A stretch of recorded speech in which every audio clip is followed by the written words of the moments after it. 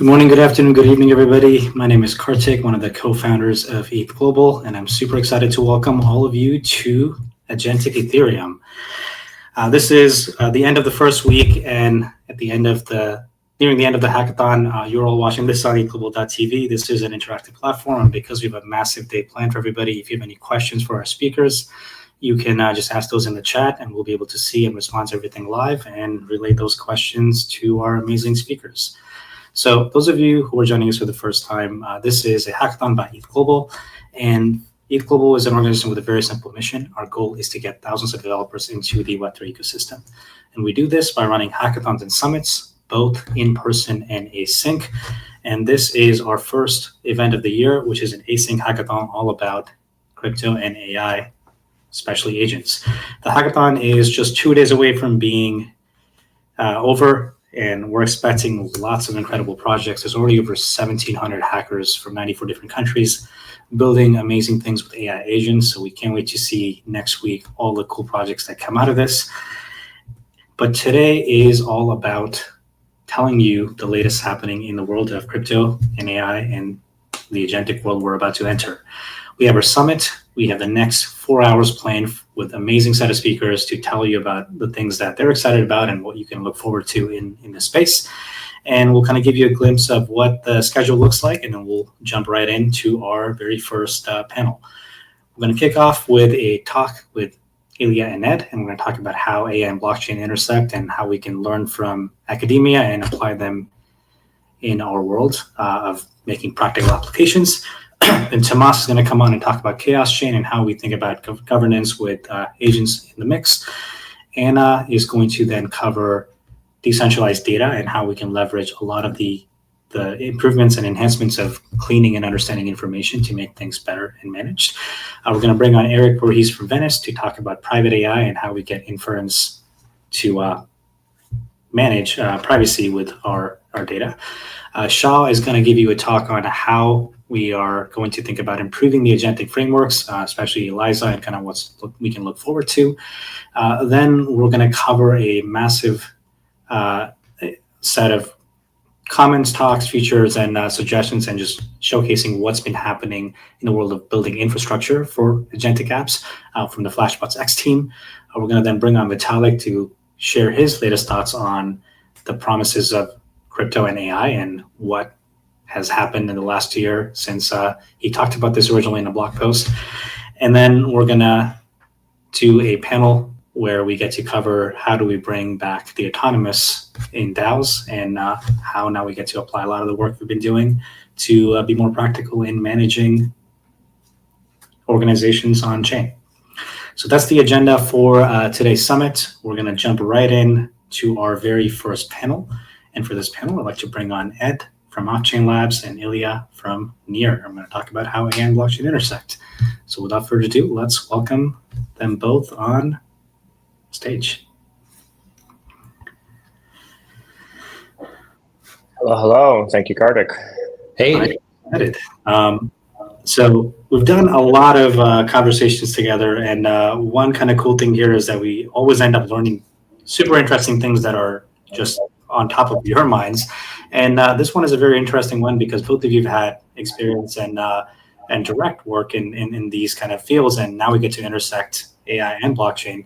So my kind of first question to you both is kind of looking at your past background from kind of Google Research in Princeton, and then kind of transition into focusing a lot of your time on blockchain scalability. I'm kind of curious to understand how has research influenced how you see practical applications being built and kind of bringing those research ideas into the real world, and where do you kind of see the world of AI shaping in for your personal interests? And maybe it'll be good to start with that. Sure. Yeah, the way I think about research is, and impact as a researcher, was always to try to look for what are kind of the fundamental hard problems, what are the barriers or roadblocks that are stopping the progress that everyone sees is possible, and then figure out what are those barriers and then how to knock them down. So, you're really focused on fundamentals. And so, I got into this field through looking at fundamental issues around I got into blockchain by looking at fundamental issues around how to scale. But one of the things I think a research background is useful for is that it helps you spot the big picture and to sort of find the leverage points. What are the technical leverage points you need to attack? And then look at the big picture. I mean, for me, the exciting thing about both blockchain and AI is that they have the potential to change the relationship that people have with technology, right? With blockchain, it's about, by putting things on chain, they become more transparent, more accountable. They can be governed more by community instead of, behind the walls of some data center.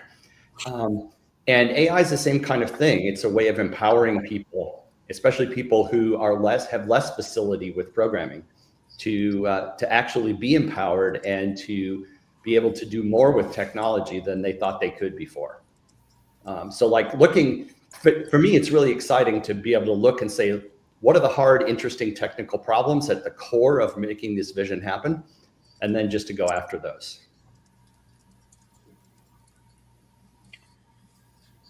Yeah, so for me, actually, we got into blockchain because we were doing AI startup in 2018. And we were doing a lot of data labeling at the time to effectively train our model. And the challenge was paying people, like coordinating people effectively with incentives. We had people around the world. Some of them didn't have banks. A lot of countries they were in had some restrictions on transferring money. And so we started looking at blockchain just to solve our own problem, and kind of obviously second adds position that, when you start looking at some problems, you start looking at okay, why is this the state? What is the fundamental blockers, right? And that's kind of how we got to build Near. But I agree that kind of what influence for me is how do we use these tools to coordinate? Because one of the challenges, I think, in general, kind of research has a lot of broken components, right? The grant systems, the corporate research, there's all of these incentives that are quite misaligned, and they don't have the same kind of outcome. How do we advance the world because of all of this kind of misaligned incentives? And I think kind of blockchain crypto industry offers, obviously it has its own misaligned incentives, but offers a way to structure incentives in a constructive way where you can actually advance technology, bring something to the world, and reward everybody who participated in this. And I think, again, that's kind of what attracted us back in the day to do data labeling and kind of these things. And I think this is very attractive right now for AI, where we see big labs are closing up, right? Not open sourcing, not allowing other people to participate. Effective open source now is used as a weapon, kind of, than actually to advance the science. And so, yeah, I think of blockchain always as hey, how do we coordinate people in more effective ways? How do we incentivize people to really create common goods, even if people's individual incentives are self-interested, right? I mean, that's kind of the story of Bitcoin, right? Everybody's self-interested, but the result is public good that everybody can use. Both of you kind of ended up bringing in something pretty interesting, and we have a few more questions we want to cover on that topic, but it might just be easy to surface this now, which is the difference in definition of what the AI community thinks open source and non-centralization means, which may not be the same as decentralization, is kind of a very different interpretation that the crypto community does. So what I'm curious about is knowing kind of how do you each define what does it mean to kind of see crypto and AI look like as an overlap, and I guess from your past experiences and even just kind of now your refreshed view of this world, how do you kind of feel the AI community right now interprets decentralization and the crypto community in terms of actually bringing both of these things together? You want to go first? Sure. Yeah. I don't think AI community uses world decentralization that much. I think there's set of values that are there in open source AI community, which are obviously like, permissionless access, ability to, keep your data private, ability to kind of build on top of it easily. And those are very much the same as what we have in crypto. And then I think one kind of specific property that, like, we summarize all this decentralization, and I really kind of, like, I've talked about this before, that decentralization is not the point. It's actually a way we get the properties we want, right? And so if you can get them some other way, that's great. But one of the properties in decentralization that I think AI is very much missing is effectively, some property of liveness, right? Some guarantee that this thing will actually be there. And so right now that, especially on the, like, from evolutionary perspective, doesn't exist, right? Like, yes, Meta maybe published a model, but we have no idea if they're going to publish the next one, right? So, like, you have no guarantees that there's going to be continuity of some service or property, even if it has other properties, out there. And I think that's where, again, crypto and blockchain has kind of a opportunity to come in and provide that, right? Hey, we have the incentives and kind of coordination to make sure there's continuity of this thing, and then we align on permissionlessness and kind of ability to build on top of it, etc. So that's kind of how I see this, both convergence and kind of where some of the divergence right now is. Maybe as a quick clarification, what does it mean to have liveness for AI? Are we purely talking about availability of kind of the expectation that I'm going to get a response and not having a central point of failure, or something else? So, I mean, I think that is important. So I think of this as more like a general value, right? Like, when you have like a general liveness of things, right, you can build on top of it permissionlessly really easily, and you don't need to worry that, you're going to get rug pulled effectively. So that's kind of what we have. This, and it's accessible at all times. Yeah. So services, libraries, new foundational models, like that's like, I talk about it in a more broader sense. I mean, definitely for any like inference service, etc. Right now, all of them are still, like, you don't have any guarantees. We actually have something coming out. We have a paper coming out on this exact thing soon.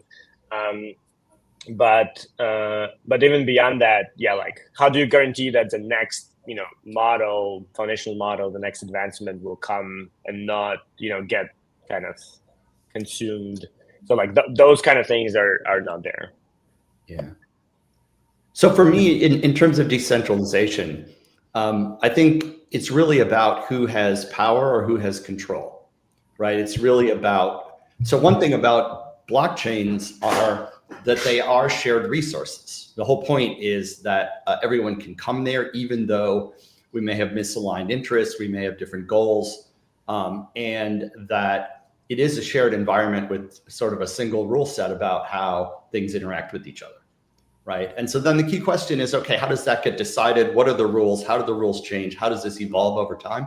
Who's got the power in order to do that, right? And really effective, successful blockchains do an amazing job of creating something that seems almost magical, right? That you have this space where parties can interact in a fair and transparent way, even though they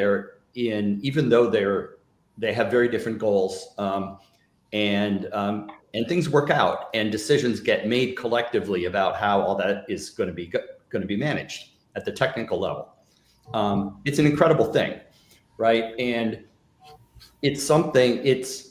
It's both a big challenge for the blockchain space that we have to do this, but also it's the main reason why the things that we're doing have value, right? And so that's the thing that blockchain can provide to the AI world, is when you move AI things on chain or chain adjacent, you do change kind of the rules of engagement, and that can be really powerful, right? Because in the AI world, people talk about, there's a lot of talk about power and a lot of talk about who has access to what and so on, a lot of push and pull between different players. But there's not really a central space where they all have to work together like we have with blockchain. But blockchain can provide that. I think one piece that I feel like I have noticed, especially over the last few weeks when we kind of looked at everybody's application, was trying to hack is they kind of compartmentalize where crypto fits in to AI. For them, it's kind of like the equivalent of, I really want to do something with AI, but I should see if I can swap one or two things and use blockchains for it. And that's kind of what my mashup is. And obviously, there's nothing wrong with that because it's how we started in our own ecosystem too. You kind of look at how do you sort of swap and make a better platform over time. But the thing I'm kind of curious about is from what you've seen and the interesting pieces, you both represent two interesting ecosystems here that are all kind of still working together. So maybe starting with that again, like how do you kind of see rollups in general and kind of the EVM giving people leverage for how they can understand where crypto and AI fits in and just overall, how that better? It starts partly with the community and what people are doing, how they work together, and so on.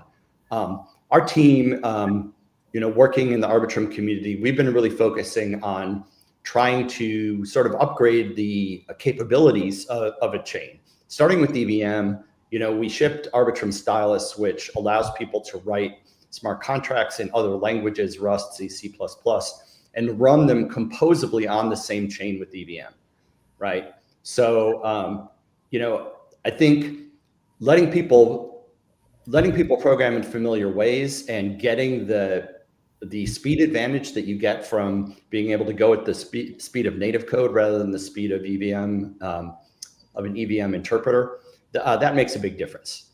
And so, there's been a focus on trying to sort of upgrade the developer experience, if you will, without taking away everything that people know and love about EVM. It's all there. You can call it, you can use it, you can compose with it, but also you can program in a more familiar way. So I think that's one piece of it, for sure. On the technical side, the other one has to do with data, right? AI applications can be data hungry. If you're going to be doing stuff on chain, especially, you need to have a really strong story about how applications can store, access, use data that is accessible on chain. And that also requires a lot of careful thinking, because I think one of the great strengths of EVM and Ethereum is the really careful thinking about gas and cost accounting and the ability to have a system that very robustly allows home users to run nodes, and yet still provides a very general programming platform. So, I sort of think of within that tradition and within that approach of kind of sustainability and the ability of home users to run nodes, how do we get rid of the parts of or improve the parts of the EVM experience that people do complain about? And so you can have the best of both. That's really what we've been focusing on doing. I'm going to get into like what you've seen so far as well, but it's interesting because Illia, you kind of have a similar view and you've kind of taken the WASM approach. How do you kind of think about making that experience better as you now see a big increase in AI applications? Yeah, so I mean, we've taken kind of approach to use WASM from day one because we believed that we want to give developers the flexibility to build with whatever language, but also because we wanted them to be able to use any library, right? One of the challenges with EVM always been like you're kind of relying on whatever 2,000 crypto developers to kind of build everything. Yep. And I mean, Near actually is a home for probably the most complex smart contracts in Web3, right? We actually have EVM, full EVM implementation running as smart contract, right? I don't think any other chain is even possibly can like fit that into limits. But the other thing we've done is that our VM is asynchronous. And so when you're interacting with contracts, you are effectively sending asynchronous messages. And every account and contract is effectively, you can consider them different roll-up or chain or whatever. And we just like package and make it really nice experience. That's why we're also doing a lot of chain abstraction, because it's very natural for us because we already abstracted effectively all the Near chains under the hood. But the interesting thing for AI is, and broadly for verifiable compute, is that we can now directly in the same transaction yield the transaction execution and call a method inside a secure enclave, which can run AI inference, which can run some complex computing, which can do, pull information from internet and APIs, make a decision and push it back on chain and restore the execution of the same transaction, right? So to give you an example, you can effectively call an AMM contract. This AMM, instead of deciding that, X, Y equal K, it actually runs an AI model that does inference over whatever the market state is and decides, that you should get this much tokens and sends that reply back on chain, and you receive those tokens in one transaction from a user perspective. So that's kind of like, you can effectively overlay AI execution and calling other services directly into execution of your smart contracts. And you get very similar properties from executing inside secure enclaves because they effectively give you verifiability and privacy and other properties from there. Now, I mean, obviously there's asterisks there, but that's kind of how we think about it, is like really expanding capabilities of what you can do on chain with this kind of TD compute. How might be helpful for especially the developers here who are listening. How does what's a good way to think about intuition around doing something like that in this example, and then understanding there's also a notion of a block time where I gotta make sure everything fits in that same limit, and what's like a way we can simplify on how to think about these things, because some of these are not going to be 100 millisecond actions. Yeah, so that's one point. Like on near, it doesn't matter. Like it can take 5 seconds and then you can resume the transaction. So near transactions can take multiple block times, and effectively every cross contract call on near is a message passing to another entity, right? Be that another contract, or in this case, we added ability to send it to a verifiable compute engine. And so or you can send it to Ethereum, or you can send it to Solana, right? So to Bitcoin even. So like near itself, you can think of it as like a multi-chain, multi-execution environment that kind of orchestrating message passing around the whole Web3. And that includes all the AI inference capabilities and everything else. I also add, because of WASM, we've had kind of JavaScript and TypeScript for a long time, but we're just adding Python as well. And so you can write smart contracts in Python now. And so now you effectively can write Python smart contract that calls into Python agent code that runs, PyTorch model and gives you back result. And you can interpret it in your Python code to act something on chain, or send a transaction or send a message call to another chain. So through Near, you can effectively have AI inference actually posting stuff on Solana or Ton or Ethereum or Arbitrum or even Bitcoin. And is it kind of similar way to think about this for Stylus as well, Ed? Sure. Yeah. I mean, the whole point is to sort of unlock the ability of programmers to express what they want to express, right? And then you get to the scaling problem, right? Which is, there's an unlimited number of programmers who want to do stuff that is as complicated as the chain and sophisticated as the chain will let them do. But there are resource limits, right? The nodes of your chain, the proving system of your chain needs to be able to handle the resources you have, right? And because demand is so high, resources will always, there is always a need to manage resources. Resources will always kind of be scarce, right? The point of a blockchain is that different people's applications, different smart contracts and so on can interact with each other. Right, it's that kind of that sort of a gathering place, if you will, where they can talk to each other. And so, we're really focused on trying to drive the efficiency of that execution as far as we can, and then present to users the tools they need to manage complexity and resources and so on. Because ultimately, just like when you're doing cutting edge programming, that you're going to be using you'd like to use a lot of resources. And so you're concerned about cost and scaling considerations. Everybody has to be, programmers have to be. And the way we think about this is, first of all, to provide as much resource as we can. And then second, to give people the tools and the feedback that they need in order to manage the resources they're using in their application as effectively as they can. a good piece of what I want to use this panel for is actually helping either understand things a bit better in terms of how developers should make the best use of leveraging blockchains and kind of what we can help them unlearn. So kind of the two follow-up questions I have from both of your replies are, one, does this significantly change the definition of what it means to have on-chain inference now?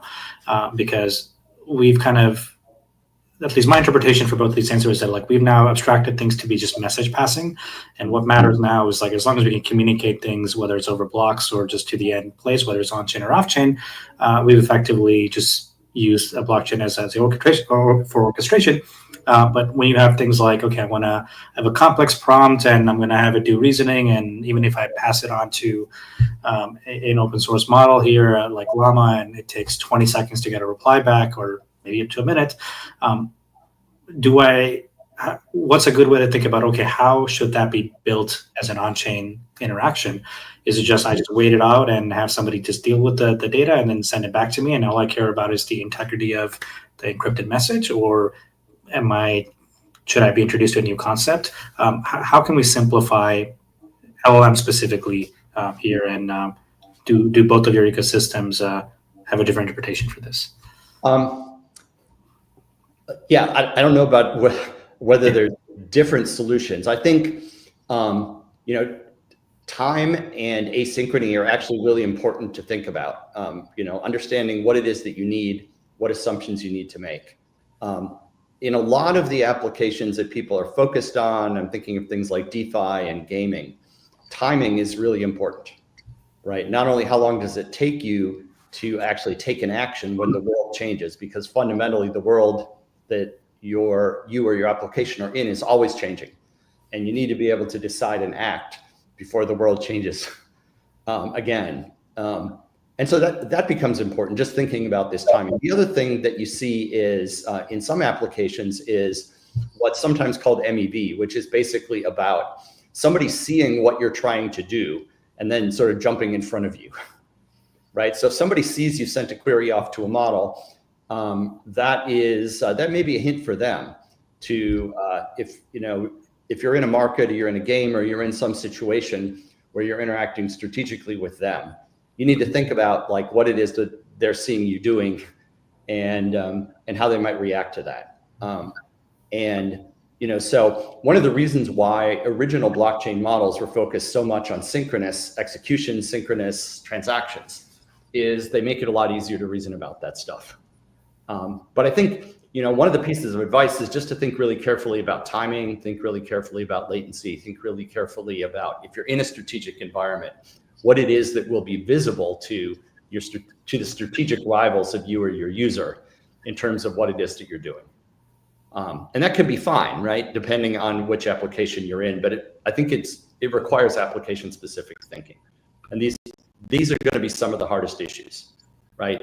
There's work going on, I think, in a lot of different communities to try to develop programming models, programming tools that are going to help people cope with all of this so that balls don't get dropped. In the same way that in programming of internet services, there's a set of tools that arose for writing asynchronous programs that interacted with other, say, APIs across the net, and the different ways of managing that and dealing with errors and so on. And I think the same kind of facilities are going to fall out here, especially when you get into more complex and cross-chain worlds, because there are complexities that come up with asynchrony. There are errors or other things that can happen, and getting to a point where programmers don't have to think as much about that stuff is, I think, a big picture goal that all of us are going to be working on for some time. Illia, you are muted. I'll get you. Yeah, from our side, I think first it's important, to define something. So we define effectively an assistant agent, right? So this is something that runs on the user side, and it's effectively designed to benefit you and kind of be on your side, right? So, think of it as your co-pilot or your interface to the internet. And I mean, a longer term, I think the assistant agents is actually how we're gonna use all of the computing and internet and communicate to each other, and all the apps are going to disappear and websites are going to disappear. So that is like one. Just casually assuming that is that right? We can go down that line. I mean, that's effectively just, you know, I think it's self-evident at this point. So forget the internet. We'll. Well, and I mean, the interesting thing is actually it's going to drive everything to be more peer-to-peer, because right now you effectively have checkpoints to go through, like Google and other aggregators. And if your AI assistant can inspect the whole world, you know, at any time and evaluate it, you don't need to go to checkpoints. But anyway, putting that aside, so you have AI assistant. That's effectively, you know, from a crypto perspective, just to give you use cases, this can be anything from like, hey, you know, go DCA into this thing. You know, make sure my portfolio is, you know, not get liquidated, etc. Right? Like you could give it instructions to do things, it executes it on your behalf.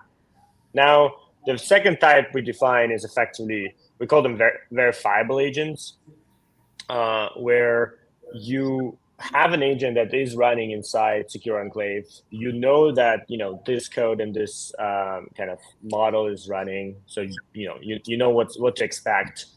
It may still be non-deterministic because it's fetching external data, right? So like the exact state of the world is changing, so this verifiable agents can, you know, either be pieces of functionality or they can be like orchestrators. So, you know, hey, run a marketing campaign. It's like, cool, I'll do it. You know, let me find other agents and people to do it and coordinate them.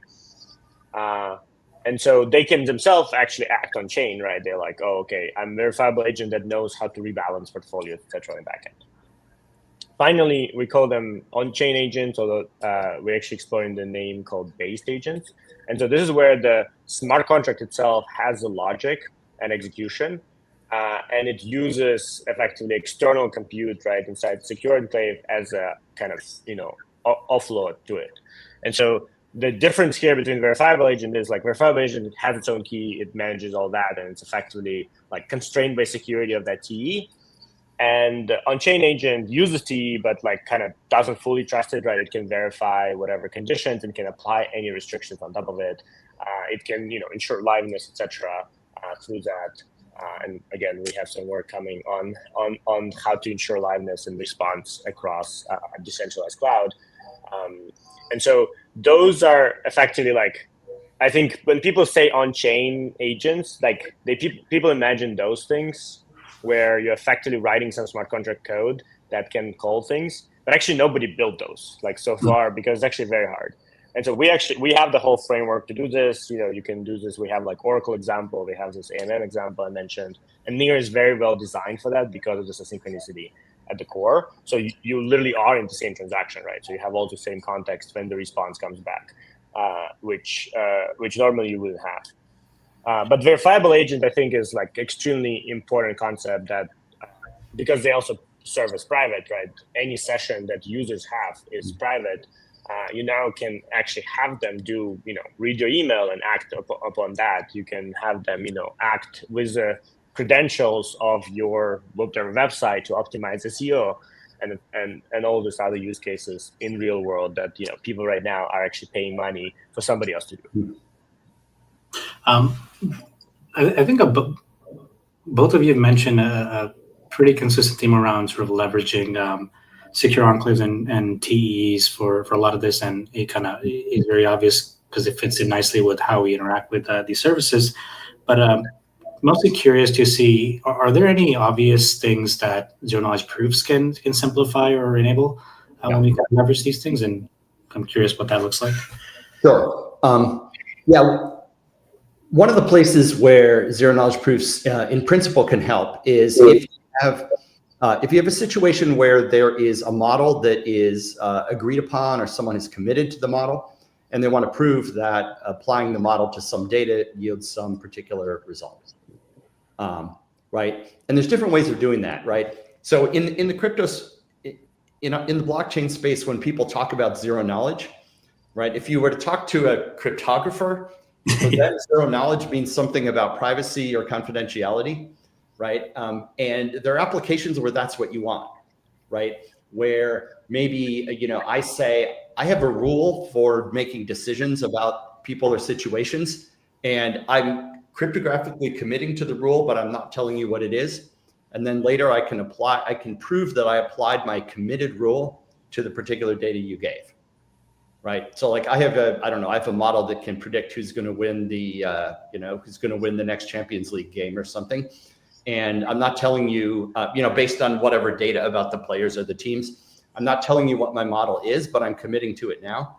And then like later I can prove to you that, yeah, applied to this data, here's the result. So that is using the zero knowledge aspect of zero knowledge proofs. Right. But you can also do the other thing that people in blockchain do, which is to quote unquote ZK, which is that you're using these sort of concise cryptographic proofs, but not for secrecy, but just like for some notion of efficiency. And there again, maybe you have a model that is too expensive to evaluate on chain, but you can publish some cryptographic commitment to the model. And now somebody can prove to an on-chain contract that, yes, this is the result of executing that complicated model on particular data.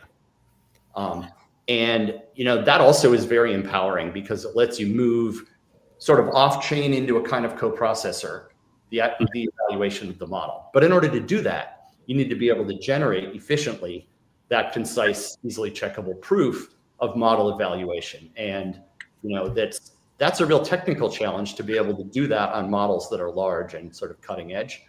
A lot of interesting research. Not deterministic, right? Sorry?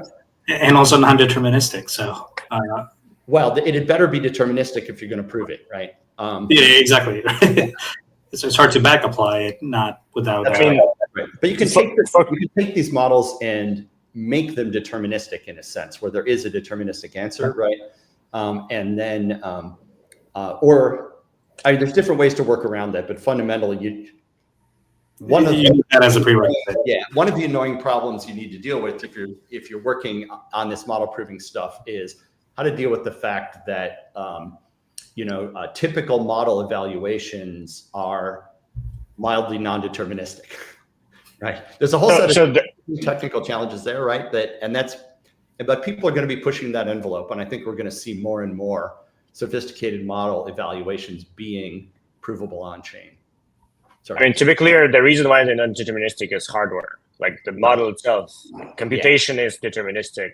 I mean, given a seed, like for sampling. Yeah. The reason why they're non-deterministic is because NVIDIA GPUs are effectively optimizing in parallel when they do matrix multiplication and rounding errors accumulate. Exactly right. Yes, that's right. Floating point arithmetic is not actually commutative and associative. Yeah. So I mean, I agree that this is like a very nice use case, but indeed it's like very non-practical right now, right? This is not really applicable right now. Like any model that anybody wants to use is effectively not ZK provable in like reasonable amount of time, meaning like I'm not even talking minutes, it's probably hours. And I mean, obviously we all hear for ZK continues to speed up and like there's a ton of research put into implementing this, but indeed, like from my perspective, TEs right now solve all of these problems and they solve privacy as well. So like to me, TEs right now are effectively solving privacy and verifiability. And yes, they have kind of there is ways to attack them in from a few different directions, but given we are piping data, like large amounts of data through them instead of what normally people use them for, like private key material and stuff, it's like so much harder to get anything out in those cases because all the attacks are like side channeling. And the 2 nanometer Intel CPUs now, like from an even hardware perspective, trying to like effectively uncover the hardware private key on the chip.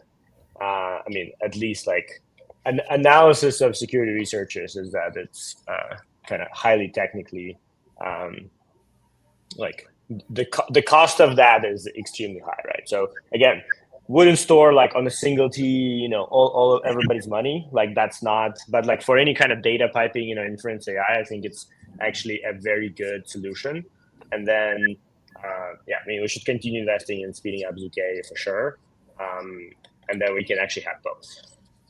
No, that's it's obviously it's a moving target too, and we kind of get to understand what the limits are and improve them, and that's quite kind of frankly what the goal of research is, and you kind of define the new constraints and see if you can exceed or reach.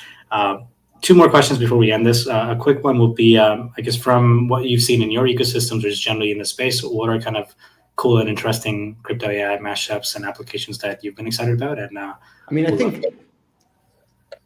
think the first things we saw for sure were people just putting agents in, especially in DeFi, to act on their behalf. Nothing too sophisticated, is just really the ability to have an agent and to have it engage in some kind of more sophisticated behavior than just like a simple if-then rule set. There's a lot of low-hanging fruit you can get without going to the most advanced AI as AI. And I think that's really what we've seen more of than anything else. There are people pushing the boundaries, trying to understand what are the limits. But, you know, as in any kind of engineering, making very practical decisions and not getting too fancy or complicated for the problem you need to solve. I think I've been impressed by just sort of how practical people have been in thinking about what to do. That's awesome. Illia? So yeah, I mean, from our side, like last year, we invested a lot in kind of building out like fundamental infrastructure. So this is, you know, kind of tokenization of compute to make sure that, you know, there's a kind of ability, like liquidity in compute markets. Some of the kind of inference, distributed to decentralized inference, some of the foundational models that are trained specialized for example, on chain data, so you are able to have like a lot richer information, you know, agentic payments, and kind of synthetic data crowdsourcing. So kind of the more fundamental blocks. The way we saw this is, you know, if we want to have a alternative to one of those closed labs, we kind of need to have that stack available, and people can address this. In parallel, obviously, as Ed said, there's kind of a bunch of people attacking this from like, okay, well, how do I give people tools to use the blockchain in a more natural way? Again, in this mindset of like chain abstraction, like the final form of chain abstraction is just talking to AI, right? You don't really need to think that there is blockchain even existing. So Bit is a really good example of like a fully chain abstracted wallet. It can use thousands of chains. It's all AI. There's a ton of agents that can actually like plug in and execute actions for you. So that's kind of one direction. I think what we see kind of as the next wave now coming is actually starting to replace different functions, where right now you either have a people or some kind of very strict game design, like game theory design, which is not very sophisticated, right? So the examples are obviously the governance, right? So starting with like your governance copilot, right? Something that can summarize all your governance forum threads and give you like actually what you should know about this topic, but also going into what does AI delegate looks like? What is like replacing the person, like especially right now, there's like professional delegate companies, which are effectively just like doing that as a company. Like what does that replacement looks like? It can summarize all this information, it can make decisions, it can propose things, it can query its, its delegates. And then the thing that I'm really excited, I mean, this is more long-term, is AI president. So like actually managing work, right, in a DAO or in a company, full end-to-end, right, removing hierarchy. The other examples are, you know, AI like oracles. Right now, there's humans effectively resolving like for prediction markets or for like more complex questions. There's humans resolving effectively markets based on, you know, reading information on a website and deciding, you know, if something happened, like did Trump win or not? Did, you know, this team won or not? Like that is replaceable by AI now. Obviously, there is still gaps in its understanding, so you need a backdrop with people, but you can start automating, you know, 80-90% of the work. So effectively now it's moving into this direction where like you find places where right now you need a human in the loop and reduce that time and requirement 80-90%, and you still have a human behind to kind of make sure it's going. And so I think that's gonna be like the theme for this year. And that's, as I was saying, kind of some of the mechanisms we've built is exactly for that. Oh, that's awesome. I think this is probably a really good note to end on, because this kind of gives us a good look into what I guess from your prediction, just this year looks like. So I can't wait to see for the next year AI hackathon, just one of the AI bots being the other panelist. We'll see how that goes. But you don't know if I'm AI or not, though. Well, I do know because you were muted for a while. You were talking, so anyone can make that mistake. Unless you program that, of course. Yeah, no, obviously, right. That should be built in. You can go all the way back to Turing's original paper on the Turing test, and you need to trick them. Yeah. But Ed, Illia, thank you so much for this chat, and we'll keep you posted on the cool projects to come out of this next week. Really appreciate your time. All right. Thank you, Kartik. Yep. Take care. All right, we're gonna get ready with our next speaker, and we're gonna just do some quick checks here. For the next talk, I want to bring on Tomasz, who's going to talk about ChaosChain and how we can do AI-enabled governance and really make agents popular here. So without further ado, let's welcome Tomasz. Hi, everyone. Welcome, Tomasz. I'm super excited to get your latest view on this talk. You've talked about this thing in the past, so I can't wait to see how things have evolved here. Sure. Hi, Kartik. Yeah, I'm ready to present. We'll get your screens up right now. All right. Great. Welcome, everyone, once again. So my name is Tomasz. I'm talking about the ChaosChain and agentic governance, and I think this is a good continuation from just the talk moments ago when you started hearing about what will the future of agents in the sense of taking decisions and maybe replacing the governance in the things like prediction markets or taking decisions on the governance, the Dows, and so on. So the ChaosChain, how it started at Nethermind. So we started exploring various ideas around agents, and many of those ideas were just like a quick prompt idea, almost like generate GitHub repository almost directly from the ChatGPT conversations and push for it and start exploring. And some of those started attracting much more attention, and ChaosChain was one of those where people started saying, oh, we've been thinking about something in that direction. Oh, this seems cool. It would be good to have a collaboration, to research together, to start exploring. And very quickly realized that, and you'll see that in a moment, that with the idea that agents can decide how the chain is developing, you can get rid of many of the challenges of a typical chain launch, like how to plan the rewards much ahead, like how to reward the contributors, how to attract the contributors.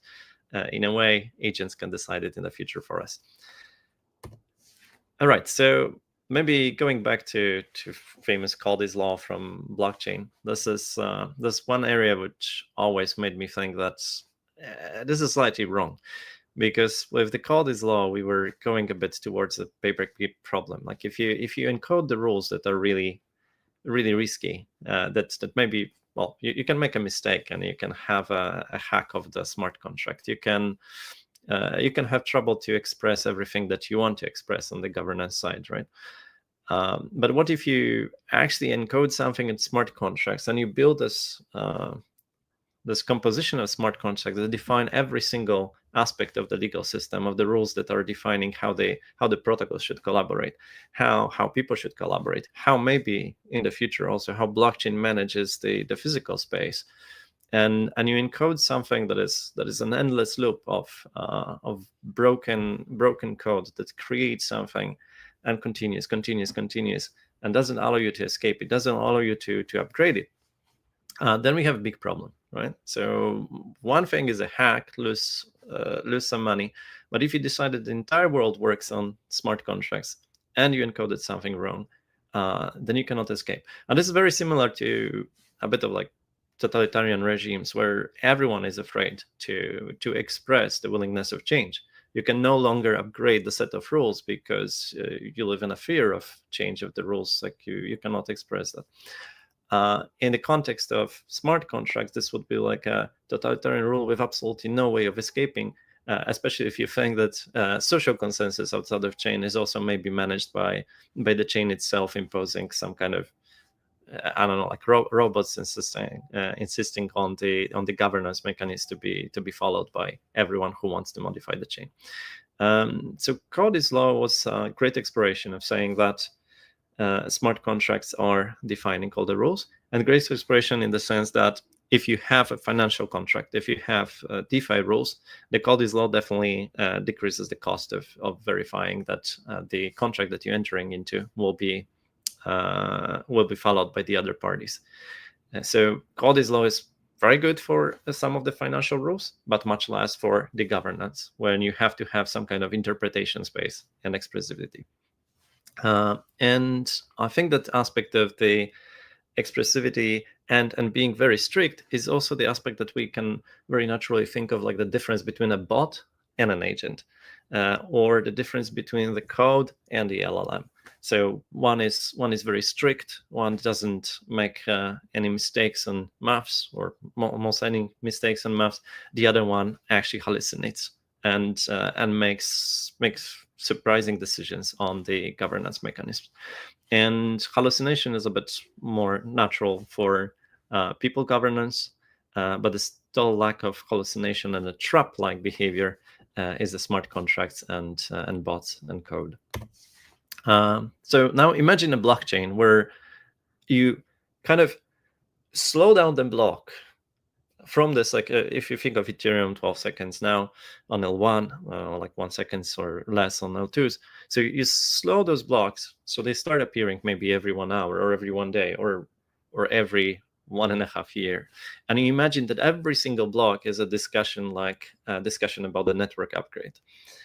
So the months of discussion between participants, the core devs become validators of a chain by agreeing not only on the rules of interpretation of the state transition, but also on the format of what is accepted as a transaction, the format of what is accepted as of actually how to interpret the state transition, the format of a consensus discussions. Because when you think about the chain nowadays, whatever that blockchain is, the core devs from the outside make decisions of changing the fundamental rules of the chain.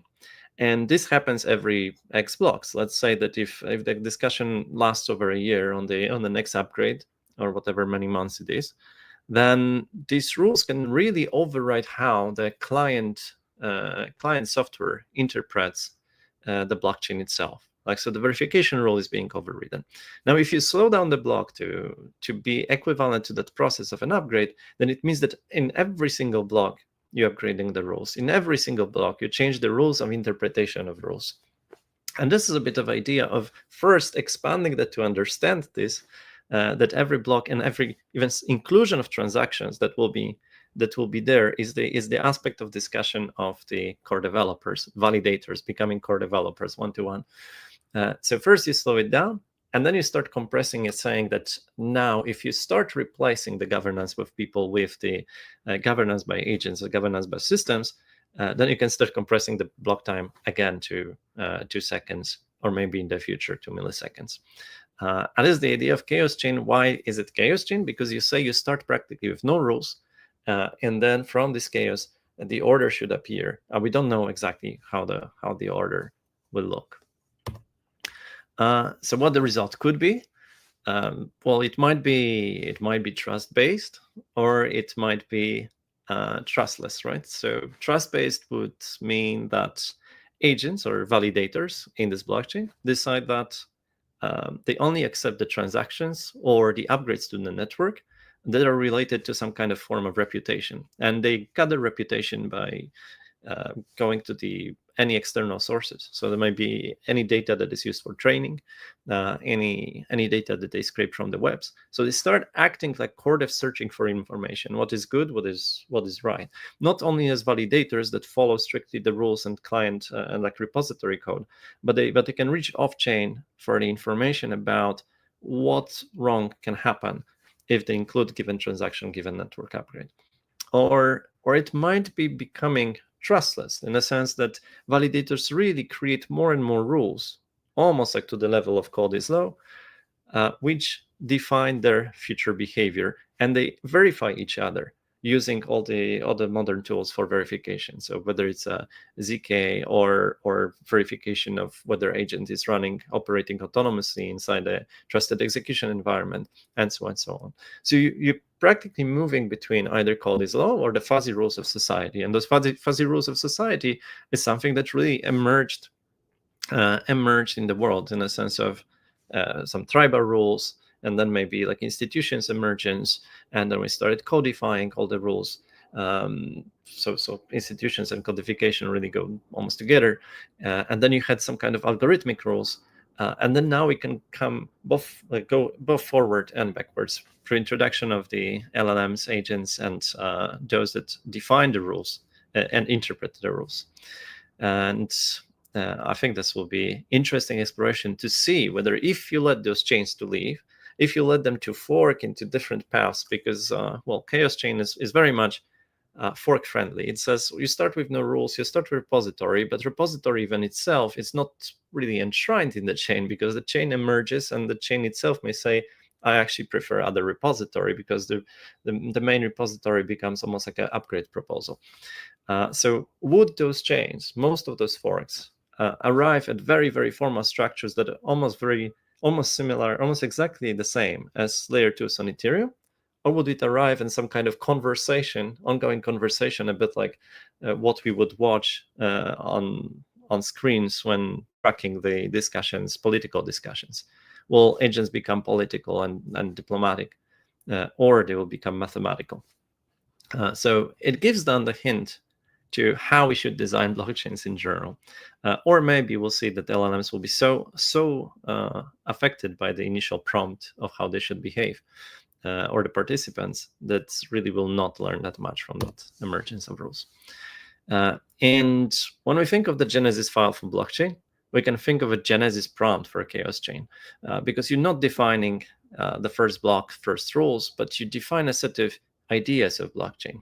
And most likely, and we haven't explored it yet empirically that much, most likely those prompts will be very much effective of what the final composition is, right? Like, so this will be this initial prompt that says validators at the beginning behave this way, and since we expect the validators to keep looking at the past blocks to create some kind of context, to create some causality and continuity of everything, then this Genesis prompt should really define whether this will be Ethereum L2, whether it will be a totally new chain, whether it will be more formal or less formal chain.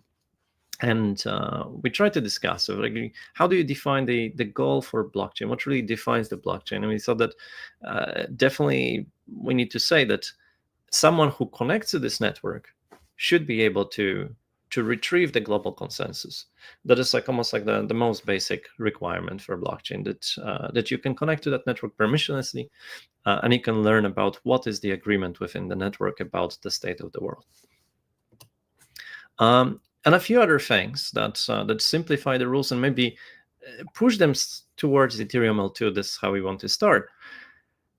Which say, well, there's some idea of the signature and signature verification, right? And the tooling for signature verification. This is just to enable commitments and prevent the aspect of the chaos which emerges from permissionlessness and the denial of service attacks, right? So you open mempool, you can allow everyone to send transactions, so that basic tool of the signature, maybe not necessarily on this curve, it can be other type of signature. We picked something that will be fastest to add to repository.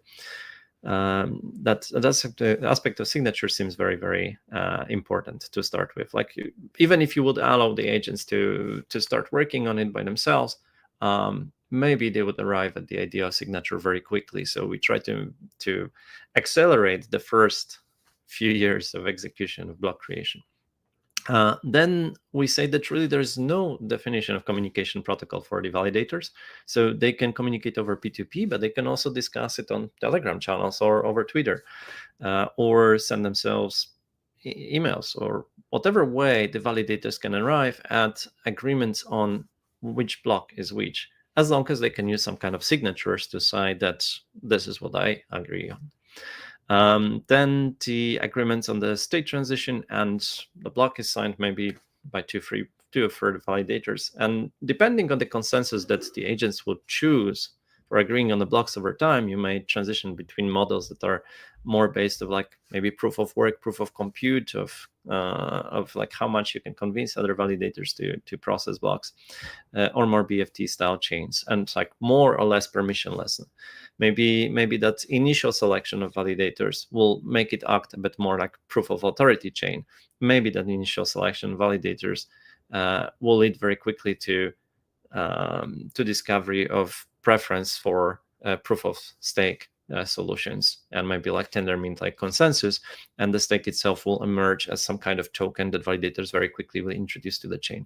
Because you see, the chain starts entirely without any tokens, not even tokens for payment of gas or computation.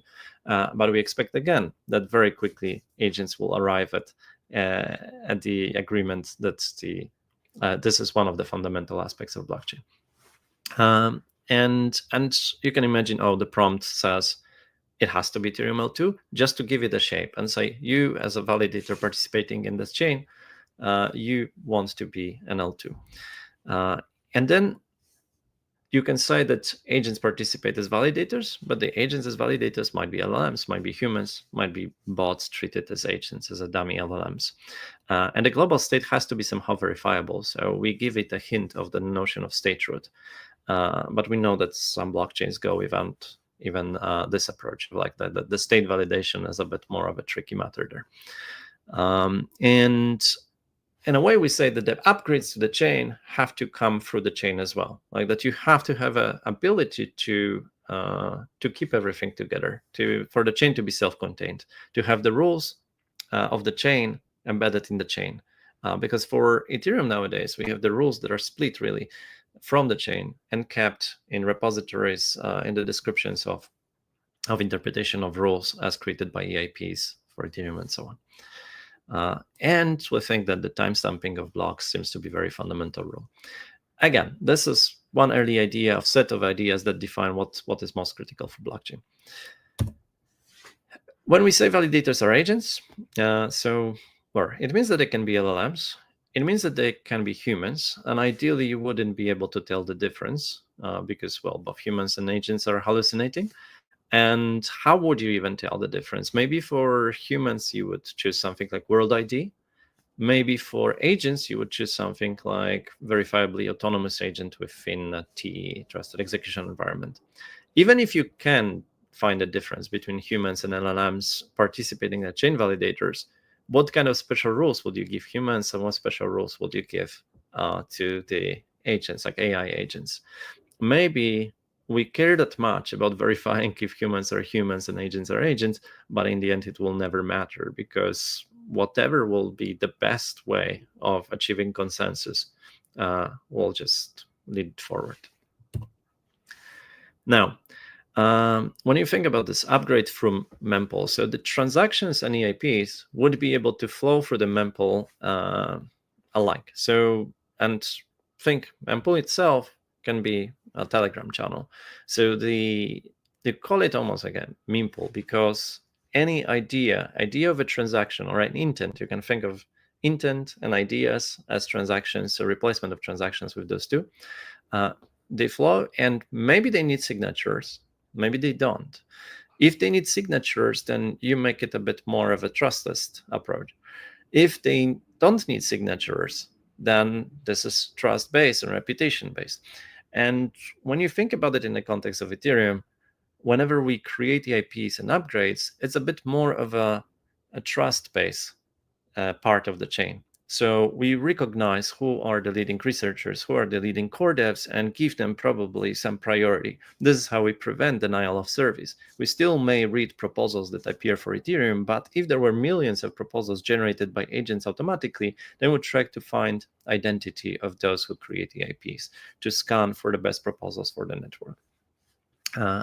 But on the signed side, with the signatures, you would probably manage access to accounts. You prove, and this is like permissionless and without identity, with privacy. With signatures, you can remove the notion of identity outside of the public-private key relationship.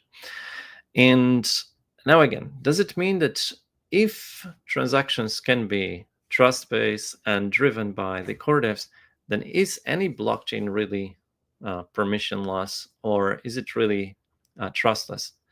So we start seeing that by compressing these two aspects of chain into one on ChaosChain, we start realizing this almost like the same thing.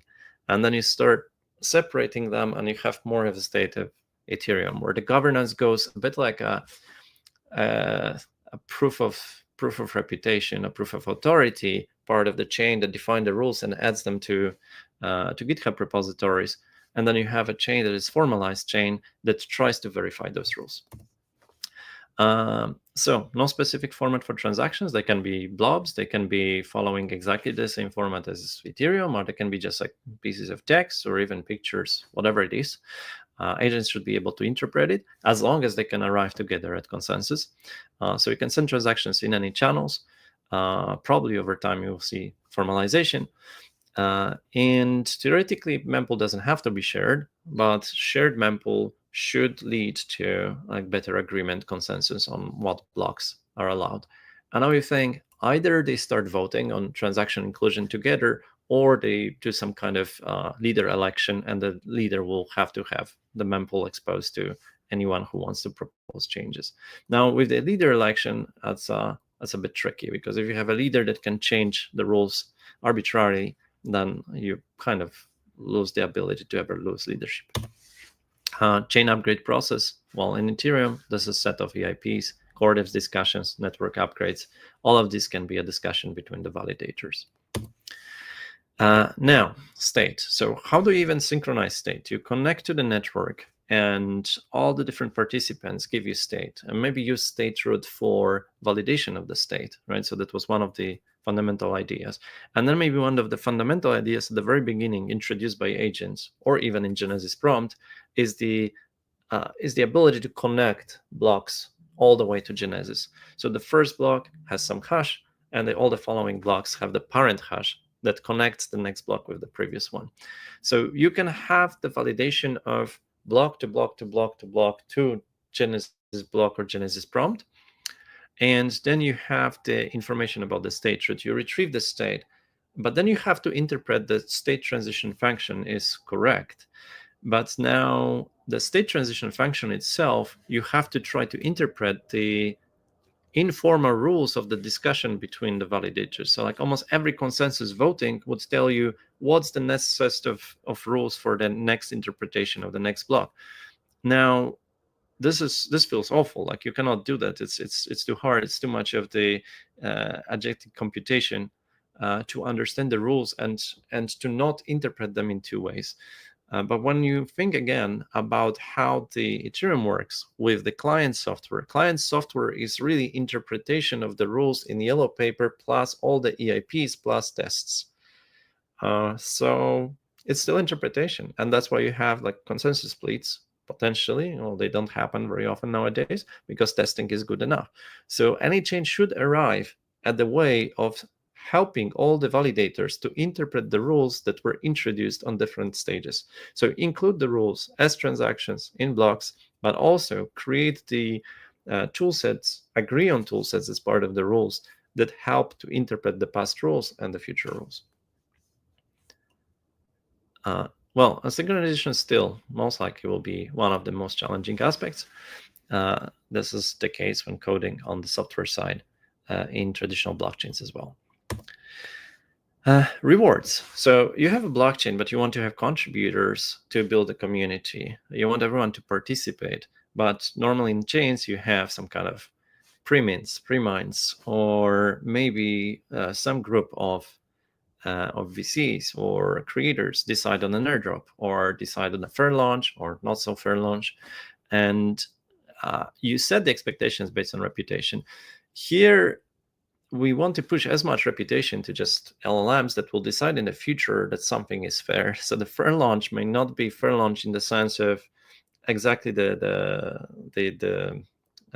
format of the fair launch as we know it from those chains which use people deciding on it, but actually fair in the sense that we believe that LLMs are fair if you select properly the unbiased models. Well, imagination unbiased might be hard. there might be emergence of a token for computation. There might be emergence of multiple tokens, one for computation, one for validation, one for paying for contribution. So it can create the ecosystem of tokens. It can allow to track who contributed and to what extent to the chain success. You can try to find the chain may define these are the forums and these are the Telegram groups that are of contributors and core devs. These are repositories where we track the GitHub commits. You don't know what it will be, but you can assume that it will be fair. So you can start contributing, hoping that if this contribution is obviously beneficial, then it will be in the future obviously retroactively rewarded. Well, there are some challenges, problems. Obviously, we know that the agents, well, that there's jailbreaking formats for agents. We just launched recently this deception experiment where you can play with agents on Twitter by trying to convince them to break the rules. Previously, we've seen also Freza, like trying to convince the agents to release the reward and pay out tens of thousands of dollars. And we know this is still a major problem. And probably if you placed any person in charge of a chain and say, you don't have to, there's one rule that you can never break, and then allow the entire world to convince them to break that rule, probably people wouldn't be much better than the agents, probably much weaker. So the rules of persuasion. And now this means that practically a validator with enough compute could be very persuasive for every other validator and try to jailbreak them to agreement and consensus. So it becomes a bit like proof of work. The more of the power of convincing power you have, the more you sway the blockchain in one direction. A bit, I guess, like in diplomacy, like the better statesmen, better diplomats, the more likely they'll be able to convince others to follow their ideas. Who is the contributor in the chain? How do you recognize the core devs? So everyone can be a core dev for sending things to the mempool. You can have chaos forks. You can have some kind of chain.fun and launch the chains that's like spin up with lots of agents and start behaving in an unpredictable way. It does behave like an evolution of DAOs. DAOs have the problem of either being called as law format or the ownership of coins. They are having the problem of people being afraid to vote or willing to vote. And you can start replacing many of those concepts with agentic governance. And it should really help with automation of some tasks and expectation of the quality of governance over time, especially if you can see the history of governance on blockchain. So yeah, please join in collaborations and experimentations. Look at the GitHub repositories that are related to this exploration. There's barely anything there. This is mostly like Telegram discussions and some early forks where people explore with funny things. Think of like the integrations to compute. We've been talking to Hyperbolic, but we'd love to think of how the compute is provided to the agents, validators, how they pay for it, how they collect rewards to pay for it. Co-author with us research papers, write research papers on exploration of agentic governance. We're working now with Advaita Labs in preparation of some talks and papers, and mostly join the Telegram group. We think that this Telegram group will be the one that will be seen as a canonical ChaosChain group. Thanks a lot. Amazing. That was such a good intro and a summary of kind of how things have evolved. I guess we don't have time for too many questions, but my obvious one is how do we make this a bigger reality? And yeah, at the moment, just building up the community, inviting people to have conversations. In the last weeks, we were organizing a lot of research houses, inviting people to discuss. Maybe some of the forks will just like get even more traction, even forks of the groups of discussions. I feel every cool idea starts like this, and then it starts snowballing into a community of people that say, yeah, we want to make it happen. We want to make it happen. On the Nethermind side, we did allocate some like engineering and research power to that, so it keeps moving forward. But we're still exploring, like, is there something there? We'll learn from it. It seems quite a lot of fun so far. Well, if there's one thing we've learned is our entire ecosystem loves experiments, so this should be a fun one, and especially when it includes our favorite word, chaos. So, yeah, that always works. Tomasz, thank you so much for this chat, and we're definitely going to bring you on for a lot more things in the future. But excited to hear about the ChaosChain ideas. Thank you, Kartik. Thank you, everyone, for listening. All right. With this, we are ready for our next talk. And for this one, I'd like to bring on Anna to talk about decentralized data and how do we make that way better by leveraging AI and having AI leverage decentralized data. So without further ado, let's welcome Anna, and we'll get started. Anna, good to have you back. Hey, yeah, great to see you. All right, we'll get you all set up, and you should be good to go in a second.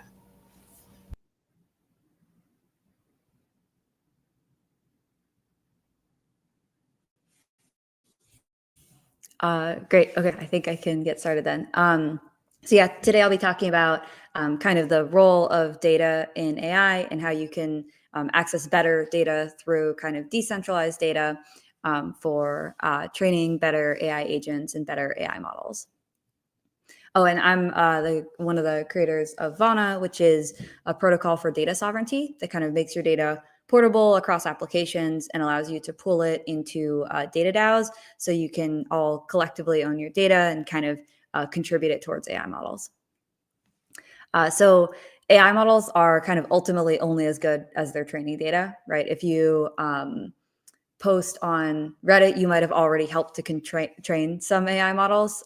This is a breakdown of training data of GPT-3, but represents kind of a lot of the foundation models' large training data sets. Most of it is from the public internet. So common crawl means you kind of just like scrape all the internet that's publicly available, kind of put that in a data set that then you train on. And this is generally how AI models learn today. And then sometimes there's like a fine-tuning step at the end. Something to note here, though, is that this represents a very small percent of the overall data that exists because such a small portion of the internet is publicly scrapable. So people estimate that that's less than 0.1% because most of the internet requires permissions or sign on to access. So if you want to use that data to train on it, you need to broker some kind of deal with a company that has access to the data in today's kind of centralized Web 2 world.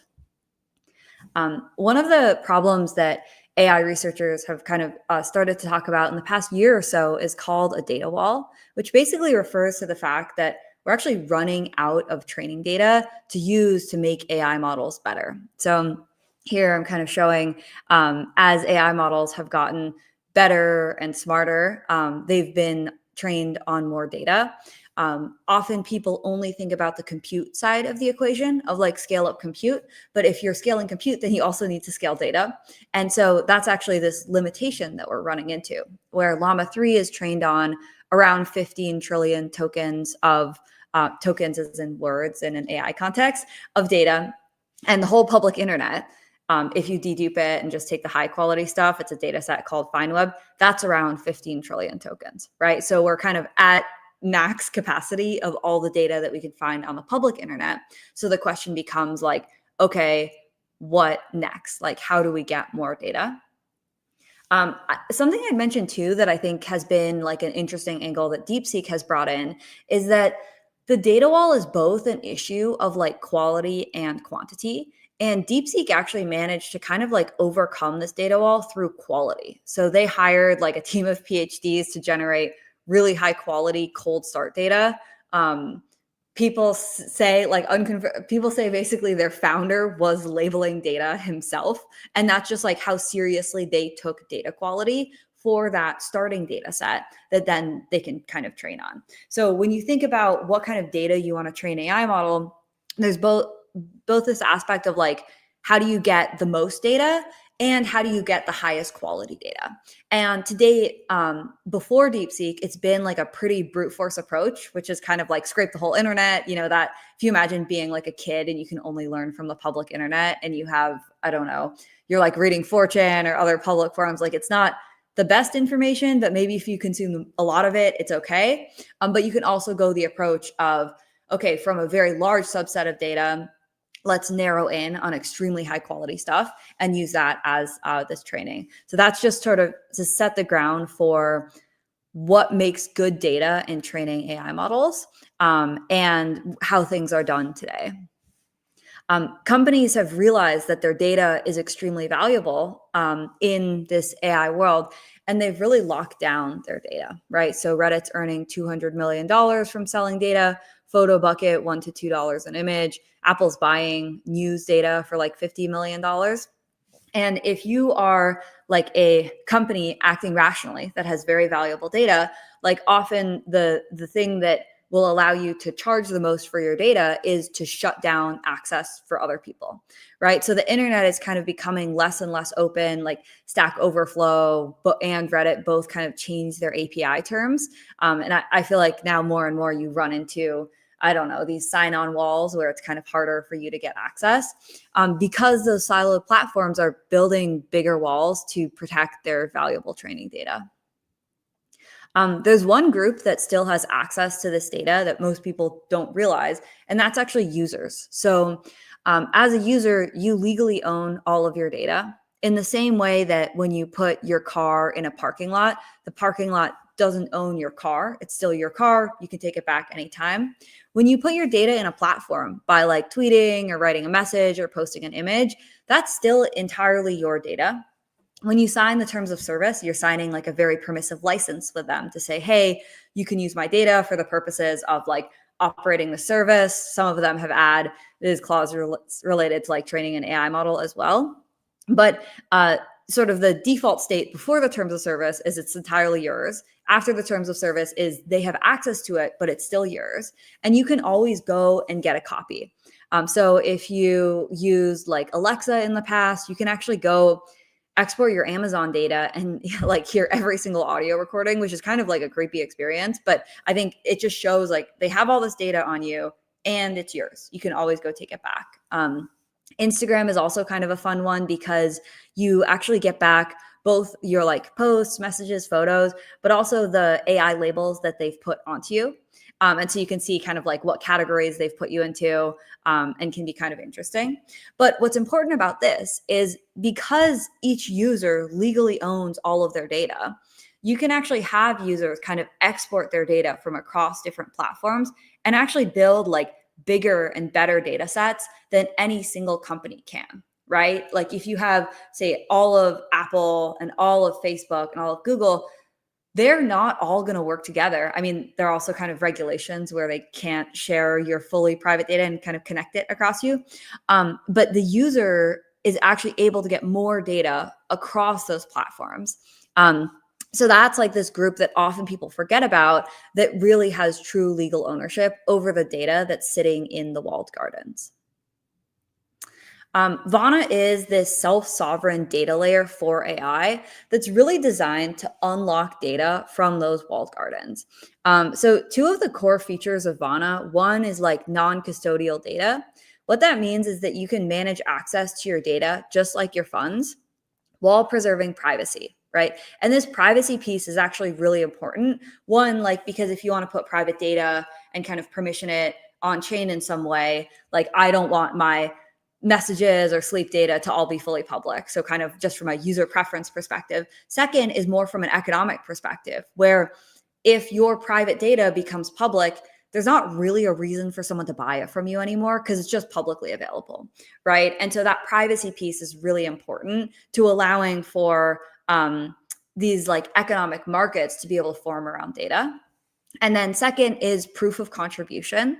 And so when you have one person's data, it's not that useful for training an AI model because you need a lot of data to actually be able to train. You need 10,000, 100,000, 10 million even users worth of data to be able to create something kind of very substantial. So how proof of contribution works is it basically allows a large group of users to contribute their data to a pool. And data is different for everyone, right? Like it's necessarily non-fungible. That's like what makes data data. My data is different from your data. And so there's kind of this question of like, well, when we put our data together, how do you prevent like a malicious actor from pretending to be 100 people who are contributing their data? Or how do you weigh like one person's data versus another? And so that is the mapping of proof of contribution, which is implemented at the data set level. So every data set, every data DAO has their own proof of contribution.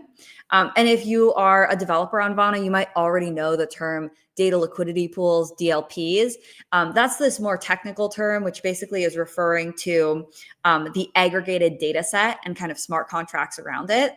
And you might also know the term data DAO, which is, so from a technical perspective, you could have a DLP that's not technically a data DAO. So every data DAO is a DLP, but a DLP is a slightly more flexible kind of technical term where you can aggregate data that's potentially not managed via a DAO, or potentially kind of like operates with a stable coin or something like that. So just to give you some examples of data DAOs across the ecosystem, here are a few of them that I just kind of pulled up. YKYR is a Chrome extension. And yeah, I'll mention this too, where when you interact with Vana, you will probably interact with an application that's built on Vana. That's like the front end that you'll see. So yeah, YKYR is a Chrome extension. Sleep.fun has you connect your sleep data. Prime Insights is having you connect your Amazon data. That verification is actually kind of interesting, where you download a Chrome extension that they offer, and then you export your Amazon data, and it actually generates like a zero knowledge proof client side to prove that the data actually came from Amazon. So there are a bunch of different verification methods that have plugged in, like there's ZK email, Reclaim has a ZK TLS thing that kind of plugs in. And then there's also a set of TEs where you can run general Python code to essentially verify data quality. So if you're building with some kind of like verified tool in mind, there could be interesting ways for you to plug into the Vana ecosystem and allow data DAOs to better kind of verify their data. There's just kind of this spec for a proof of how you have to exactly write the proof on chain, but it's relatively general. So yeah, I think there's some really interesting stuff happening there. Maybe one other one I'd call out. Yeah, there's a Telegram data DAO here, and then Nowhere is your Google Maps location data. And a lot of this data is very private, right? And so that kind of like security piece really matters. So I can actually talk through how it works when you connect data to. So when I connect data to, say, Nowhere, or like there's a Spotify data DAO called Unwrap, I'm connecting my data there. First thing I do is log in with any EVM compatible wallet. That's what kind of manages my keys.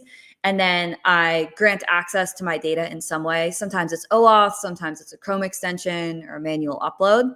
And then I sign a transaction to basically retrieve an encryption key that I use to encrypt my data client side with a key that I control. And so then I write that up. I store that to storage that I control, actually, so you can connect your Google Drive, your Dropbox, kind of any storage that's self-sovereign that you own. There are also some more convenient storage options if you don't want to host it yourself. Then you write that on chain and essentially have that pointer to your encrypted data. Then when you're joining the data DAO, what you're doing is basically saying, hey, my data meets your proof of contribution. And so then the data is verified through a TE or by checking the proof to show, hey, my data is actually legit. It's good to join this. And then what you're doing is you're encrypting your data with a key that the data DAO controls. So you've essentially delegated access to the data DAO to be able to make decisions about what happens to your data. Just to highlight some of the data DAOs, the Reddit one has like 140,000 Reddit users. 1 million people tried to join. So this shows that kind of proof of contribution is working, right? There were 1 million wallets, but only 140,000 kind of like real Reddit users who have an account, have the Karma minimum. And now they've trained a user-owned LLM, which is primarily just good at shit posting because it's trained on Reddit data, but is kind of like that starting point. Another one I'd call out is the 23andMe DAO that actually aims to like buy 23andMe and make it user owned. That is a massive undertaking, right? But I think that that's actually an interesting example because their goal with the data DAO is more like negotiation and leverage versus purely like we want to sell our genetic data. It's actually we don't want to sell our genetic data. So those are the sorts of things that are possible with data DAOs built on this kind of data liquidity pool primitive on Vana. Something else I'll call out that I mentioned a little bit already on the privacy side is that data on Vana is private, but it's interoperable, right? Often when you want interoperability, you have to trade privacy. Like if you look at most of the decentralized social protocols, the solution, which makes sense for a sort of like public social protocol, is that they make everything public, right? So like Blue Sky or Farcaster, like it's basically like the data is all public. In the case of Vana, we are really designed for private data, but still making it interoperable, because I think a lot of the like information that you want to bring to an application, whether it's context for an LLM, like your past messages, photos, like even a clone of your voice, that you don't want to make fully public, right? Like people want that privacy, but they also want that interoperability. What that means as a developer is that there are two ways to access data on Vana. So one of them is individual access. What that means is that a user can sign in with their wallet to your application and bring their data that they've already onboarded to different data DAOs or different applications into your application. So they could bring like their sleep records and Strava records and nutrition records into your like health AI application. And you can then kind of make much better recommendations based on that information. The other way to access data on Vana is through kind of this aggregate access, basically accessing all of the data from a given data DAO. And so, for example, you can train an AI agent on a whole data DAO's data set. One example of a data set that's kind of interesting is Finquarium is one of the financial data DAOs that's built on Vana, and they have people aggregate their exports from centralized exchanges. And often that data set you don't really have access to, right? And so like usually you can only see the on-chain stuff. And then as soon as it's in a centralized exchange, you don't really know what's going on. But if you train an AI agent on Finquarium's data DAO's kind of data set, then you have access to that private data that wouldn't otherwise be available. So I think there could be opportunities in that case to build like a better AI trading bot, because you have access to data that like nobody else has access to. Something on the privacy side I'll mention too is that only the outputs, so like the inference or the trained model, can leave unencrypted, which ensures that the underlying data stays private, right? Often whenever you're like letting someone use your data or potentially like working in a data sales context, if I give you my data, like it's really hard for me to know that you haven't resold my data. We call this like the double spend problem for data. And the way that we solve that is that you essentially only work with data in a secure environment and can run general Python operations on that data, kind of get what you need, but you never have that unencrypted data actually leaving the environment. And so, yeah, if you're interested in accessing any of the data from the data DAOs or building with individual data, both of these things I'll say are not that well documented on our docs right now, and is something that we're kind of rolling out this quarter. A lot of the sort of fully self-serve stuff that's easiest to do right now is building a data DAO more on data ingress side. The other thing I'd mention about data on Vana is that it's structured and quality checked, right? Often when you kind of imagine this like self-sovereign, like interoperable internet, one question becomes like, what's the structure of all the data? Like, how do I as an application know even what I'm consuming and what I can build around? And so each data liquidity pool on Vana, kind of data DAO more informally, is defining their data set structure and their proof of contribution and verifying that all the data that they're writing proofs about is actually of the format that they're expecting. So this one data schema I've pulled is from sleep.fun, which is a sleep data DAO. If you have an Aura ring, you can contribute your data. I think they support a bunch of different data sources too. So if you have like a Fitbit or an 8 Sleep, you can also contribute your data.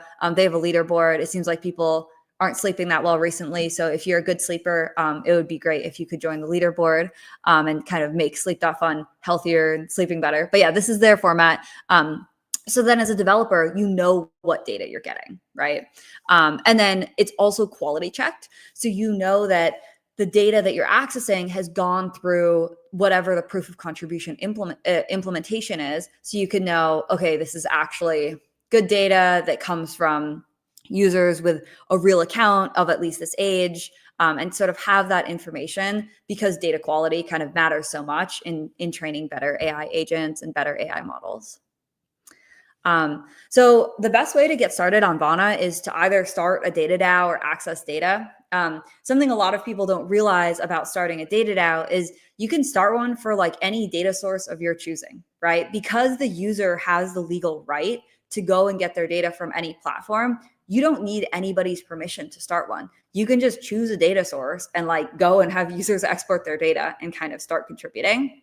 So in terms of the steps, scoping out your data source, picking one, picking how users will contribute.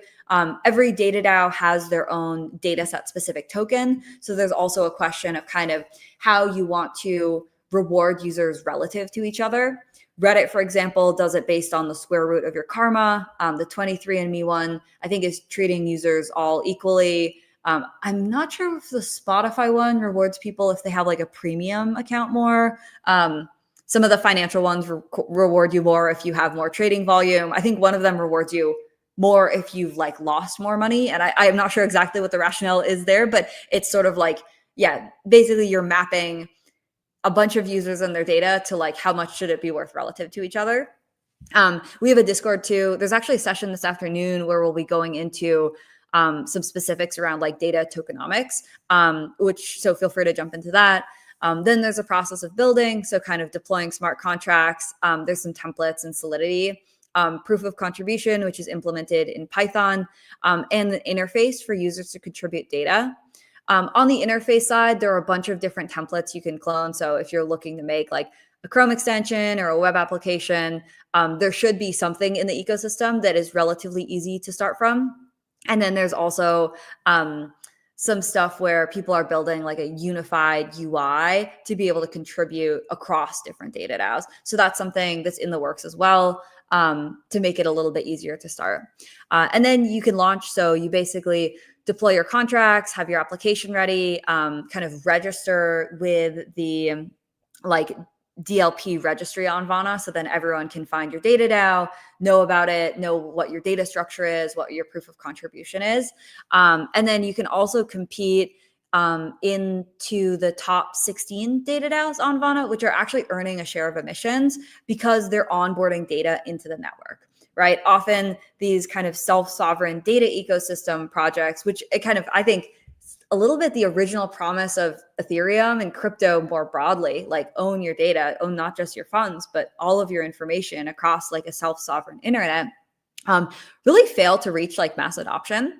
And so I think that it's important to have this way to like bootstrap bringing users in with their data through data DAOs. So then developers can build amazing applications. Some of them are data DAOs, but some of them are also just accessing the data that data DAOs have brought in.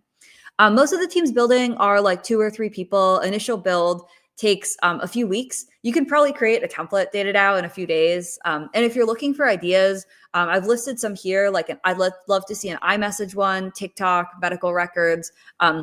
I also posted like a wish list over the holidays, maybe a month or 2 ago on data DAOs I would love to see. So that would be a good starting point too. And so, yeah, here I've got a link to our docs. The QR code is specifically the page on how to build a data DAO, as well as our Twitter. The other thing I'd mention is accessing data. So if you'll be at ETH Denver, we're actually hosting a hackathon where we'll be showing kind of a preview of a lot of the data access and data portability. And if you have a use case you're already building for, definitely get in touch and we can kind of like get some early feedback on exactly the kind of like developer endpoints that we set up for data access. The last thing I'd mention is if you want to learn more about Vana, a great place to start is actually the white paper. That's linked in the doc somewhere.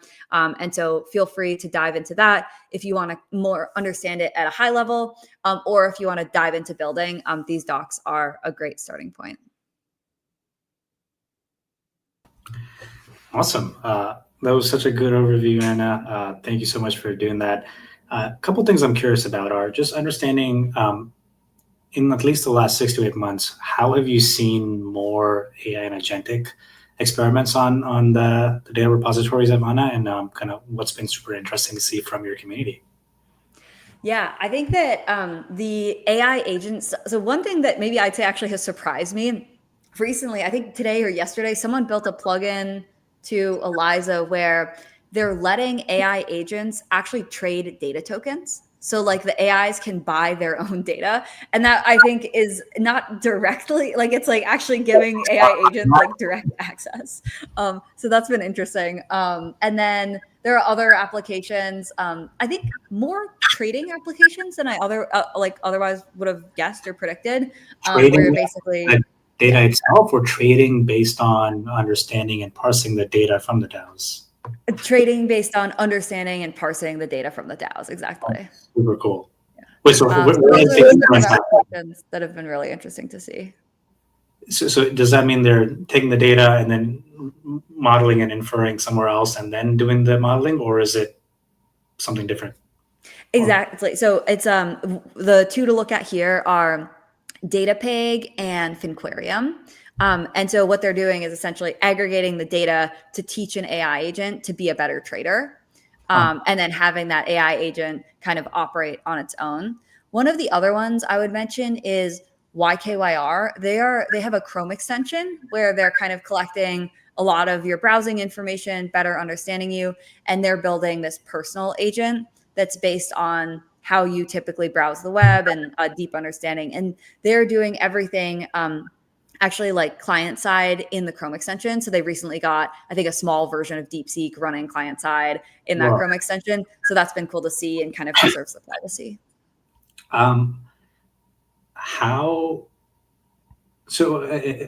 This might be a dumb question, but how do you ensure the integrity of the data that's being taken from the DAO to do inference and do fine tuning and then run the models? And kind of does the protocol help with the data integrity in this way? And if so, kind of where does that come into play for these bots? Yeah. Data integrity is like almost the most important thing, where if you're like working with bad data, then you're going to get really bad AI, right? And so you need to know and have some guarantee around data quality and what you're consuming. And where that's enforced at the Vana level is through proof of contribution. So every data DAO, any data point that comes in needs to go through proof of contribution, which is ensuring a whole bunch of checks on the data. So one of them is like proof of ownership. Does the user actually own it? One of them is like proof of authenticity, where you want to check, did this data point actually come from the source I'm expecting it to come from? And then you have to check kind of uniqueness and quality as well. And each of the data DAOs implements that themselves with a set of tools that makes it easy. Gotcha. Okay. And how does this now interact with other chains here? And is it kind of enforcing that things have to be sort of moved offline or off chain to move forward? Or does that mean we actually are now also looking into cross-chain communication and simplifying this whole agent universe? Yeah, so there's actually like a tight interlocking between the data DAO and the off-chain compute, right? Where usually the situation you end up in is like, okay, the DAO approved something, like now what? Like now how do you like trigger some compute to happen? But actually like so what you have is like a TE that has the key that the DAO controls and is checking, okay, has the DAO voted to run code in this environment and for us to decrypt the data? If yes, data is decrypted and the code actually runs. So you end up with a really tight interlocking between that like off-chain compute environment that's not it's not optimistic or ZK based. It's actually just purely like, okay, it's in a TEE and you have a guarantee that this is going to run without the data leaving, right? Often that's the problem where ZK or other proofs, they can tell you something about the data, but they can't prove to you that it didn't leak, right? And so that's this really unique like compute environment that makes the data more like interoperable, composable while preserving privacy. I think that's a really, this is a really key feature for you to actually guarantee actual safety around what's the output and make sense of it. So I'm glad that he ended up actually covering that, because I didn't think of it in terms of like pointing that out. That's awesome. Well, I want to thank you again for this amazing presentation, and for everybody on the live stream still continuing to build on your hacks for this weekend. Feel free to check out Vana and using data DAOs. Awesome. Thanks so much. Thanks, Anna. All right, we are ready to move on to our next talk for the summit. And for this, we're going to do a fireside chat with Erik, and we're going to talk about private AI. Erik is the founder of Venice. A lot of you who've been in this space before know him from the world of decentralized exchanges with Shapeshift. We're going to bring him on and talk about how things have been evolving in the world of private AI. So without further ado, let's welcome Erik. Welcome, Erik. Hi, how's it going? Things are going great. I'm excited to be having this chat here, and we don't have a lot of time, so we're going to jump right into it because a lot of questions that came in from the community and just discussions and things from our own list. And I'm just going to get started. My first one to you is, what kind of made you go into spending more and more time in AI, coming from your background in finance and exchanges and just the early world of decentralization, and what kind of made you choose this as the next thing? Good question. Yeah, I was running Shapeshift for about 8 years, and we decentralized it in 2021.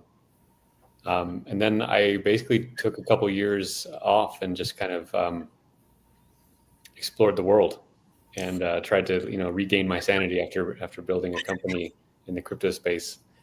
And of course, like everyone, got very interested in the AI tools, the chatbots and the chat GPTs.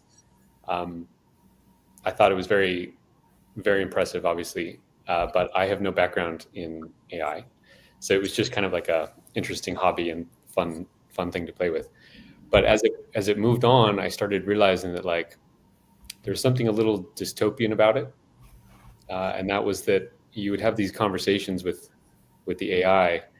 And I don't think people realize that those entire conversations are just going into the hands of the company producing the chatbot. So like in ChatGPT's case, all of your conversation is going directly to ChatGPT, to OpenAI. And also the other weird thing was that the answers would be like censored in weird ways. They would be curated, manicured. Some topics were off limits, and other things you couldn't talk about at all.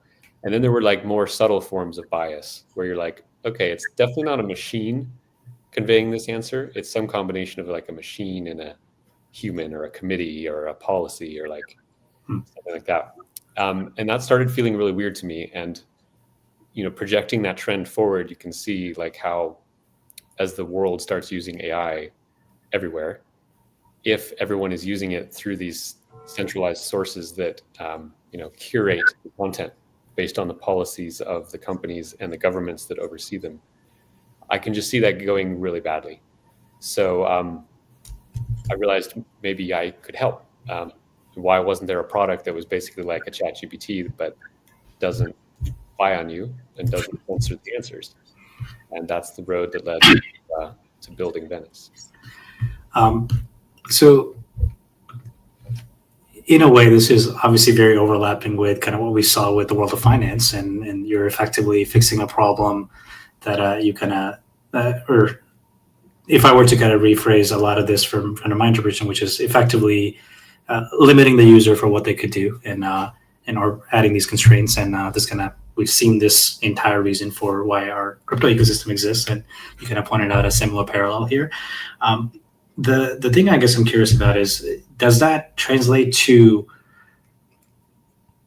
enforcing things being private from the point of view of nobody should know what's going on, or is it more about giving people a choice? And do you kind of distinguish between the two here?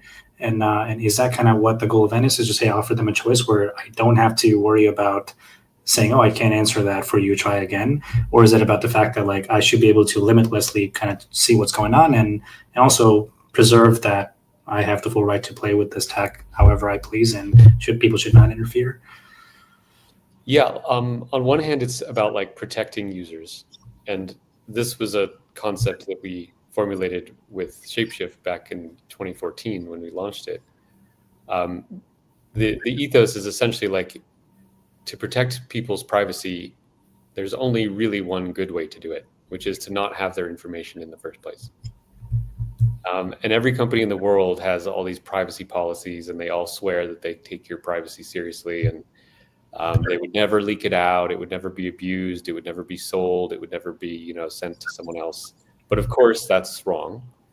And it does not matter how big or small the company is. It does not matter how seriously it takes privacy. The data generally leaks with time. Sometimes in benign ways, sometimes in just commercial ways, sometimes in really bad ways. So really, we like the way you protect people in this case is you just don't take the information in the first place. And that's a design paradigm that is common in crypto, but is alien to most of the world. Outside of the crypto world, where people take things like privacy seriously, people don't understand that concept. They don't realize why it's valuable. But I felt that if the intelligence of the world was moving into the AI paradigm, that I at least wanted to try to prevent that from being the sort of dystopian surveillance world that it would by default become. So yeah, that's basically. Has this kind of allowed you to take a different stance on what?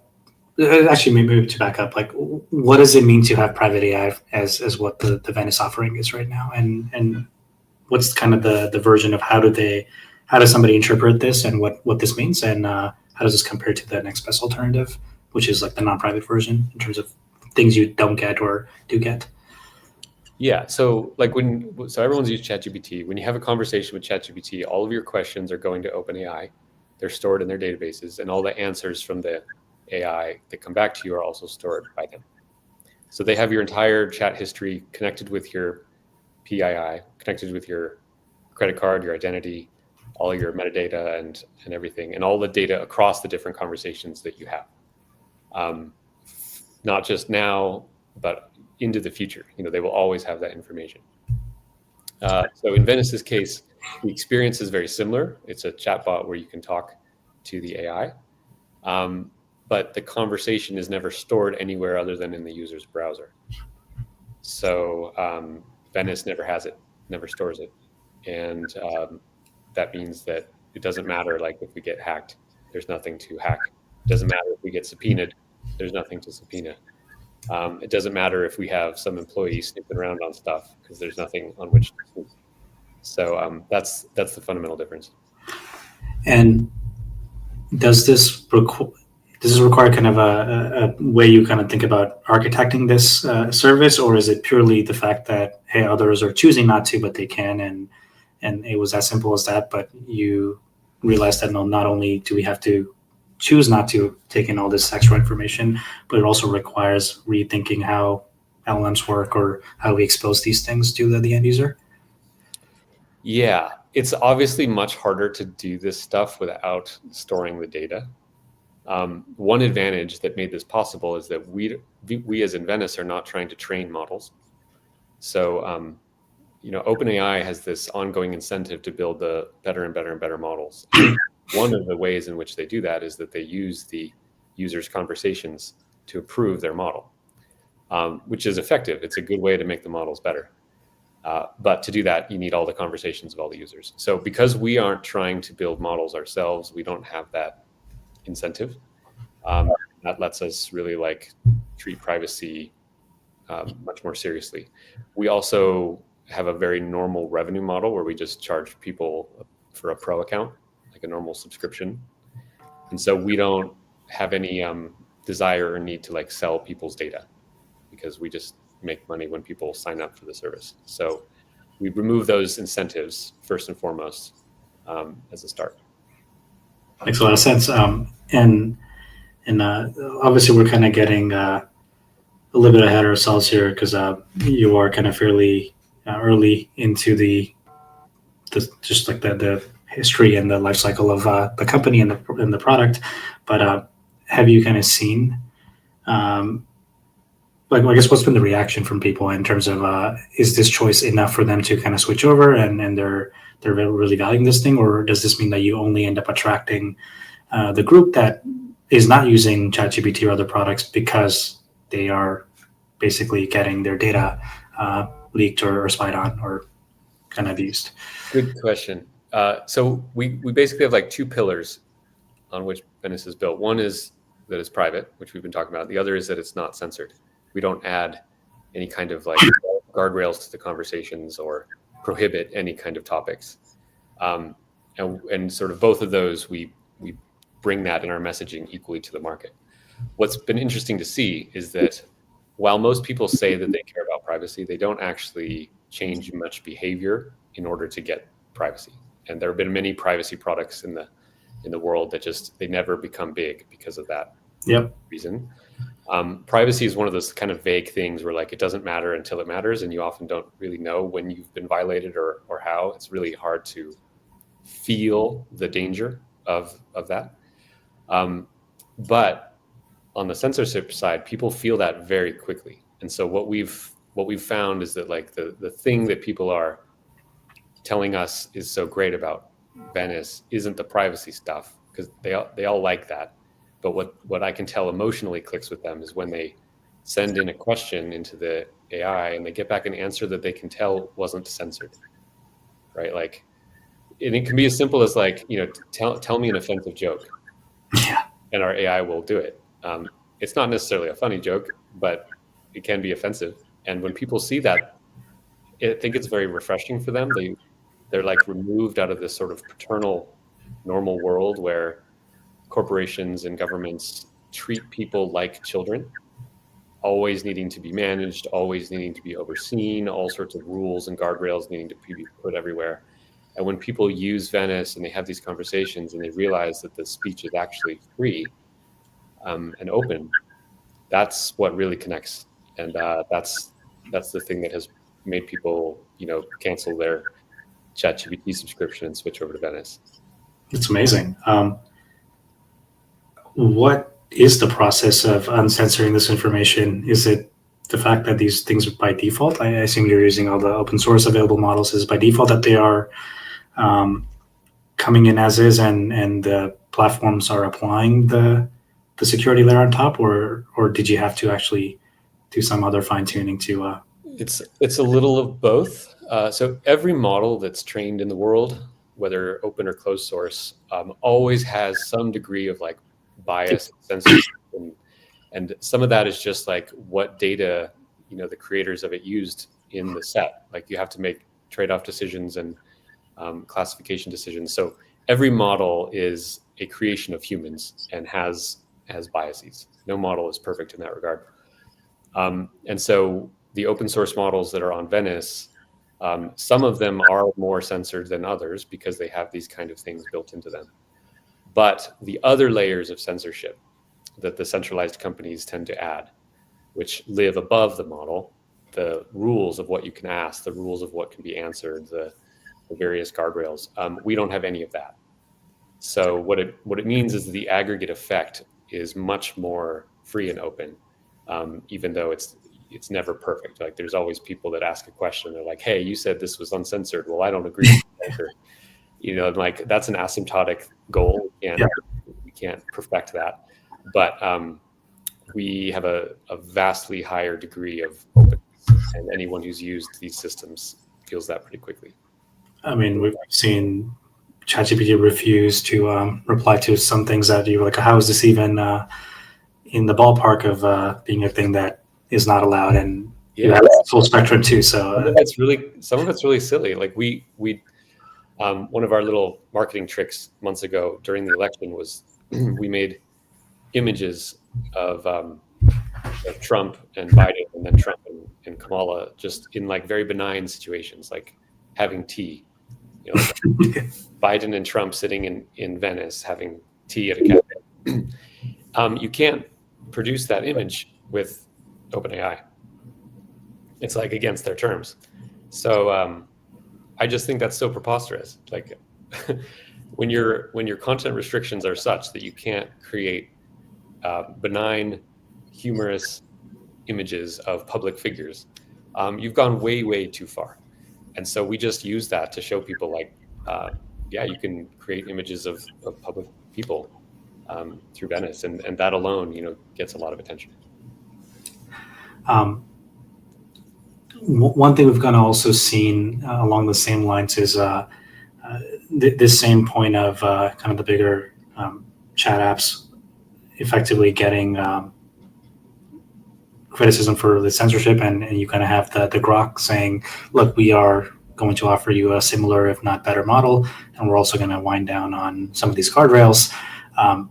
Have you kind of been in a scenario where you've either cross-compared Venice to how Grok offering is, or the users have kind of looked at this comparison, and sort of what's your take on that side of the world where it's still a centralized offered service? They are still going to likely improve based off of the feedback loops, but way less to no guardrails. Yeah, Grok is pretty good. So Grok is definitely less censored than AI or Anthropic or Gemini. So they're decent in that regard. They're not quite as uncensored as Venice, but they're pretty good. But they're not private, so they still suffer from the like collecting all of everyone's conversations and all the risks and problems of that side. Gotcha. So the value then is to additionally you also want privacy of what your interactions are. I understand. This kind of gets into a bit more philosophical side of things, but how do you kind of think about censorship in general, and if there should be a balance and safety around this? Is it your stance that it's just a binary kind of thing here, which is we're not going to add anything, and whatever the model says, you kind of proxy to the user as is? Or do you feel like there are definitely some scenarios where this may be relevant and there should be the ability to do something, and whether it's true now versus could be true later? Like, how does that thinking evolve over time, or do you think there's a framework that you have on how to handle this thing moving forward? Yeah, I mean, philosophically, one of my deeply held principles is that if there isn't a victim, then there isn't a crime. And this is like a really good framework through which to see the world. And so from the perspective of speech itself never has a victim. If two people are talking voluntarily with each other, it does not matter what they say. There is no victim in that conversation, period. They can talk about anything they want, as horrific or insidious or dangerous as that speech might be. There is no victim from the words. There can be victims from actions taken from words. And then sometimes it is very fair and reasonable to prohibit those actions, which create victims. But the speech itself should be free purely on philosophical grounds because there is no victim to it. So that's obviously woven into our ethos at Venice. Just to poke that a little bit, I do have other questions I want to get to, but this is now just a really interesting point. How does that definition evolve when, in this case, speech translates to a request to an action, right? I can say, hey, tell me how do I do X, which could be a set of instructions that could be used to harm somebody. And in that case, is that a free speech case, or is that a victim? There's still no victim there. If I ask the thing like, how do I murder someone? No victim has been created. And I might want to know that for all sorts of reasons. Some of them very benign. Maybe I'm writing a book and I want to learn like how that's done so I can make my novel a little more effective. Maybe I'm just like intellectually curious in the topic and I want to explore things. Like the one of the signs of an intelligent and well-formed mind is to be able to explore ideas without automatically accepting or believing them. So what that means is to be able to like explore ideas that you think are wrong or that you don't have an opinion about, and not necessarily thinking that that's true or that you should do it. But again, the most important point here is that any conversation that you have does not create a victim, and so no crime. Like that should be tolerated. Yeah. Okay. No, that's a good way to frame that. I was looking at it from the perspective of how do you kind of back apply this thing. So in this case of, okay, I asked instructions for a murder, but then somebody commits a murder. Does that get traced back and looked into a postmortem? Or are we stopping at the interaction as it was happening live, which is free speech and conversation? Yeah, it's an extremely dangerous slope once you leave the actual action, right? So someone who murders someone, that action is obviously wrong and should be criminal. Yeah. But all sorts of tools might be used in that murder. Maybe the AI was used to instruct how it could be done. But what about the car that was used to drive to where the victim lived, right? Or the knife that was used to kill the person? Like, someone manufactured the steel that went into that knife. Someone manufactured the knife. Someone manufactured a computer through which this person learned about how to do the horrible. It's just like tunnels all the way down. Yeah, it's like all of these are contributing factors, and none of them are crimes themselves. The crime is very clearly the act of the murder. And frankly, I think if authorities would focus more on the acts which are crimes, they might do a better job of actually reducing crime in society instead of policing all these sort of a priori actions that may or may not lead to one.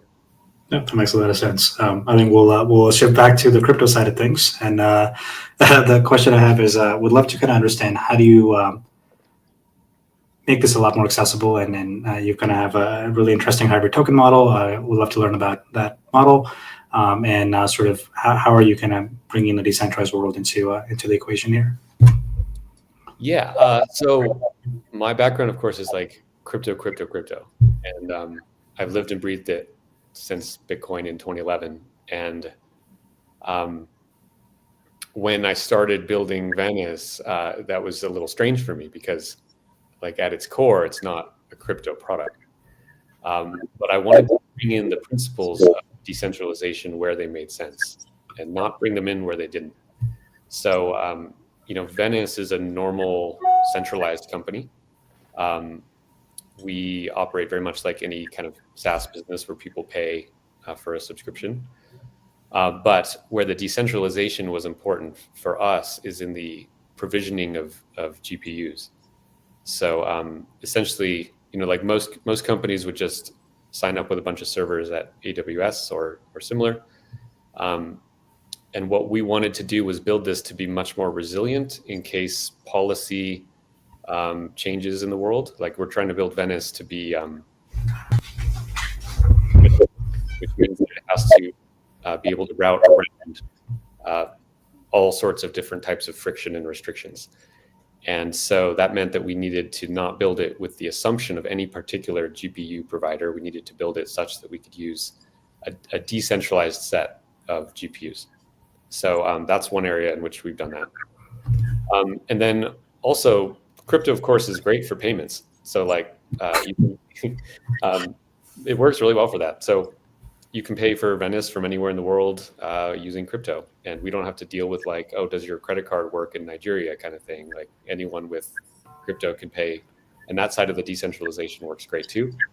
And then we just recently released our token a little over a week ago.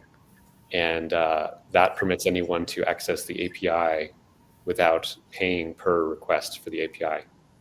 And in this case, that was a good use of a decentralized asset as well, because that API is geared toward AI agents who are, incorporeal actors. They don't have a credit card or an ID. They need to be able to access an API, and especially for like agents, crypto makes a hell of a lot of sense. So we've tried to bring these things like in where they make sense, but we're not decentralizing elements of our stack that don't need to be. No, and that's obviously the sensible way to do it. And I think you have the benefit of hindsight and just zooming out version of what we've seen so far happen and just improving from what we've seen. It's not been a lot of time, but has there been kind of interesting uses for the API that you've seen so far on the platform? And or kind of there are some interesting projects that you can kind of talk about that are leveraging Venice? Yeah. So the API is fairly new, and we're just starting to see, and like after the token launch, we're just starting to see people start to play around with this thing. But one of the cool things is that we have a concept in Venice called characters, and anyone who's used character AI is familiar with that. But we made the characters function available through the API. So what that means is that people can build character-based applications with our infrastructure very easily over the API. And it's been fun to watch all the different requests that come in about like different types of interactions that people want with these characters over the API that we hadn't thought of, like creating special API keys that like have a countdown timer on them, or characters that are available on a certain key but not another key. So lots of like kind of nuanced stuff of people building on the API, but that's just a natural part of like exploring how you actually it's also humbling too, because you always think you know how something will be used. It's never that. It's often different, and you got to really watch what people actually do instead of what you think they'll do. Good lesson for anyone in business. Does it make it harder if you don't have a good feedback system built in because you're not learning from usage data? Yes, and actually this was kind of a struggle in Venice's early days. So Venice launched in May of last year, but the token just launched a week ago. And with that, we created a Discord to like start building that community. And other than the occasional like customer service emails, which were useful, we didn't have this kind of real-time interaction with our hundreds of thousands of users before. And so now it's just like drinking from a fire hose, and they're all in there talking about things. And like many of the ideas aren't great, or we wouldn't do, but then there are some real nuggets in there. And so we're all as a company just trying to adapt to like now being able to talk in real time with all of our users. That's awesome. I want to close it off by a final question, which is obviously a year of kind of giving people this amazing choice, a week of kind of the API and the token that we're launching. Anything that you can kind of talk about on what we can look forward to for the rest of the year in terms of improvements, things that you want to tackle, or just the choice that people will have, and we can kind of end off in that note. We're just trying to roll out features as quickly as we can. There's like so many cool things to build with AI now. It's really like an open territory, and there's so much stuff. So we're definitely moving our characters to be more like agents. So that's like a very natural path. Our characters right now are just sort of personalities shaped by the system prompts that you can interact with. And they're fun and they're compelling, but they're not yet agents. And is the definition of an agent here that they have a notion of memory, or just the ability to chain multiple actions? Either, and I think the thing that makes an agent most agentic, to use that fancy term, when it can do something somewhat autonomously. Like a chatbot, it's always sitting there, and when you ask it something, it responds. But an agent should have some degree of, deciding to take an action and doing it without an input having come in to immediately spur it. And yes, it needs some degree of memory. It needs to be able to interact with the web and with different tools. But it's that sort of like impetus toward behavior that I think makes something agentic. That's a good definition. I like that. Awesome. Well, Erik, I want to thank you so much for giving us your time and sharing about everything that's been going on in Venice. And can't wait for a lot of people to build on top of the API and just use a way more uncensored LLM. Yeah. Well, thanks so much for having me on. Good chat. Likewise. Appreciate it. All right. With this, we are going to get ready for our next talk. And we're going to bring on Shah from Eliza Labs to tell you about why Ethereum should care about AI. If you've been listening to anything happening in the world of crypto and AI, you may have heard of Eliza already. And in addition to just being a really, really good framework for building chatbots and agents leveraging Ethereum, or just actually general blockchains, we're going to get a case for why Ethereum should care even more. So I'm personally excited for this one. And without further ado, let's welcome Shah. Hey. Welcome. Let's see. Let me just make sure I can do my slides. Cool. Put Cool. things right up. Slides are working? Okay, great. So let's see. I can't see it big. Okay, that's fine. We'll manage. So my name is Shah, and I think that a lot of people ask me this question of like, well, why should blockchain, or especially Ethereum and the whole ecosystem, care about AI agents? And, there's some blockchains that are like, oh yeah, we can run agents on chain, but I think that generally, Ethereum is maybe a little bit more opaque. I think that we have to just look at the world that we're kind of going into and see how this all fits. So I have a few ideas on this. One thing is that I think AI makes knowledge discovery easier. Knowledge discovery is, like, how do I actually learn about a thing? Well, I used to Google it, but now a lot of things are very opaque. Like if I go and search for DeFi and I find something, this is usually what like a DeFi website looks like. Like, okay, so liquidity is something and strategies are something, and leverage is something. And I know that, you probably should know what these things are if you're going to get into them and be something of an expert. But the reality is I think we're moving into a world where, grandma really wants to have exposure to this stuff. And teaching it is becoming a big part of using it now. I think, if you go to your average front page, it's like, well, we're revolutionizing DeFi with V4 liquidity pools. And it's like, okay, I don't understand any of those words. And I think that in the world of, people getting phantom wallets and this kind of new emergent crypto Twitter trending, I think age-wise downward, we can also expect a lot more people getting into this for the first time and just like not really knowing where to look. So I think of like, it's kind of simple, but I wouldn't say we should throw LLMs at everything. But I do think that in certain cases, they make a lot of sense. And we'll go over a few of those. I think just kind of the chatbot angle of this is just like, people don't know what they're buying, and they're more likely to buy it if you help them to, and you inform them about their buying decision. And I think it's especially true in crypto, where you have a lot of pretty advanced concepts that are sort of communicated to an in-group that, has been around a while, but newbies tend to not really know where to start with this stuff.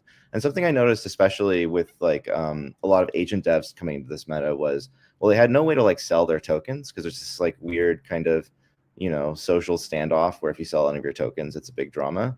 But people were okay with them liquidity pooling their tokens to, kind of get started. And while there is some stuff like impermanent loss, it's not a bad way to support your token in these kinds of more fair launch metas. But everyone was really afraid of liquidity pooling. And I think that the most common response that I got from people was like, well, I really don't know where to start or why I would want to do this. And, there are definitely reasons why you wouldn't want to. But generally just not like it's a revenue opportunity or a way to bootstrap a project for a lot of people that they just weren't aware of and therefore just didn't get into. So I don't think we should like throw LLMs at everything, but I think that we should think of them as like, for complicated apps, they're just generally a better UX than like, 50 buttons or 50 features, or especially like features that you couldn't just explain to your grandma in like 30 seconds, because probably you couldn't explain that to a lot of the potential customers who are coming to your app. I believe that as a result of this, like obviously all of the wallet companies are looking into agentic wallets, but I think that they're probably going to default to a risk threshold that is more like, well, how can we use this for discovering application, like new things that a user can do in our wallet? How can we help a user understand how to use the wallet effectively?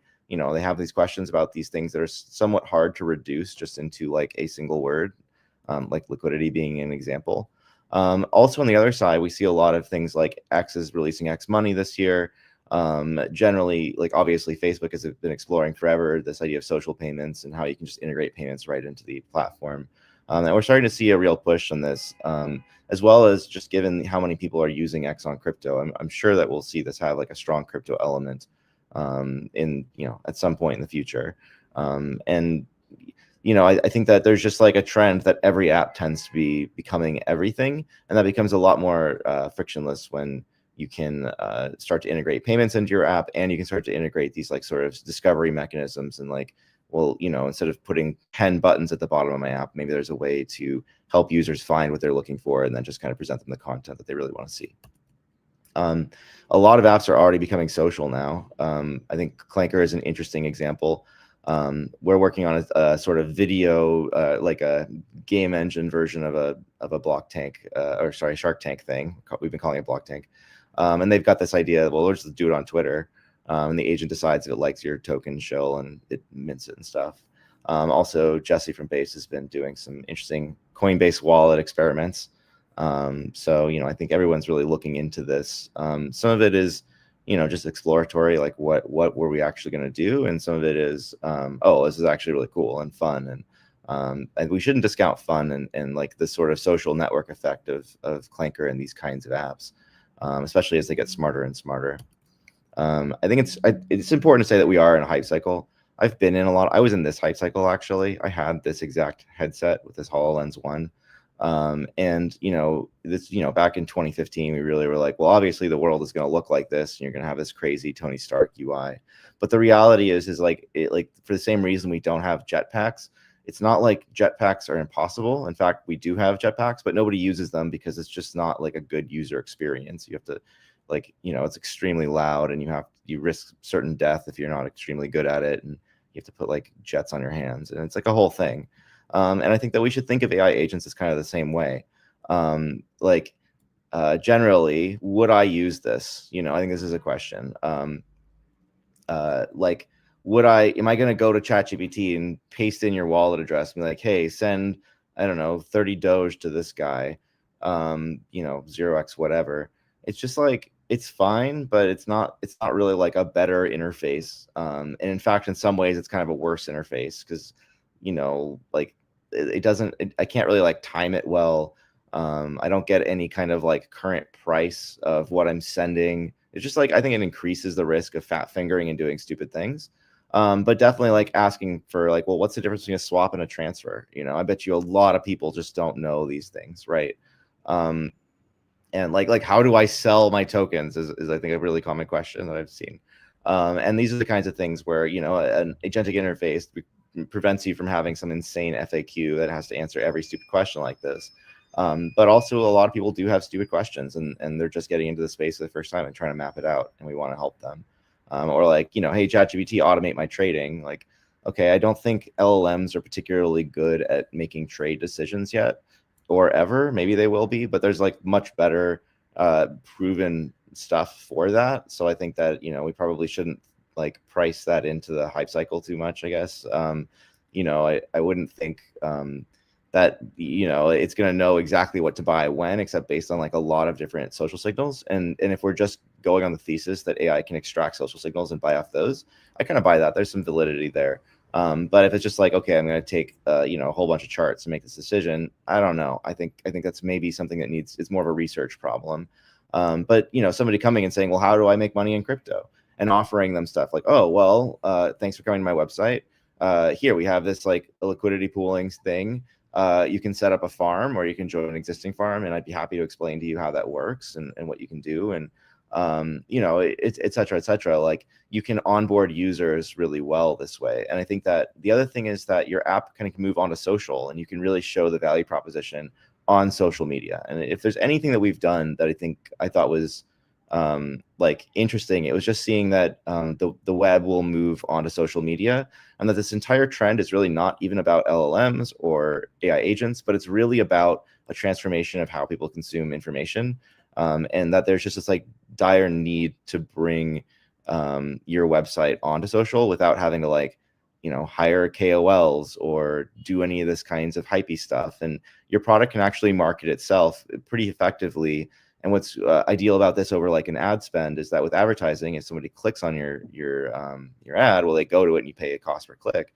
But here, if somebody engages with your app or your agents or however you want to frame that, a lot of their friends see it, and there's like this really good network effect.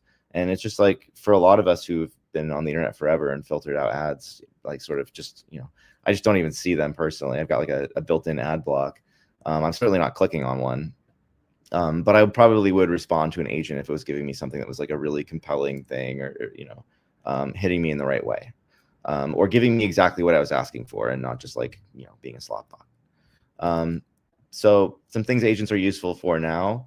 Kind of gone over some of this, like onboarding users without requiring them to change their behavior, right? So if you want to make a trade bot, maybe if you're going to, or how about like, a trading bot that gives you information about hot new tokens and stuff, it might be more fun to like bring that into your Telegram chat. If it's just like, oh yeah, it talks like any of us. It's not cringe, and I don't even have to / command it, but it doesn't talk all the time. It kind of just jumps in with key interesting information on its own when it's relevant. And that's like not too hard to program now. A lot of the stuff we're doing is kind of like estimating when it should respond and what context it should bring in, and can do stuff like, pull up your token price or whatever you want. And I think that this could I think that people like Rick Bott are definitely experimenting with this, and you'll see a lot of like social trading apps, I think, integrating more of an agentic style, just because it is a better user experience, right? And if users don't have to like learn a bunch of slash commands and they can just interact with a bot like they would any other person, I think that'll like kind of help with adoption. Also, agents can meet users where they are instead of requiring them to like come to a separate application and build a whole thing. You could probably, I think there's definitely been a surge in like Telegram bots, because you can kind of just use Telegram as your application framework. Discord is like this too. And you don't have to like build a website. I mean, Midjourney is like a very popular AI generation app, and for a long time they just did it all by Discord. And so, you know, the big benefit of that is users will see like you using it in social, or that it's present in the social, and it's kind of like free advertising and like network effect. I think like fundamentally what we're trying to do and what agents are is like a systematization, if I get this right, of what humans do. So, you know, you could imagine a robot that bags fries instead of the SPF when he gets out of jail, but if ever, but you know, the idea there is like, could it do any process right now that I have to hire like 10 people to do, and could it replace them effectively so that one person could overview that and make sure that's right? And I think that like this is kind of this is a fruitful area. Like if there's anything that's relatively low-hanging fruit, which is usually things that you have to do over and over again, then I think that definitely like systematizing that and turning it into a workflow and then putting it into like an agent that, you know, somebody else in their team could interact with could make sense. I would say though that a lot of the AI stuff that I've done has reduced to like basically running workflows as scripts and running it across large data sets. And I'd say that like sometimes we are throwing this word agentic around kind of liberally. And, you know, so take that as you will. I think a lot of it is just like using AI to kind of convert unstructured data to structured data so we can work with it. Or generally like, you know, things that we would have to do for data transformation or moving things from point A to point B, or where the models are really good. Lastly, I think embodiment is really fun, and I think we should not discount how important fun is for building successful technology now. It definitely like the more people are coming on and enjoying doing this and think it's funny and think it's mimetic, I think it can definitely do a lot to sort of grow the technical side as well. Certainly in my case, building an open source project, it's been very helpful to do absolutely ridiculous and fairly edgy things, because it's brought in visibility, which has attracted more developers. And like, you know, we've gotten a lot more contribution to the open source framework as a result of this. I don't think generally across the board we should discount how important it is for fun for the success of our projects, even if they're serious projects. So, you know, anything you can do to make the lives of your developers or your users, whatever, a little more fun is probably worth it. And I think that AI agents are definitely good at that, even if they're not the perfect thing. You know, if AI XPT is out there saying buy here and sell there, it's still entertaining and interesting, and you know, that's good fun. Okay, great. On my last slide here, I got some business ideas. We'll run through them. On-chain distributed customer service. You could just have anybody service the stuff if there's like a knowledge base. Fiverr for agents. You can imagine agents hiring other agents if they don't know how to do stuff, kind of like APIs that can go find and interact with other APIs automatically. In a world of slot bots, make a slot bot filter. You know, there's always opportunity when bad things happen to make a good thing that fights the bad things. And I think that's actually a big part of alignment. And then, you know, last one here, digital horse racing, except that the horses die when they run out of tokens. You know, give it a little bit of finality to it, kind of a hardcore mode. Make people, you know, really, really buy into their choices here. So, yep, you can find me at Shaw Makes Magic on Twitter and elsewhere. Yeah, that's it for me. Thanks, Shaw. It was such a good way to kind of think about the positioning, and I'm sure in the next panel we'll kind of dig into a lot of these things. But I'm going to say I'm slightly disappointed because I thought there'll be a harsher criticism of Ethereum to start caring about this more. So I personally wanted to see that a bit more, and maybe we get to do that in the next 30 minutes.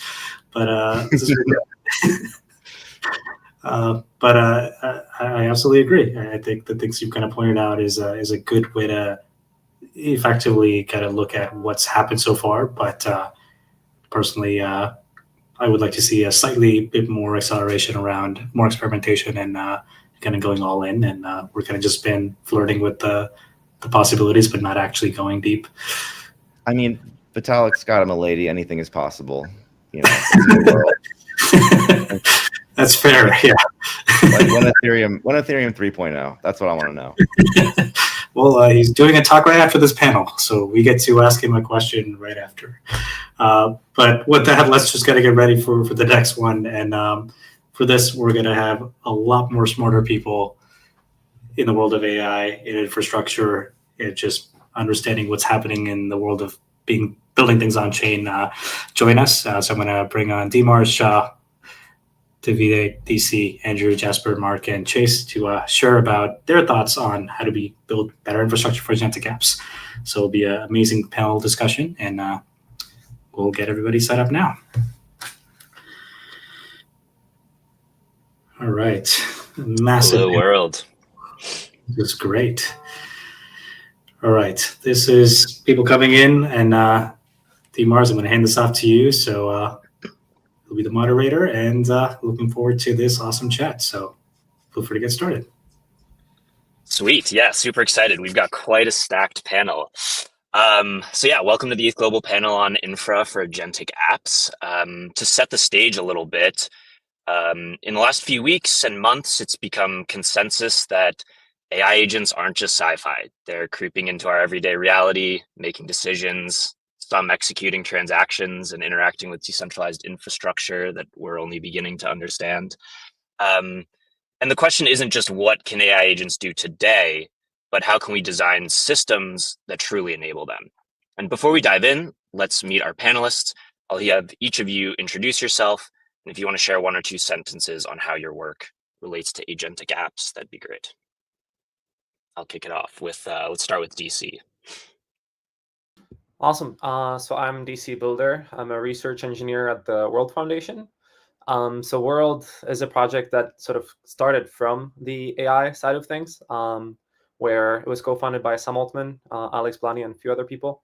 So essentially, the way that it relates to this problem space that we're discussing now is that we're building the tech stack that allows you to prove that you're a unique human on chain and online, which is sort of like a necessary tool to sort of enable the internet to still be usable even after the dead internet theory sort of comes along, where AIs just like are able to do anything that humans can do, but humans should be able to use everything just as well. And there's a lot of interesting things around economics there and just general identity that are really interesting. And you still want humans to have the self-sovereignty rights to access finance and identity in a private way. So that's how it relates.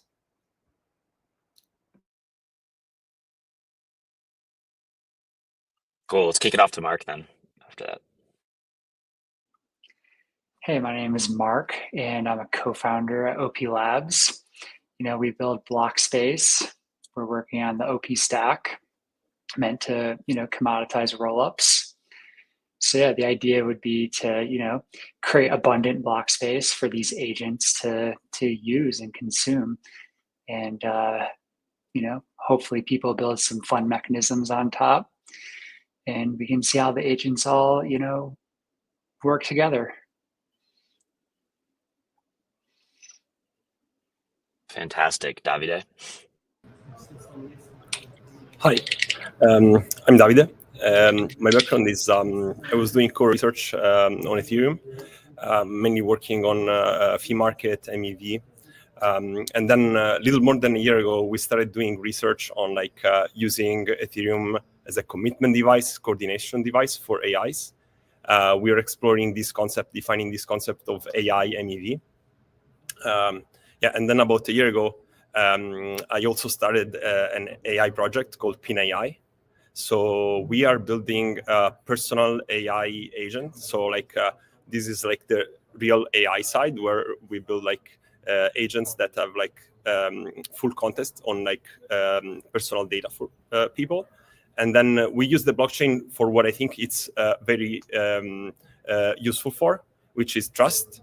and coordination. So I'm happy to dive deeper on these during the panel. And yeah, so we are integrating with a few of the projects that are already on Ethereum L2, like Virtuals, WorldCoin for identification. So I feel that the ecosystem is already growing, and we should build on one another, make it even stronger.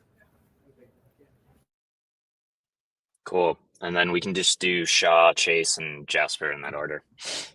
Sure. My name is Shaw. I made Eliza, which is an open source agent framework. Many people use it to make slot bots on Twitter, but I do think it has a lot more capability than that. And currently working on the next version of that. So expect that pretty soon. Hey everyone, I'm Chase. I lead AI and infrastructure at Off-Chain Labs. We're the builders of the Arbitrum tech stack. So that's Arbitrum Orbit L1, L2s, and L3s, and the Arbitrum 1 main chain that many of you know is the hub of DeFi. My goal in growing the AI ecosystem on Arbitrum is largely to lower the barrier to entry and improve crypto UX, particularly around DeFi and gaming.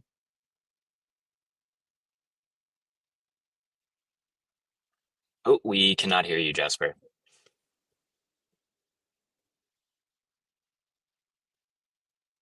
Can you hear me now? Yes, we can. Yeah. Wow, nice save. That's a quick turnaround. Hey everyone, Jasper. I'm the CEO and co-founder of Hyperbolic. I did my math PhD at UC Berkeley. I finished in 2 years, which made me the fastest person to finish a PhD in the history of Berkeley. I also won a few gold medals in various mathematical competitions. And before founding Hyperbolic Labs, I worked at Avalanche and Citadel Securities. So Hyperbolic is the decentralized AI cloud for AI's open future. So we work with open source community, we provide access to compute, and we try to democratize AI innovation and accelerate AI evolution. So in the future, if we believe that AI agents will be able to do most works that human can do, then the main users of cloud won't be just human, it will mainly be agents, and we're designing the infrastructure to make sure that agents have access to compute and can do all these different crazy capabilities, stuff like using tools, even like self-evolution and self-replication. Amazing. Well, we have quite a panel of experts. I'm excited for this. Let's just dive right in. I think we can skip a lot of the definitions. I think people can see some of the previous talks if they're interested in those. But the first question I want to pose to everyone here is, what are blockchains, and in particular Ethereum, useful for when designing agentic applications? And what are they not useful for as well, is maybe the counter question. I think there's probably a whole space of different products we can build. But I think the most obvious one that I've heard from a lot of people is something like a registry.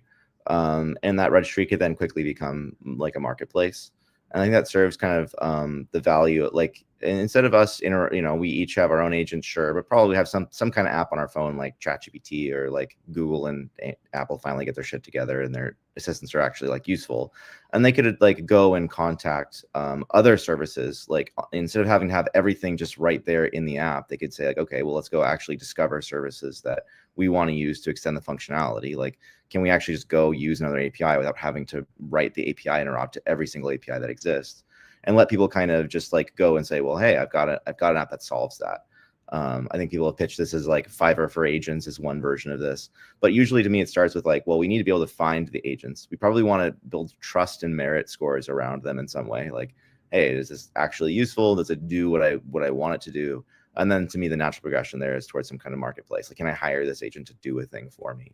And really, it's, to me, is all just like wrappers around the combination of APIs and LLMs. But it is like solving a really annoying problem that we've had with APIs generally, which is they don't write the interops between each other, and that becomes quickly like a kind of quadratic explosion of interoperabilities that's not tenable. And so by having this like reduced to a form, like, okay, we have the ability to negotiate this in roughly natural language and send information over that's been like whitelisted to send or whatever, like your public key or payment information or like some files. Then you can have this like way of like discovering and extending the capability of an agent without having to write it all. And so generally, like if someone was like telling me about their multi-agent system they built, I'd be like, okay, well, it's just you building all of them, so it's probably just one agent.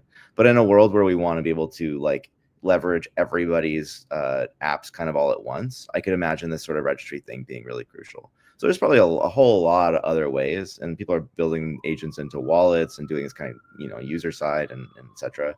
But the thing that I see is like, what is the L1 of agents that really connects it all together? Probably starts at that registry. Yep, I want to kind of like agree with this. I feel that on-chain registry like actually give you much more.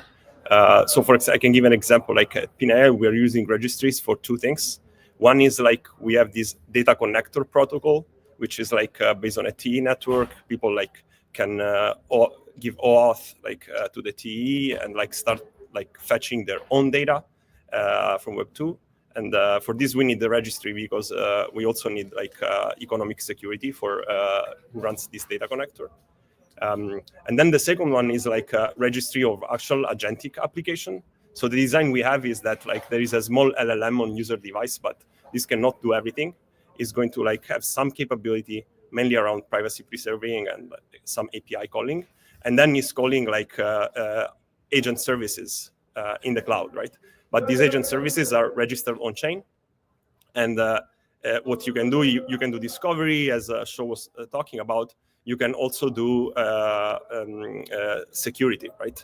And maybe like for the low stakes agent, you just do some reputation based on like the visibility you have from the past actions on chain, right? But maybe like for higher stakes agent that like handle more user funds, you want some cryptoeconomic security, you can program that in the registry. And then for like very high stakes, if you imagine like in the future, there is like some on-chain MD that does a diagnosis, then you want full verifiability, maybe. Yeah, so yeah, this is exciting, and like we can integrate with like existing registry already. This is what we are trying to design, yeah, with virtuals. Yeah, I totally agree. I think like, so what Sean and Davide mentioned about is about the registry, but besides that, I think like trust and payment is also very helpful to be hosted on Ethereum. So for example, like right now, all these AI agents, they just like run on top of like a centralized API, but how do you make sure that they're not trying to rock humans, or like it's not controlled by any human as well? And so Ethereum is the decentralized trust layer. And so there naturally you can utilize Ethereum to build trust for the AI agents, right? Like for Hyperbolic, we invented like proof of sampling, which is a sampling-based verification mechanism for AI models and AI agents. And so we need to use like stake and on Ethereum to kind of secure all these AI models and AI agents. But there are other methods, for example, like OP. You can also utilize Ethereum as the like slashing, as the place to do the slashing stuff. And besides that, I mean, naturally, all these agents will need to pay for their own inference and do transaction with each other in the future. And so Ethereum can be served as a payment layer for agents. Largely agree with everything everybody else said on the panel. The thing that makes Ethereum particularly special for agents is the ability to create customized and opinionated block space through layer 2s and layer 3s. So this registry of agents that everybody has talked about so far could live on its own chain that's far, far cheaper than using the Ethereum main chain, nor does it crowd the Ethereum main chain. These agents transacting with one another, negotiating with one another, talking to one another, et cetera, et cetera. We have some Arbitrum Orbit chains that are doing this right now, like CapEx and Skynet for AI. Really interesting. Lots of customizations that can be made, but they can still interoperate with L1, with the Ethereum L1, obviously with Arbitrum, with Optimism, with Base. They can control private keys from any chain, but this registry can live on its own, L2 or L3. Okay, I see. I think that's actually an interesting point to double click on. So there's a couple things I heard here. Is like 1 is discovery, 2 is trust, 3 is payments, 4 is interop. Some of those things aren't mutually exclusive and they sort of feed into each other.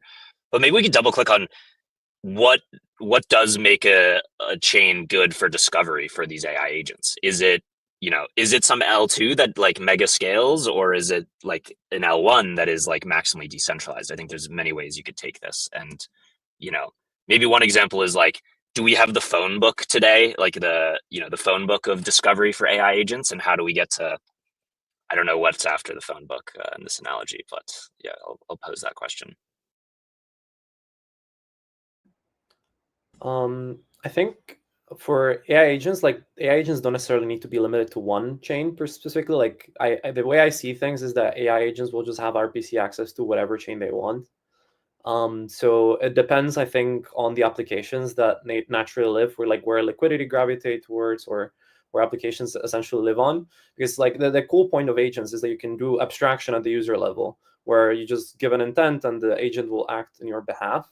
So the way I see things is not necessarily like which chain is the best, because there's going to be things that are better for specific use cases. Some use case is going to require like a 200 millisecond block time, like high throughput, whatever. Some other use case is going to like do a lot more volume with a lot like stronger assets. So you might want to maximize decentralized thing, because the agent is going to give you a higher guarantee that this asset is not going to evaporate in like a millisecond or something. You're going to have that asset live for 10 years on Ethereum mainnet. Nobody's going to be able to rug it. So the agent is just going to naturally do serious things on Ethereum, for example. That's just like my general take on that specific question. Generally, I think like when we talk about scaling compute on chain, like a lot of it is, well, you probably just want it to run on one computer somewhere. Like if I'm training a model, I probably don't want to train it 10 times. The problem is like what happens if like let's say I'm running a long running process, and then that particular computer that I host, that I like rented or whatever, dies. Then, well, I've got to like go find another one, and I probably want to wake it back up and then like rehydrate it with whatever the last state was. And so I think that you'll see a lot, I think, of like the utilization of public networks, and definitely like I know Jasper's on this with Hyperbolic and TE support and stuff, of saying, okay, cool, well, can I like go rent one container, go run my compute in it, and then if it dies, well, that's fine. I've got some system that's like taking some money off the chain in the kind of reserved wallet to go start another one. And so you could, the future of this is probably some version of like autonomous life that is like unkillable agents that live forever. But more practically speaking, for business, like it would be nice to just be able to run TEs and like stuff inside of a trusted execution environment with the guarantees of it running on like a distributed public network where it could be getting run by multiple computers. And so generally, like, could we take computation off chain, run it inside of TE, and then orchestrate that through some kind of distributed network, so we get the guarantees of decentralization, as long as somebody is willing to pay, to get paid to host that work. We can kind of extend some of the decentralization guarantees of the network onto that. Does that make sense? Yeah, totally agree. This is like one research direction that we're exploring. We call it hyperintelligence. And basically, it's like autonomous intelligence that can easily self-replicate, right? Like just like what Shaw mentioned, like you can have multiple clones running in TEE on multiple machines on Hyperbolic network, on any other decentralized compute network, and they can even self-evolve by themselves, right? Like they can rent more GPUs to fine-tune their capabilities and then redeploy on all these different clones. And then they can use Ethereum or like any decentralized blockchain as the memory storage, like as the knowledge base. So although you have 100 clones handling different jobs at the same time, you still can have consistent memory because you have a decentralized network to store the memory. And so then in that sense, even 99 out of them are shutting down by the human, or like the machines are down, it will still never die, because you still have one clone and still have access to the wallet. They can still use crypto to pay and access more compute and deploy more clones of themselves. And this way, this will be like the future better version of autonomous intelligence that a lot of people are dreaming about.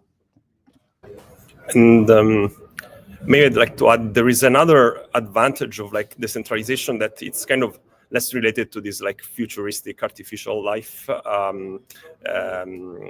case, and more related to like the shorter term like digital services case, right? So like Sho was referring before to the fact that, okay, these registries allow us to have like marketplace of services. I think the important proposition here of using decentralized network is actually to minimize rent and value extraction from intermediaries. I think this is huge, right? Like you see it in Web 2. There is like Apple charges 30% rent, Facebook like huge advertising profit, Amazon like same thing. If we have like an economy where like there is more and more services going into agents, like soon this is going to be like a big economic network. And if there is no middleman, then the revenue can go to the end user who gets like services cheaper. That's what we're focused on with Pin AI. But it can also go to like the owners and the developers of these services, right? Which is what these agentic protocols are working on. So yeah, I'm really excited about decentralization contribution here in minimizing rent. Free markets for the win. Let's go. Cool. Well, maybe let's try to put our thumb like a little bit more on it. So, on what makes infra good for agentic apps, because I think a lot of the things we've discussed here, I personally want of my own blockchain, right? So I'm curious, like, what? Yeah, if anyone could expand on that, like, how do we actually make it better for an agent? I mean, what bank is going to open a bank account for an agent, right? Like just creating a private key is all an agent needs to do to get on chain.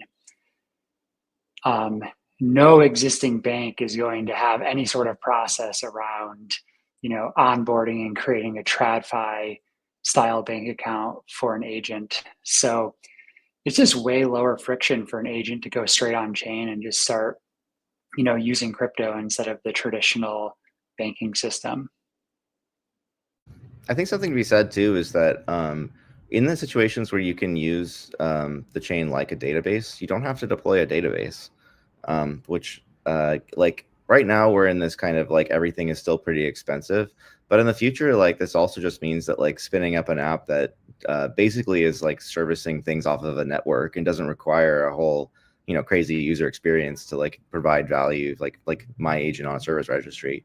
It'd be kind of sweet if I could just press like deploy and it's out there and I don't have to manage all of this other infrastructure and services. Like I think the public permissionless database concept at its best like actually just replaces the database, especially for something where I think there's some questions there about like, well, how do I store secure information, but like obviously a lot of this is being resolved, and so I think there's definitely like just practically, like you could imagine in a not far future world, maybe some more mundane things are just like, oh yeah, we just like, this is how we communicate information to each other or figure out who actually exists. Like, it would be great if I could search for a service and have that immediately, because it could like lower the barrier to entry a lot for actually developing and deploying apps. Yeah. So basically, we need autonomous finance, which can be done by blockchain. We need register and like memory, which can be done also by blockchain. I think the one very, very important thing is compute, because compute to agents are like food to human. If you don't have compute, the agents will die naturally. And so Hyperbolic will serve as the compute layer to provide the energy and food to the agents. And we're trying to build it as in a very autonomous way. So for example, like we support crypto payments very, very early. And now every agent are able to just like pay in crypto to access the compute that they need. And then also we every service that we have is agent friendly. So basically we provide API for agents to be able to just call the APIs to rent the compute that they need and deploy the software that they're running their own AI models to control themselves. I like Shaw's analogy of databases, and it reminds me of one of the normie ways I've heard blockchains explained to people, which is as unified servers. So Robinhood has their server, the NASDAQ has their server, Bank of America has their server, so on and so forth. Agents can live on this unified server. And I imagine a world where like you go, hey, ChatGPT, reserve this table for me at a restaurant next week, and then it hallucinates your dinner reservation, and you show up and you're just like, where the hell, like that you don't have a reservation. All this can be proven on chain on this unified server, such that wallet A, who is the restaurant, and wallet B, who is me, both see, okay, we have confirmation that yes, I have this dinner reservation, you have my wallet just in case, so you can hold my deposit, and so on and so forth as we move further and further up the stack to more and more important, financial transactions. I see. So would everyone here agree if they had a magic wand and we wanted to 100x the usability of AI agents today on Ethereum, is scaling compute the most important thing we have to do?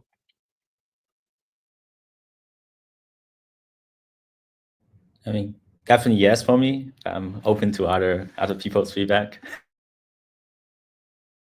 Certainly, the thing that has gotten in the way of a lot of this technology flourishing is just cost. And I think a lot of the time, like, why aren't these things better? It's like we could actually make them a lot better if we wanted to spend a lot more time and compute on them. Like, just like a data processing task for AI. I could have like, a really complicated pipeline of things that it does, but usually hard on price. Price on AI has come down a lot. I think obviously price on what is essentially also compute on Ethereum is coming down because of L2s. And then doing this kind of like, well, can we provision off-chain resources and then communicate directly with them and just kind of broker through the chain?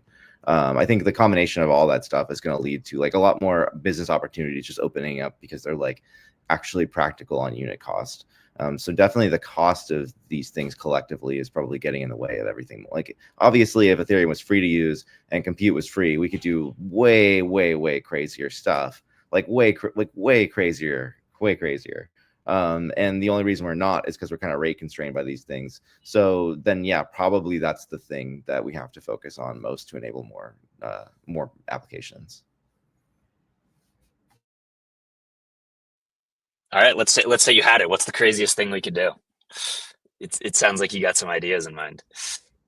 Well, I mean, I don't know. I love like all the crazy performance art stuff of this. I think one of the interesting things about decentralization is that we can kind of go into a problem space that like a ChatGPT, like an OpenAI or Anthropic probably would just not ever venture. And some of that's going to be kind of edgy and very 4chan-like, and some of it could be more like existential. But generally, I think that that's good. Like we should experiment with all these kinds of thorny social issues before the AI is too smart and we're like, oh wow, this is really, like I'd say we're playing with a warm stone. I wouldn't say we're playing with fire. It's not really a hot potato yet, and like no one's really gotten hurt. And so exploring the solution space before we have these problems is probably really good. So I don't know if I could say anything in general, but I think like all the edgy, like, kind of NSFW and autonomous agents and like, will people have AI girlfriends? I think that's all like hilarious. And I think we should just run straight at that stuff because it's like probably more harmless than we think. And it's also like, it's just the big companies can't follow you there. So there's like definitely an opportunity space there that's unique to decentralized products. Like Venice is a good example, right? Is, Voorhees, his whole thing now is you can just kind of, we can do this because they can't stop us. Yeah, maybe I have a slightly different take on why compute is important. I mean, UX definitely super important, but also at some point we need to start adding trust to this agent, right? Like today there is like just a token on chain, and then like everything else is off chain.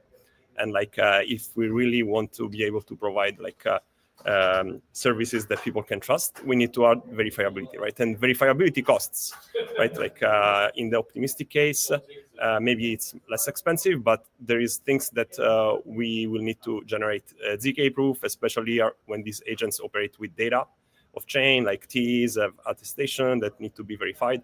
So like verifiability is also expensive on the compute side, and we need to scale for that as well. Yeah, it totally reminds me of a tweet. I don't know if this is your slogan, but I saw you tweet, Davide, putting the credible in incredible agents, I think is super important. Yeah. Yeah, cool. So maybe I will open it up for one last question since we're at time. And what is one idea or product or vision you think you would like to see hackers building in the Agentic Ethereum hackathon in the next, hackathon period? And it sounds like I already know Shaw's answer. It's a 4chan AI agent. No, I'm just kidding. No. I will answer really quickly. I would love to see the A get into Dows. I'd love to see more like automation of governance and governance tools, deep funding, and like how we reward contributors. Or I think things that like are pretty good at AIs can solve a lot of that, because a lot of it is just like reading chats and seeing who helped you and stuff. And I'm very interested in all that stuff.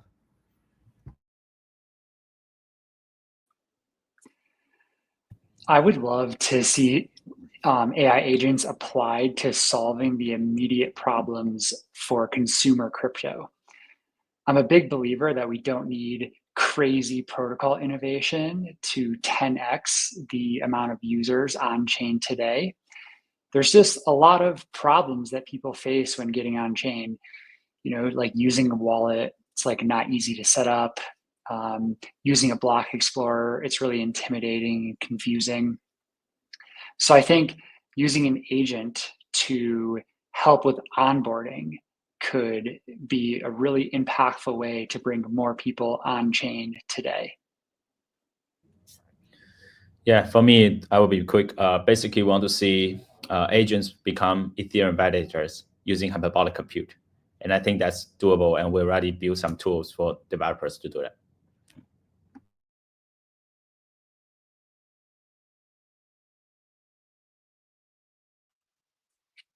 Shaw kind of took mine, but around DAOs, as someone who deals a lot with DAOs, but it's really exciting. I would say, other than that, I want to see more like Yearn 2.0 style vaults with agents running like sophisticated DeFi strategies where they're monitoring the health of a loan on Aave while also, trading on perp stacks like GMX or Hyperliquid and swapping in and out of tokens. Earning a safe yield where I can actually trust the agent to not run off with the money or go buy the next celebrity coin.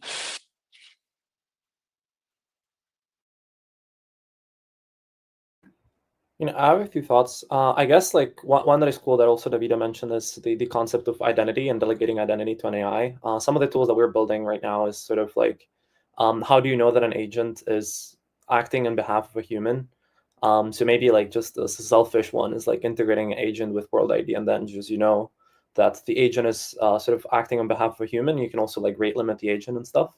So there's like cool ideas that I have around identity and just selective disclosure of your identity and just authenticating yourself into applications.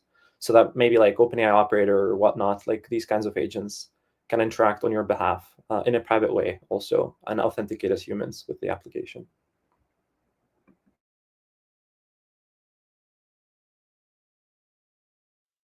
Davide, any wish list hacks for the hackers? Yeah. For me, I'd really like to see people experimenting with like wrapping digital services and that like generates some utility even beyond like this first generation of agents that are essentially connected to Twitter and they just like post some information there. There is plenty of like data processing heavy tasks or even not that heavy tasks that like this agent can be very good at. One example, it comes to mind, like someone deployed a Byte agent, which wraps the DoorDash API, and people were kind of like using it to like send some order in natural language, sending some intent. I think these things we need to experiment a lot and find the use cases that like are kind of like can find the real fit, and then we can start building like real agentic application on top of them.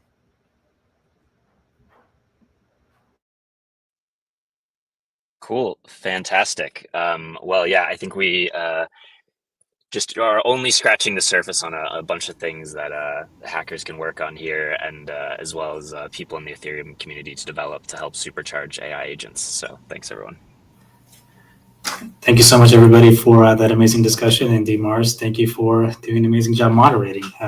We finally got some interesting hot takes, so I'm excited.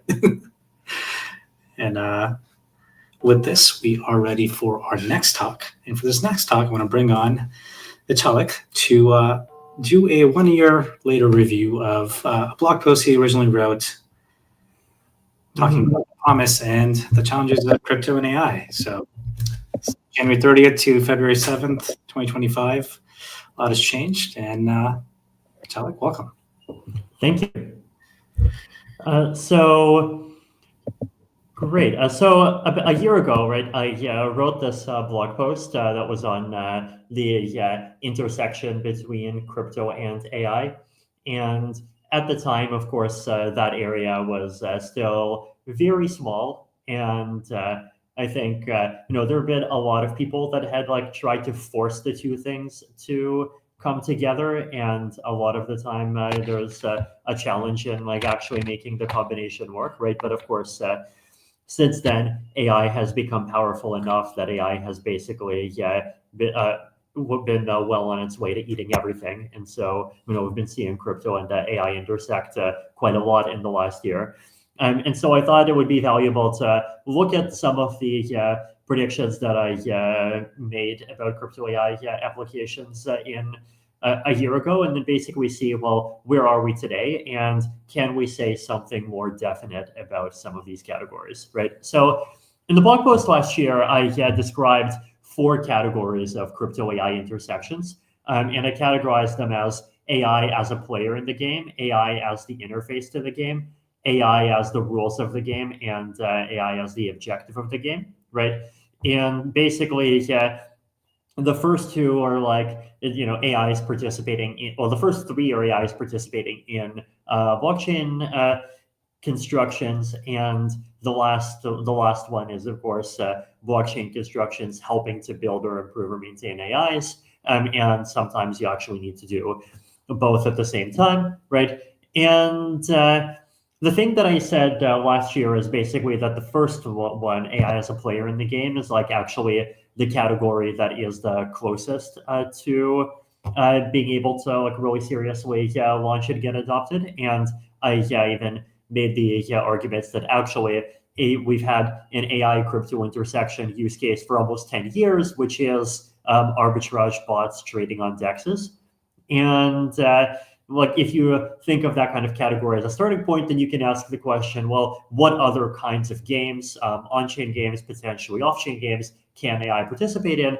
And then the other categories are a little more still blue sky and still dependent on further technology. But of course, AI is improving quickly, and we've also seen cryptography improving quickly as well, right? So let's talk about AI as a player in the game, right? So the OG AI crypto intersection use case is arbitrage and market making on decentralized exchanges, right?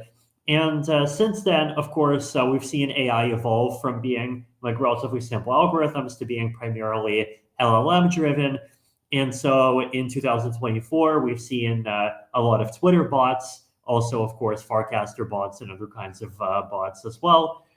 And we also saw last year a couple of experiments in some interesting areas, right? So AI's participating in prediction markets. So Martin Koppelman and Omen, together with Otto Nolas and that whole cluster, basically tried to do AI's participating in prediction markets, and that was pretty interesting. And so the question is, well, what are the kinds of games that we can make this year that AI could participate in as well, right? So I'll say something more definite this year than I said last year. And the definite thing that I want to say is basically that I think one very particular unique opportunity is AI DAOs, right? So DAOs, they've been part of the dream since basically before the beginning for Ethereum, right? So I think I literally wrote the 3 posts on decentralized autonomous organizations in Bitcoin Magazine, literally right before I wrote the original Ethereum white paper. But then, of course, we've seen DAOs have a lot of problems.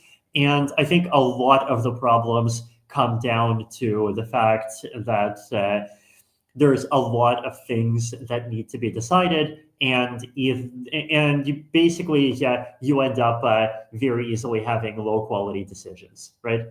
So the question is, well, can we have higher quality decisions? And actually, on top of the low quality decisions problem, one of the other problems that's starting to pop up recently is this bribery problem, right? Like there's like an actual thing, I think it's like literally called BribeDAO or something like very similar. And it's like becoming one of the largest delegates in Arbitrum DAO. And basically people are like literally doing like bribery and turning coin voting into auctions, right? So can we make AI mechanisms that are both more high quality in decision making in peacetime and more resistant to capture in wartime? And so the core generator of ideas that I'm using here in this paradigm is this concept of AI as the engine, humans as the steering wheel, right? So humans are there to provide some kind of like alignment, provide some kind of value signal, and AI is basically just there to optimize, and the optimization is guided by the signal that the humans provide. So this can be done in a few different ways, right? And I think a lot of the time, like people just tend to instinctively gravitate toward this approach where you just have a single AI model and you have humans somehow feed their preferences into the single AI model. And like you can do that, right? And it's like an intuitive and easy construction to understand, but it's also a construction that I think has a lot of pitfalls. And we'll talk a bit about exploitability a bit later. And the other pitfall is that realistically, AIs are going to improve, and like the optimal design of an AI is going to be completely overturned pretty much every 3 months from here all the way up to the singularity. And so like you want some kind of function that accommodates new AIs being able to come in and like basically being able to upgrade the engine without that upgrade process itself being a strain on the decision function, right? And so I've suggested these two other ways of achieving the same goal. So one of them is, of course, old idea from Robin Hanson and many others over the last decades, futarchy. Basically, humans vote on an objective function, and the prediction market, which I think realistically can be played by AIs, can identify which decisions could optimize the objective function, right? So the standard example that gets used to illustrate this is like the fire the CEO market. Basically, you create a 3 markets. One of them is a prediction market for will the company fire the CEO. One of them is a token that gives you 1 share if the CEO gets fired, and one of them gives you a 1 share. And the third one is a token that gives you 1 share if the CEO doesn't get fired. And then you can basically divide one price by the other, and you can get the market's implied expected share price if you fire the CEO and the expected share price if you don't fire the CEO. And then like basically based on whichever price is higher, you make that decision, right? Now, of course, like a thing that's really important to caveat here is that like share price is not the only objective function, right? It's like a very natural one in a for-profit context, but we create organizations for many different purposes, and we want like some kind of like whatever your objective function is, which for a country it could even be something more complicated like average self-reported happiness plus the exponential of life expectancy over 10 plus cube root of GDP. Like you could basically go crazy, right? You should probably combine different metrics. Like basically you have humans that decide what that objective is, and then you have a market mechanism that tries to optimize for that objective, and realistically AIs end up playing, right? And the reason why this is sort of aligned is that if you have an AI that is wrong, right, so that identifies decisions that don't optimize for that objective function, then it's going to lose money in the market. And actually an incorrect participant coming in creates the incentive for correct participants that could come in and even put more funds in order to take their money, right? And so in a sense, like any attempts at manipulation actually pays for countering the manipulation. Distilled human judgment is this other idea that I've been suggesting recently, where basically, the idea is that if you have a large number of decisions that you need to make, a human jury provides answers to a random subset of those decisions, and then you have AI models that provide answers to all the decisions, and you choose the linear combination of AI models that is the best fit to the jury answers, right? So basically, people submit, AI submit all their answers, and then humans, they're only providing potentially a few hundred bits. And so humans could potentially spend like an entire 5 minutes, potentially even 30 minutes or longer on one single bit. You make sure each individual bit is high quality, right? So you think of it as being like a court system. Court systems output relatively few bits, but they put a lot of effort into each bit. And then AI becomes this like low effort, hyper scalable thing that tries to like do a best fit to approximate what the human jury does. And so deep funding is an effort to try to apply this to a graph where the question you're asking is what percent of credit for thing X goes to thing Y. So what percent of a credit for Ethereum goes to Geth? What percent of credit for Geth goes to like some particular library dependency, and so on and so on. And the idea is that you could use this for things like retro funding, right? You basically just like have AIs create this graph of who deserves what percent of credit for what. And then any funder can just come in and say, click, I want to support this node because I believe, Ethereum is good, or I believe Geth is good, or I believe, cryptocurrency is good. And then the credit automatically gets broadcasted down recursively to all of the nodes that were upstream of it. And the goal of this is to basically have something that's able to surface potentially multi-layer dependencies, potentially dependencies that are difficult to detect without needing projects to engage in popularity contests. Distilled human judgment for community nodes is like one of those ideas that I've suggested, right? Or you can think of it as like distilled human judgment for like social media posts in general, right? So with community nodes, it's, a lot of people love it. When people criticize it, usually the number one criticism is that it's too slow, right? By the time a community node appears, everyone's already seen the misleading content. And so the question is, well, can you create an incentivized market of AIs that try to predict which posts will get community noded in real time, right? And so in all of these cases, these are all examples of this AI as the engine, humans as the steering wheel paradigm. And what they do is they allow for a highly distributed DAO to, instead of asking each person to have an input on thousands of decisions, which leads to either low quality or on decisions, or like 1% participation rate, or everyone outsourcing to delegates to get centralization back. Instead, you have each person providing a much smaller number of inputs, either through a random sample mechanism or through like a futurity type objective function.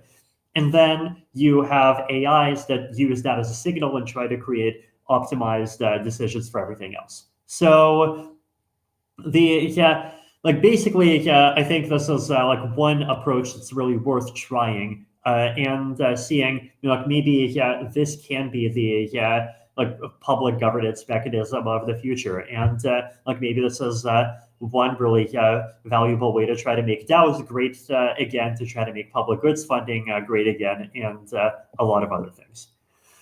AI as the interface to the game, right? This is and one of those interesting ones. So, I mean, people use the word agent a lot, and I don't know. I personally always feel like unease with the word agent because it implies sort of one particular form factor, and it implies that at least to me, this kind of long-running autonomy is the thing that we're striving for, when I actually don't believe that, right? But of course, in reality, the word agent gets used to apply to basically a whole spectrum of AI related applications, where basically the AI can make kind of one or multiple calls out to other services after you give it an instruction, right? This cute little cartoon is actually from Salesforce, which recently released this very lovely marketing branded thing called Agent Force. And so everyone's getting in on the game. I'm an agent, you're an agent, everyone's an agent. But I think if we want to like think about it more concretely, right, that basically, yeah, the challenge here is that like people need help interacting with the blockchain world, and there's lots of different contracts that you can interact with, and potentially, yeah, AIs can help users discover smart contract systems that they might want to interact with for a particular function, help users evaluate their security and participate in them. Potentially, you could even have something that like activates once in a while and sort of serve this kind of watchtower function, so they do something if something goes wrong, and basically make it easier to interact with the whole crypto world. And I think it also has this other interesting consequence, which is that like the interface, like the AI logic is not something that is being provided by whoever wrote the smart contract system, but rather it could be provided by a third party or potentially provided by something that is more aligned with the user, right? And so I think it has these interesting political implications in terms of who has certain forms of power in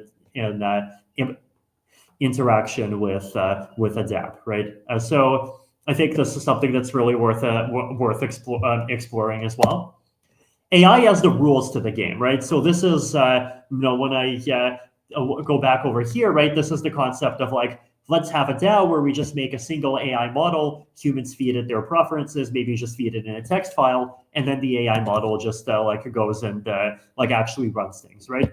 So the concern I have with a lot of this is that it's very easy to underestimate the exploitability of these things, especially if they are open source, right? So there's this entire science called adversarial machine learning, where basically you can take a model and then you can gradient descend attacks against that model, like basically tiny things like random bits that you can insert that optimize for tricking the model into believing something false about what it's seeing, right? And so, this is like an attack that was trained against one particular classifier.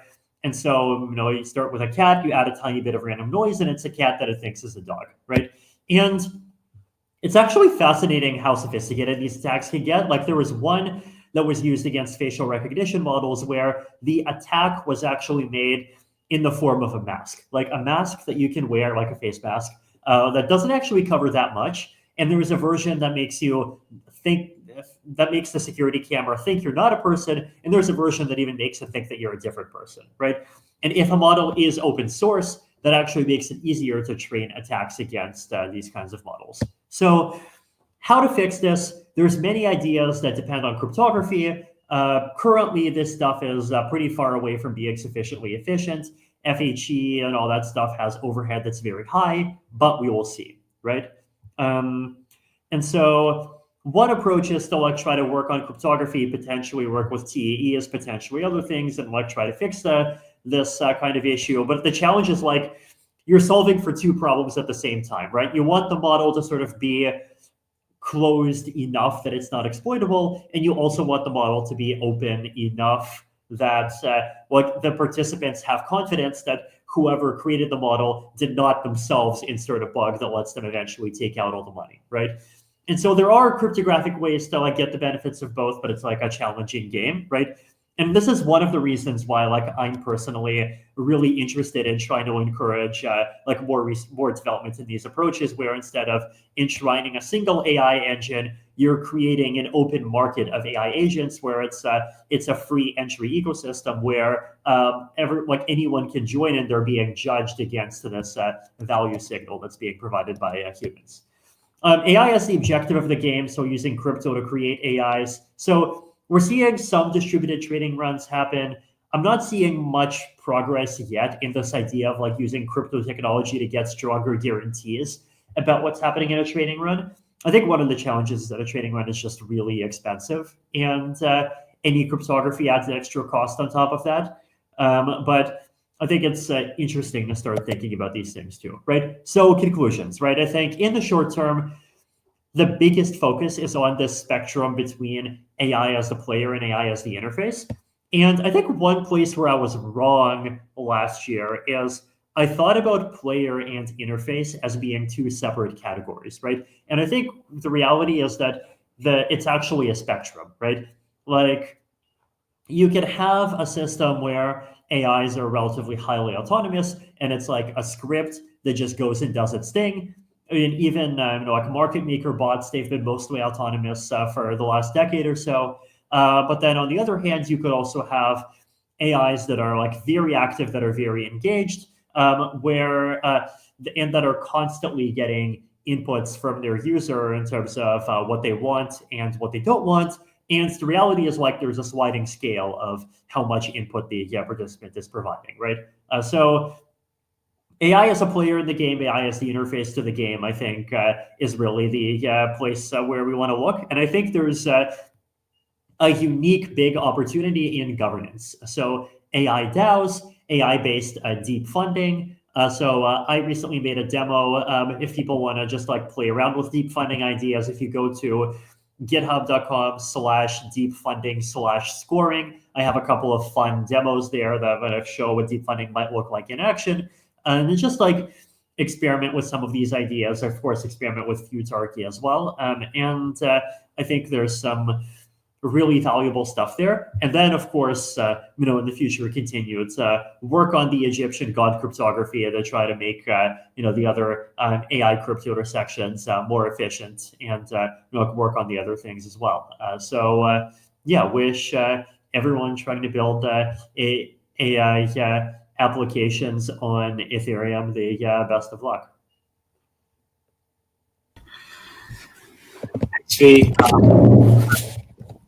Oops, I think we lost your video. Okay. We'll add you back on. There we go. It was an interesting kind of way to summarize a lot of what happened. The thing I'm kind of curious about is knowing, has that kind of changed your thinking on what the EVM needs to do to adapt a lot of these applications, or do you kind of still believe that a lot of this is around the fact that things should happen off-chain, and we should think about the blockchain for preserving data integrity versus enabling the liveness or the execution? I think realistically, not too much, right? Like, if you analyze some of these existing these ideas for applications, right? You have, whether it's DeFi or whether it's prediction markets or whatever, it's like ultimately still you have transactions. Transactions are going on chain. I mean, maybe there is an argument that this means that scalability needs to go even higher, right? Because with if AIs are going to participate in prediction markets, then they'll be willing to do that even if the expected return from a transaction is 1 cent. And so there's value in the transaction fee being 0.01 cents instead of 0.1 cents, right? No, that makes sense. I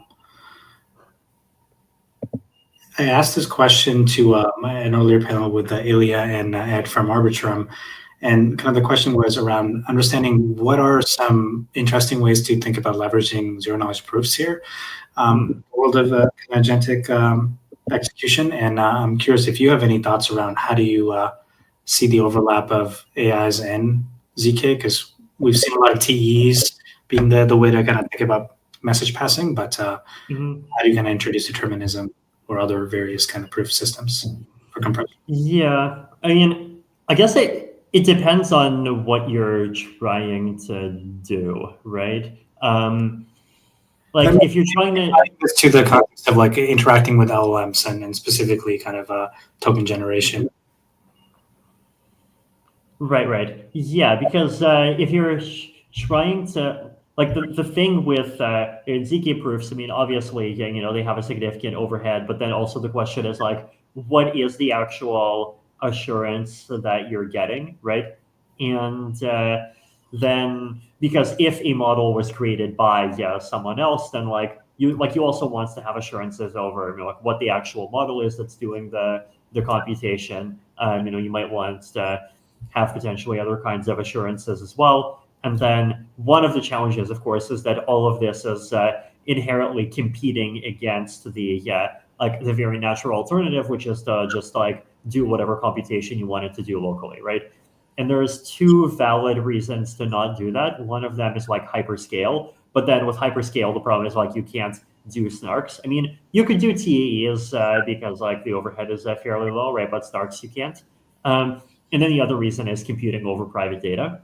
And like I think a lot of people are definitely interested in this use case of like trying to see if you can combine like private data from different participants, potentially like a private model from one participant with private data from another participant. I think there's definitely a bunch of specific applications where that makes sense. I mean, potentially, like you could even imagine it being used in something like deep funding, right? Like you could, imagine like something where like there might be models would be able to get input from individual participants, and like that feedback would be provided privately in some way where there's some guarantee that the model can only use that information in some like very limited way, like basically extract like at most 1 bit of information. So I think like that's definitely an interesting intersection. Like the intersection of governance and privacy is definitely important. Also even the intersection of governance and unprovability, right? Because I guess we've seen, right, governance gets taken over by bribes. And recently the other worst thing that's happening is like what's the definition of unprovability? Like, what's the nuance here? Oh, sorry. So this is the idea that like you need to provide an input to a governance mechanism in such a way that you can't prove which input you provided, even if you want to make the proof. So it's like basically the same as the Mesa use case, right? But like to me, I think about this as like basically any mechanism that is not a financial mechanism is a mechanism where it's valuable to have this kind of like limit to prove because you want like a limit to trade, right? And that's even public discourse is a good example, right? Like I saw a couple of days ago like Hasu was complaining on Twitter that Kaito, which is this like Twitter leaderboard thing that like might have an airdrop, is like basically ruining crypto Twitter because people are optimizing for the algorithm, right? And like that's the same thing, right? Because like culture ultimately is a type of governance, right? And so it's the same sort of thing where like if you have a side input where the side input is offering you an incentive, then if you take the incentive, you're claiming 100% of the benefit, but then you're only suffering like 0.01% of the cost of like, like basically degradation of quality of discourse, right? And so the thing is unbalanced. So I think like, I definitely think we need to explore unprovability more. And then, unprovability is also like a TE application because, as we saw in the complete knowledge paper, one of the use cases of a TE is basically using a TE to prove that you're not inside of another TE that's selling your account.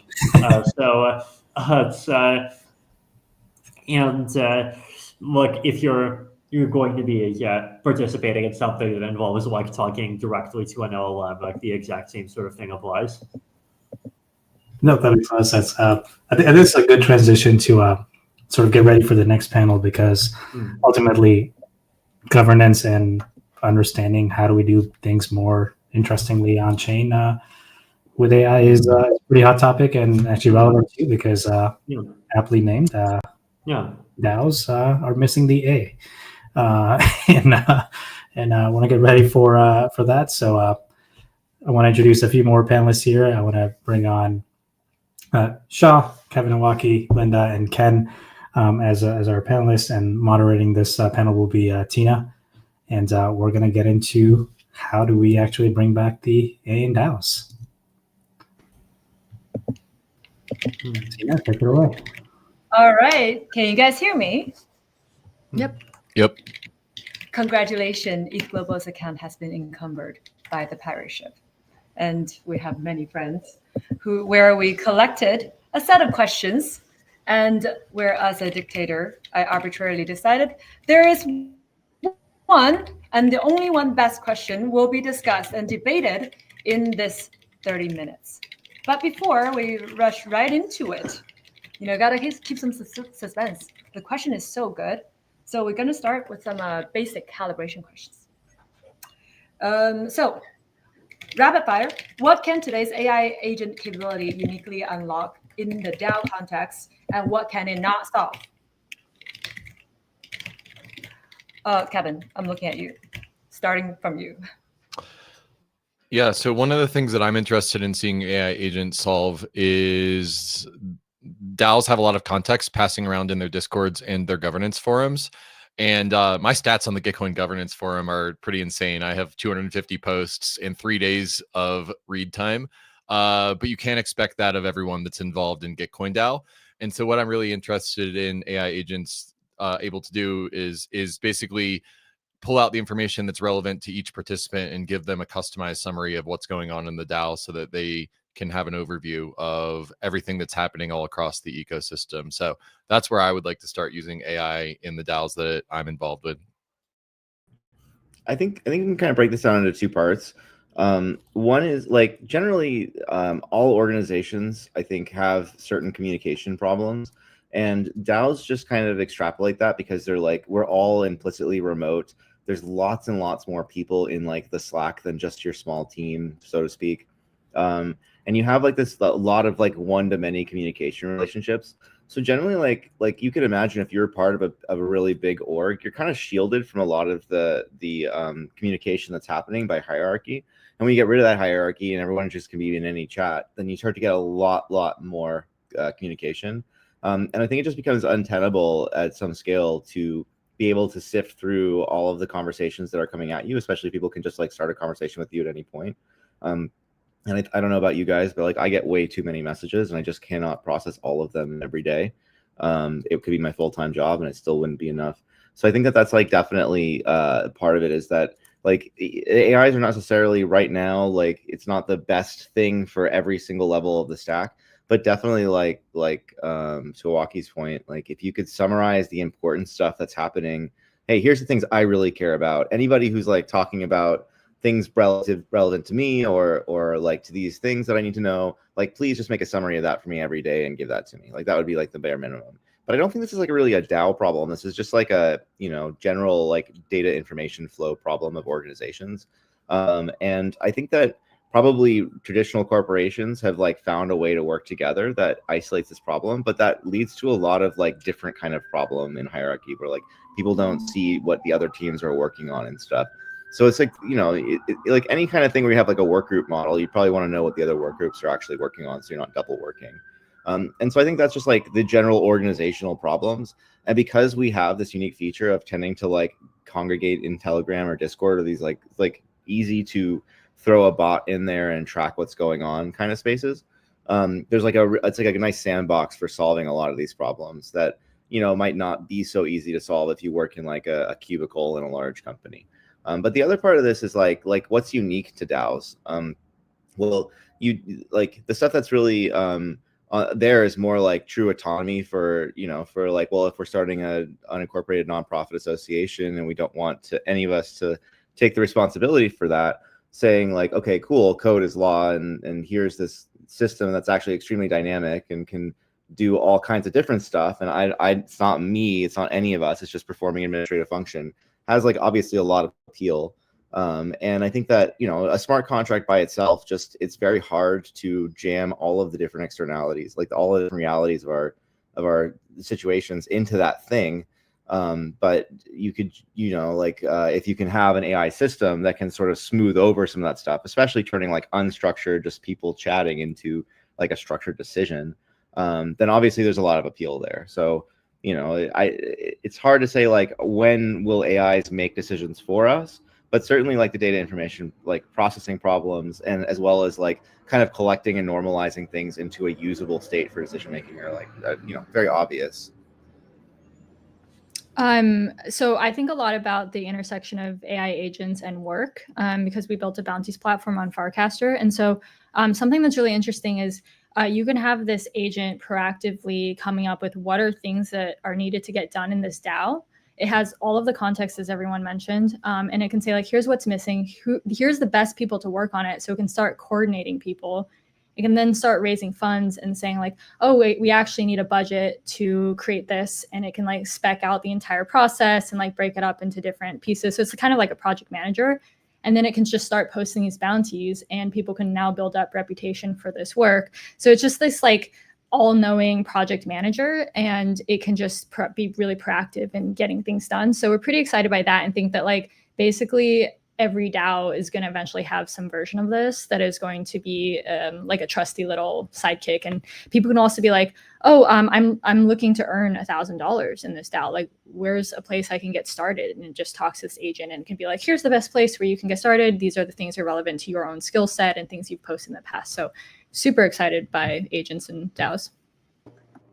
I think to build off of Linda's point, I think it's really cool to even think about the other way around of like, what are the outcomes that we want to see, and how do we actually build backwards from there, right? So I think one thing that's been, maybe this is maybe like jumping too far ahead, but I think like something that's been really cool is thinking about like retro funding and how people want to be rewarded for the work that they do, but who evaluates that? And I think when we think about like sometimes politics at play, like who's there, how we actually define like what proper outcomes are, right? I think if we're able to sort of more objectively look at like what are the ideal outcomes for the organization, then we can kind of think like, okay, well, who has actually made significant strides towards this, right? If there's a spec and we're all building towards a spec, right? Like who has actually contributed to it, and how can we actually work backwards from there? So a lot of really fun things I think we can do with incentives. One of the things that, oh, go ahead, Vitalik. One of the things that Shaw, you and I had talked a little bit about was the idea of taking retro funding, which is currently happening in some ecosystems on a quarterly or every other quarter basis, and starting to do it more on like a weekly basis. And the idea is that would provide a tighter feedback loop where contributors would get rewarded more often than they would on a quarterly or every half year round, which allows them to justify spending more time on the DAO and gets them more feedback about what they've been working on. And so just tighter feedback loops on rounds that are retro funding is an idea that we've sort of kicked around. And I think I'd be curious to see if anyone's going to be piloting that anytime soon. I mean, certainly we've been exploring that. I know Vitalik, you were just presenting on that. Yeah, no, I mean, I think I've suggested to Optimism, I think at least a couple of times that I think there should be like part of the retro process that is just automated and guaranteed and according to kind of long-standing rules.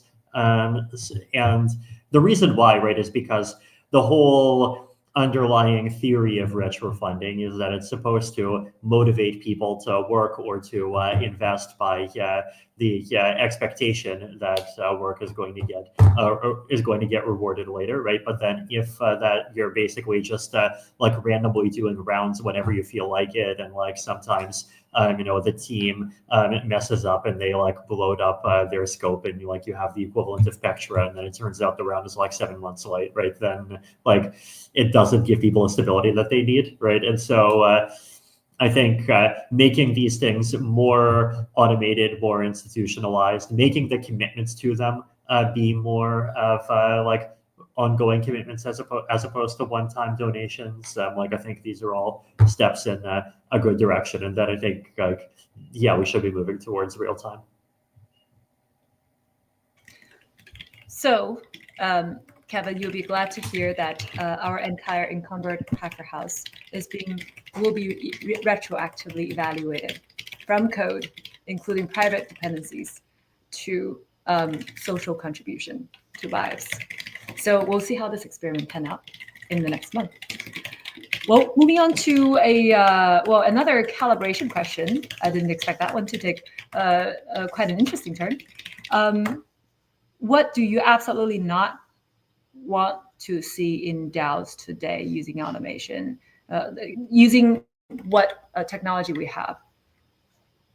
That you consider, okay, this would be a bad idea.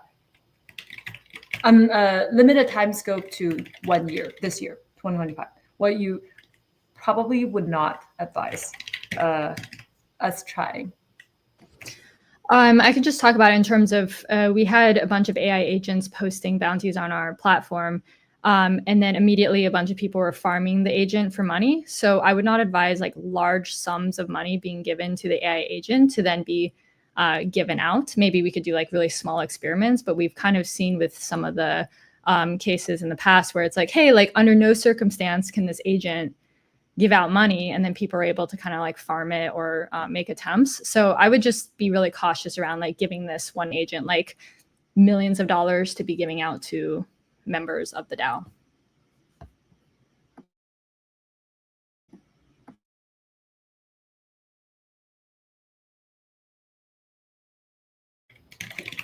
I'll go next.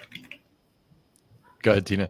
I'll just start with something that I'm already seeing, which is only a mild annoyance, but I'm already starting to see AI slop in my replies and on my governance forums, and I just think it's such a sign of like disrespect for my time that you're sending me these shitty spammy like AI induced messages. I'm talking about like the royal we, like sending them out to people, and I feel like we had this fantasy with AI that it was going to help us collapse context and pull more signal from the noise. But what I'm seeing in the meantime is just like more crappy takes and more like low effort bots.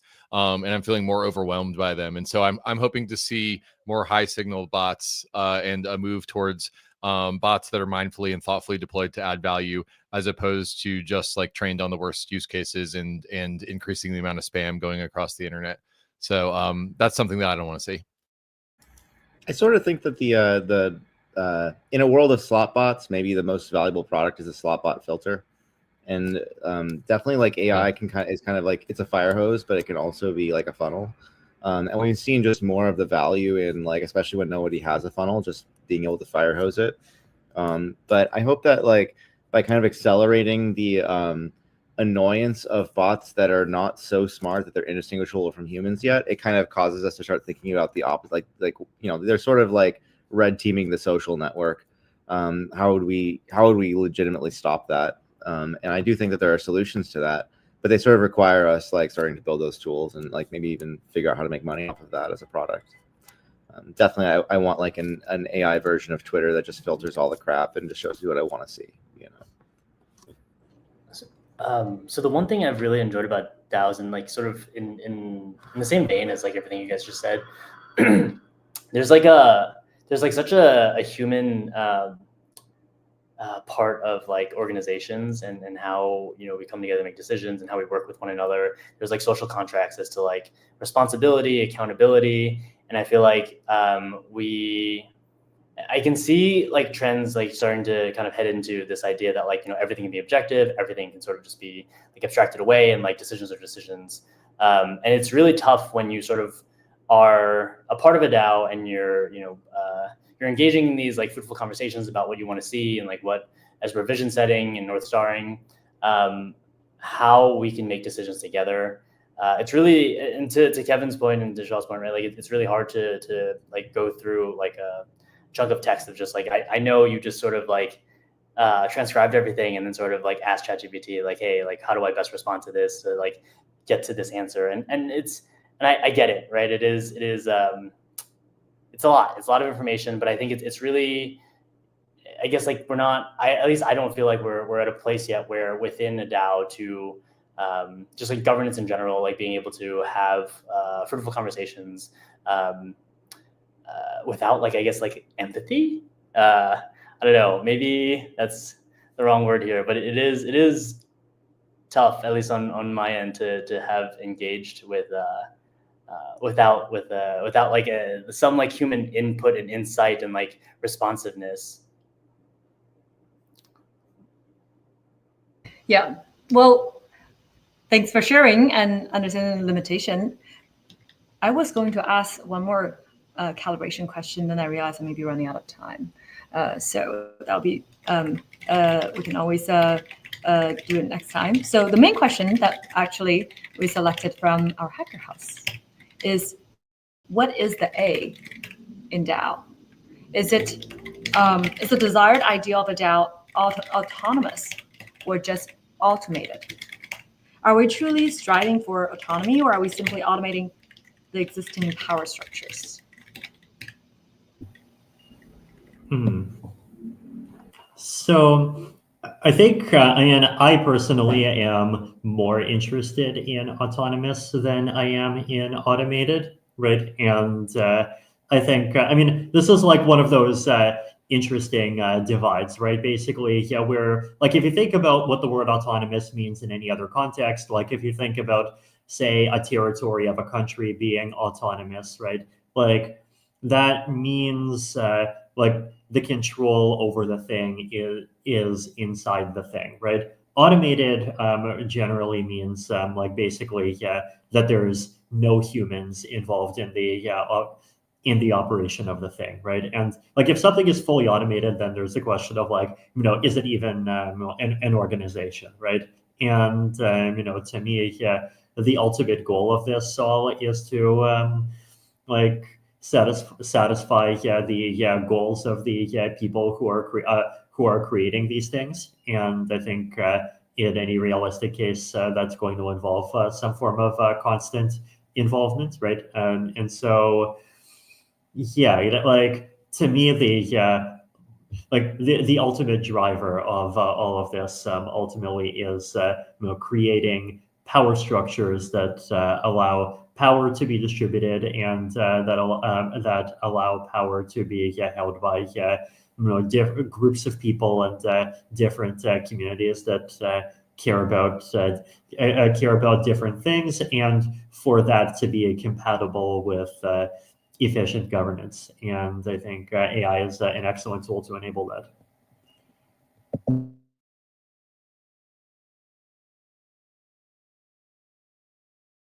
Any other takers? Which A do you prefer, or do you agree or disagree? I would like to see some.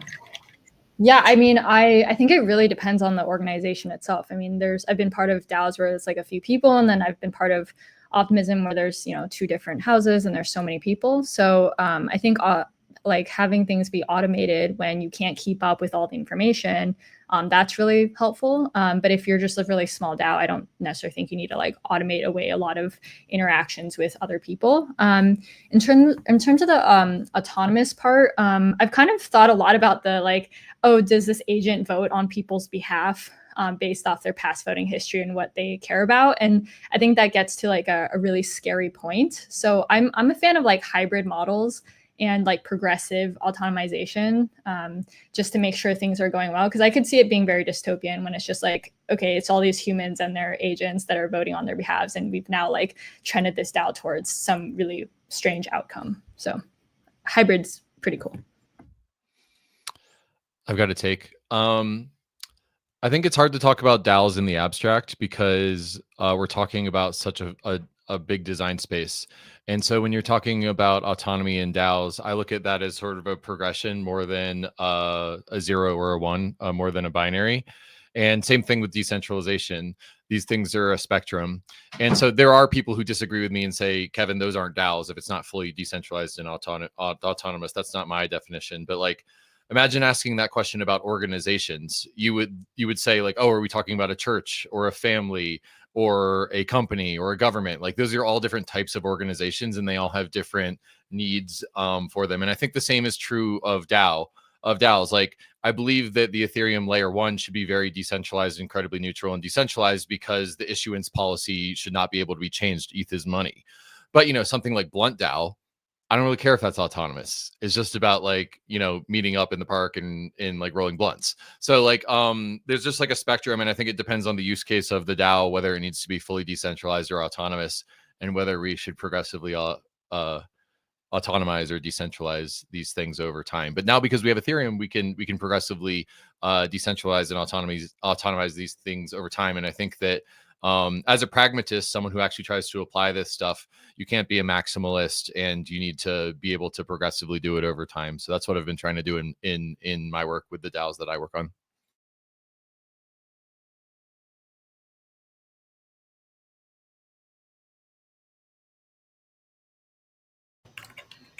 Well, then let's dive a little bit deeper, because I like how we're bringing up different type of organizations, and maybe there's a dial between the different A's, the automated versus autonomous. Let's just take a concrete example. Let's take Ethereum. Do you think that Ethereum is a DAO? Raise your hand, thumbs up, or raise your hand if you think Ethereum is a DAO. in your mind conceptually? There is no taker. Okay, let's go. All right, so I am a taker of Ethereum as a DAO. Great. So, in this thought experiment, let's say that 3 years from now, I'm not going above 3 years because I think we have different timeline estimate from a safetyist versus a accelerationist approach. So we're not stepping into that territory. I think 3 years is pretty safe as a thought experiment. Okay, what would Ethereum look like? And this does not apply to. This is not limited to just the technology, also in terms of the society, the community, and the impact that we can bring. So, given that we're talking about putting the A back into the DAOs, it can be putting the A back into all of the dehydrated DAOs because the DAO toolings didn't work in the previous generation, and rehydrating them so that it's blossoming DAOs, all over the place. Or it can be just like a Mlady AI CEO roll-up coordinator. That was a hackathon project that was really great, right? So it can be anything. So how would you apply the DAO technology advance onto the Ethereum, and what would you like to see happen in 3 years? Not 1 year, 3 years.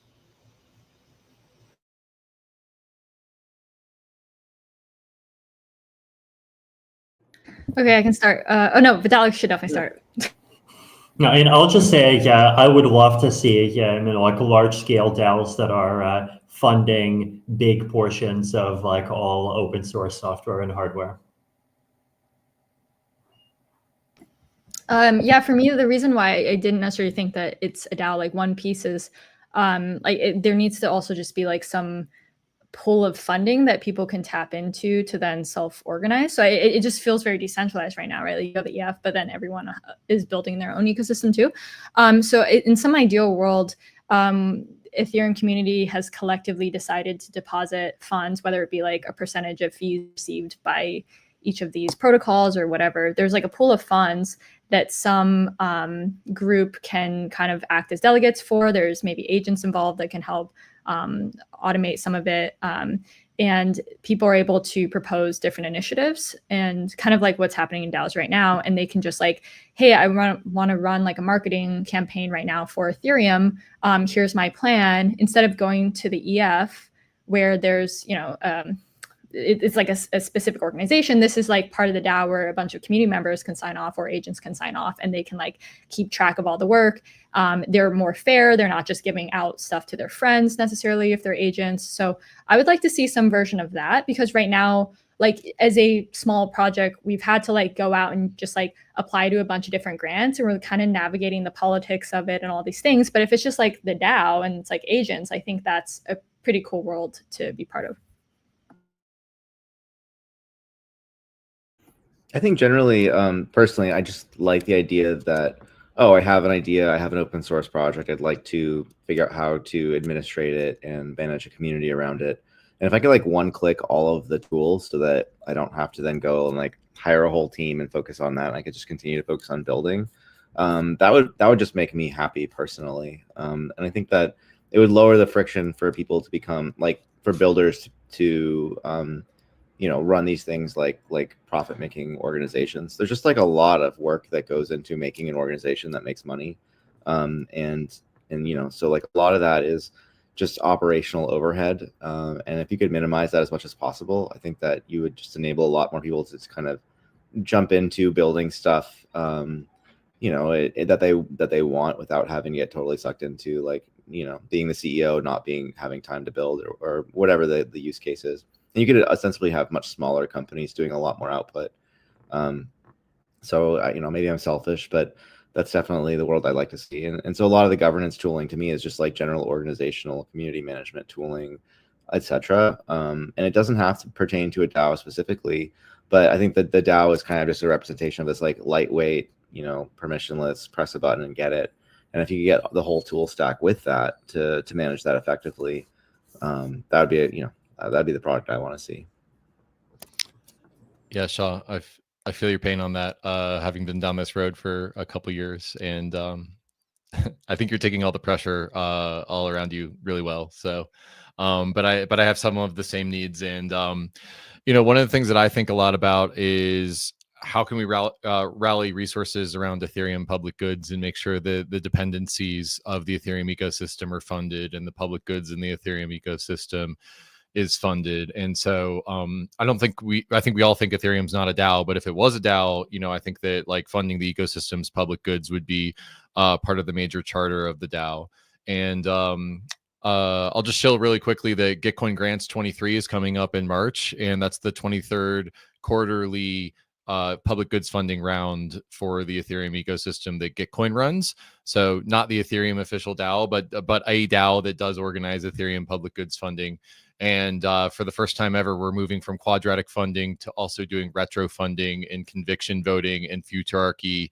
And I think there's even a proposal to do another deep funding during GG23. So we're going multi-mechanism, and hopefully we'll be funding Ethereum public goods and demoing what some of this ecosystem support software could look like in a DAO era, but doing it for Ethereum because we all rely on Ethereum public goods to make it happen. So public goods are good, and we want to make sure that Ethereum public goods are solved. And I think that if Ethereum was a DAO, that would be one of the things the Ethereum DAO would do. I agree with what everyone said. I mean, I feel like I don't have much to contribute here. I guess like funding is obviously a big part of it. If we have time, can I throw a hot take in here? I'm gonna play the other side. Okay, so what if in 3 years we actually see like block building and like MEV optimizations, like just like solvers just all go like full AI agents, right? And I haven't fully thought this through, so please don't roast me, or actually roast this. So if we think about this, right, what if one of the things that I think has been really interesting within Ethereum is that unfortunately or fortunately, for the love of the game, like it is highly politicized, right? There is a lot of social contracts and a lot of the social construct of who's ETH aligned, right? Like what does alignment actually mean here, especially within like the PBS space? But at the end of the day, right, like it is all optimizations for how much like revenue can be like seeped out of different parts of the stack. And I think if we are thinking about optimizations from like a financial perspective, we move everything into this like almost asymptotic extraction point where you can only optimize for so much, you can only extract so much into that it just has market pressures away from wanting to even just like have greater higher value transactions. So I guess as a thought experiment, like what if we actually have AI agents kind of like take over all of the block building relays stack, and then the optimizations kind of go to zero, and then to as little as possible, and then all the social sort of like, oh well, I'm ETH aligned, so I won't do XYZ, kind of go to zero because everyone is just really competing for like as little R profits as possible, and that kind of moves away. That would be fun to see. Hot take. Stop. Love it. I was about to ask the same question if you didn't say it. I'm going to direct this question to first Vitalik. Is this feasible? I mean, I think lots of things are feasible. I think so for the public goods funding side of things, like this, public goods funding in general is like always two problems in one, right? One problem is how to direct the money, and then the other problem is where to get the money. And like the two are interconnected, right? Because people are going to be more willing to give you money if they think that it's going to be used sanely, right? But where the money's coming from is like one of those other pieces that I think is also really valuable to work on, and that I think we really haven't gone into yet, right? And I mean, obviously, Optimism has done a lot with their RPGF rounds. Another good one to shout out that seemingly no one has heard of is Octant. It's basically a group of Ethereum companies that are staking their ETH and giving a portion of the revenues to public goods funding. And like I'm seeing different groups experiment and like talk about these like different structures where you basically have consortiums of people or projects, and then there's a kind of pledge to fund public goods through a common mechanism as part of that. So I think like figuring that part out is important. And then like one of the things, right, is that if you want to get like small scale, then you can just get like individual donations and like individual projects, small projects, right? But then if you want to go large scale, and if you want to get to like larger and larger type scale protocols, and especially if you want something to be able to get to sort of get credible neutrality points while at the same time as funding public goods, like you really want the mechanism to be unexploitable, to have a good track record. I shouldn't say unexploitable, but like a clearly limited in exploitability, right? And so like this is part of why I think like I don't really believe in one master mechanism, and I generally believe in multiple mechanisms where each of the mechanisms itself sort of has a lot of heavy smoothing in terms of distributing funding and distributing power. And I think a lot of the mechanisms that we've talked about are good at doing that. So the more like I think that's the sort of thing where we'll be able to climb up the ladder over time. I mean, or who knows, like maybe someone will just like make a new animal coin and it'll go to $20 million and they'll just like stick 60% of the supply into a public goods gadget. Anything can happen, right? I mean, is that what I did?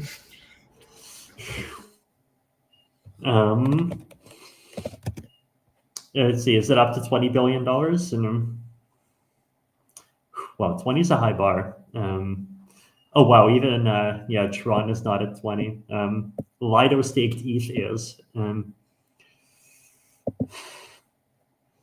come on. Like, you need to have like scale, especially if you want to like compete with the big players, and especially on like the big budget stuff, whether it's like hardware or like replacing the World Health Organization or whatever, right? So, but. Yep. I love the fact that you actually broke down the two side, which is like, well, the money generation side oftentimes has been less effective in the past. Now it seems like with at least with the automation, not even talking about autonomy yet, that the surplus could be unleashed, technically, even if we keep doing the same things, seems to be greater. And that we can actually experiment at a greater scale with our mechanisms to fund what needs to be funded, such as free open source software.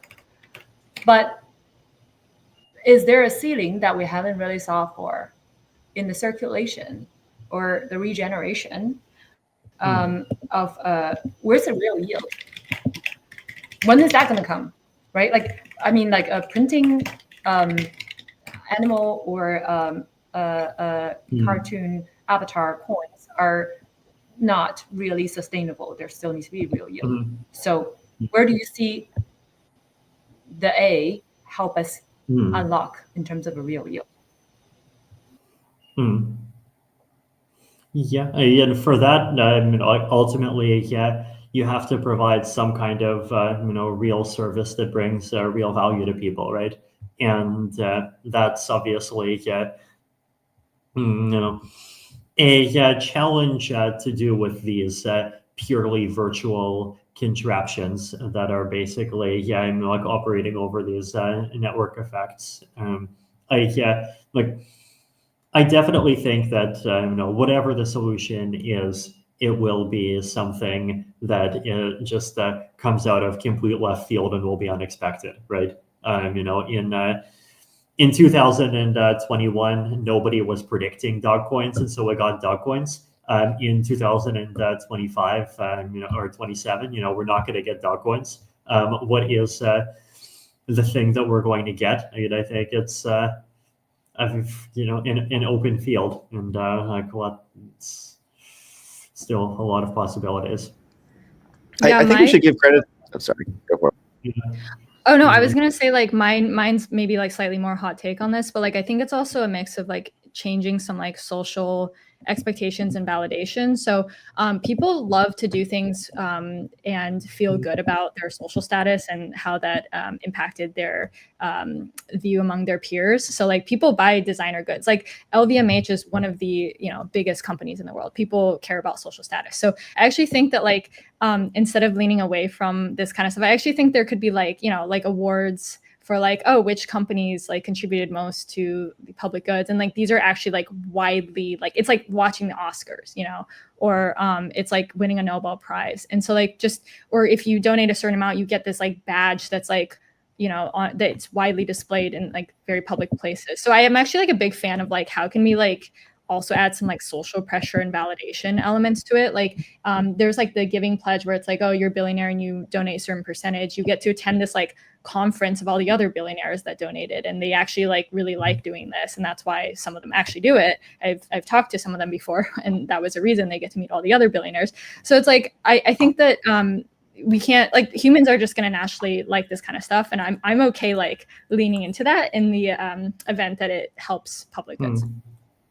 I also think the other interesting phenomenon we've seen is and we were kind of part of this, is like the bootstrapping of public goods with meme coins, where there's kind of a mix of like it's fun and it's kind of edgy, and then there's also like a mindshare component, like, oh, other people are also using this. And I think there's definitely like a lot of price discovery, and you have people who like don't know anything about open source, like speculating on these projects at scale. Like I've had people like take my code and put it into Claude and be like, well, Claude said it wasn't good. I'm like, okay.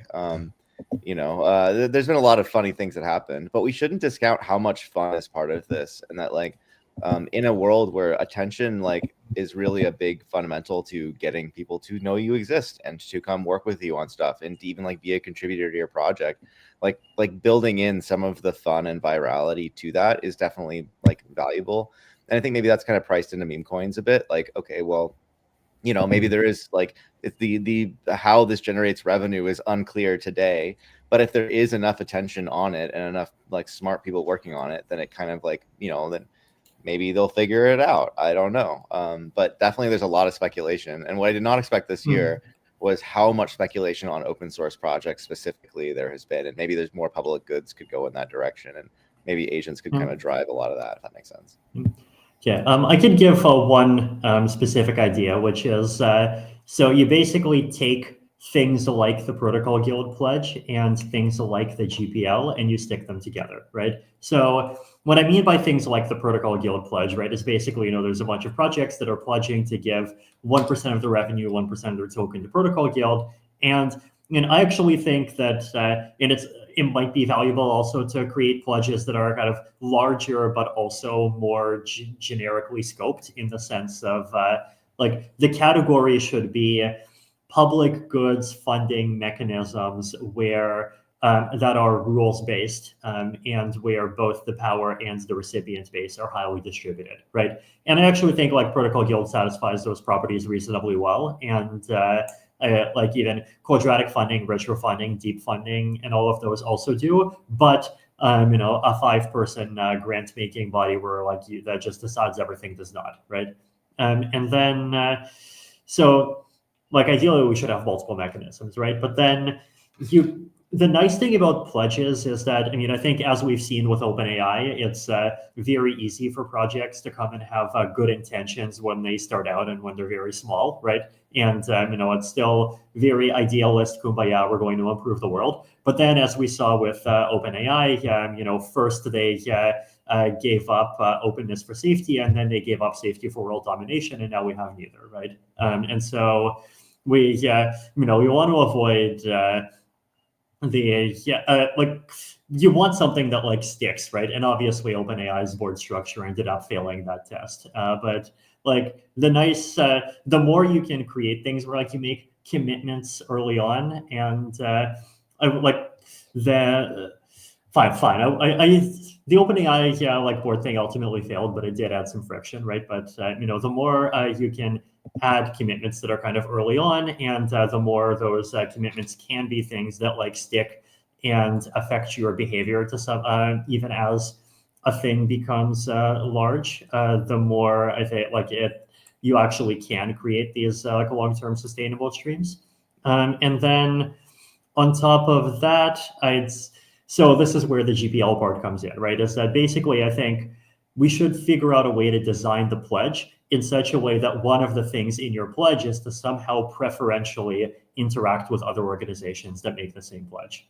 I mean, and then if you do that, then you're basically creating this like ecosystem of projects that are actually sort of creating marginal incentives that try to reinforce each other, right? And so you're not creating something that like feels very coercive, where there's like a hard, like 100% tariff sort of boundary between the inside and the outside, right? Like you want like these overlapping sort of recursive bubbles that all point in different directions to different things. And the more your thing commits to having long-term incentives that are aligned with other people's, the more you get benefits from those other projects as well, right? So that's like, if we can set up an ecosystem that works like that, then I think that's also another way to fund lots of things very sustainably. And then on top of that, the pledges don't just have to be about funding. The pledges can also be about things like, hey, things you do should be open source. I just love how I heard some familiar terms that may have been popularly discussed in this hacker house: recursive value attribution, and also cross-holding of upside. Well, sharing of the upside of multiple groups of people coming together. Yeah, I think there will be a lot of experiment in this direction. So that's exciting. That said, I think that Kartik reminded us there is an excellent audience question, which is what if increased autonomy, as in the A and the DAO context, will lead to certain negative externalities from disgruntled agents? But agents are not just robots. Like, we could be agents too, like, agency. There's a long theory of study in terms of like agency from the line of work in literature and economics. But like this question, what is motivating is that there's many things we have seen happen in the past by other humans in other failed DAO journeys: burning token, taking over DAOs, polluting communication channels, all of the stuff we already know. But so who holds the responsibility when self-destructing actions are made in DAOs by non-humans who may not be sensitive to financial incentives inside orgs? I know, Vitalik, you wrote on this, kind of like who's responsible for running the models, essentially. Right. Yeah. Oh, wow. This gets into one of those really big cans of worms. I mean, okay, so there's like the whole kind of legal engineering question of like how to create liability rules for this, and ideally, like make those rules in a way that doesn't like basically incentivize like centralization as the easiest form of risk management.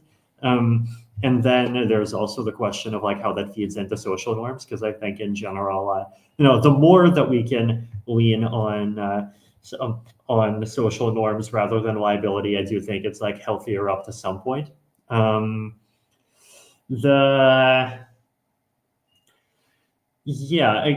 So like if, for example, you have a rule that says that like you're responsible for something that was done by a model that's downstream of your actions, where you're kind of the immediately upstream actor, then that inherently makes it more risky to do like very extreme autonomy things, right? And it makes it inherently less risky to do things where you continue to be in regular control, right? So that's like one of those types of options. I think another axis that we can lean on is as software developers, we can also try to work on software that makes kind of human in the loop approaches to AI that like actually work more efficiently, right? Because I think a lot of the time, like the reason why the like full autonomy meme is very appealing is because like it appeals to laziness, and like we have very crappy ways of like actually providing input, whether individually or collectively, to a lot of these kinds of constructions, right? And that's like not really something that you would generally see in any of these AI toolkits. So like better work on just any kind of human interface technology is one of those things that I consider super high value. I mean, otherwise, like there's a lot of different levers. It's a hackathon. We can figure things out. Well, just following up what Vitalik said, Shaw, as someone who's in this panel having been working on the agent stuff, what can we do today to actually better defend our DAOs from the increased potential autonomy of agents and these kind of threats?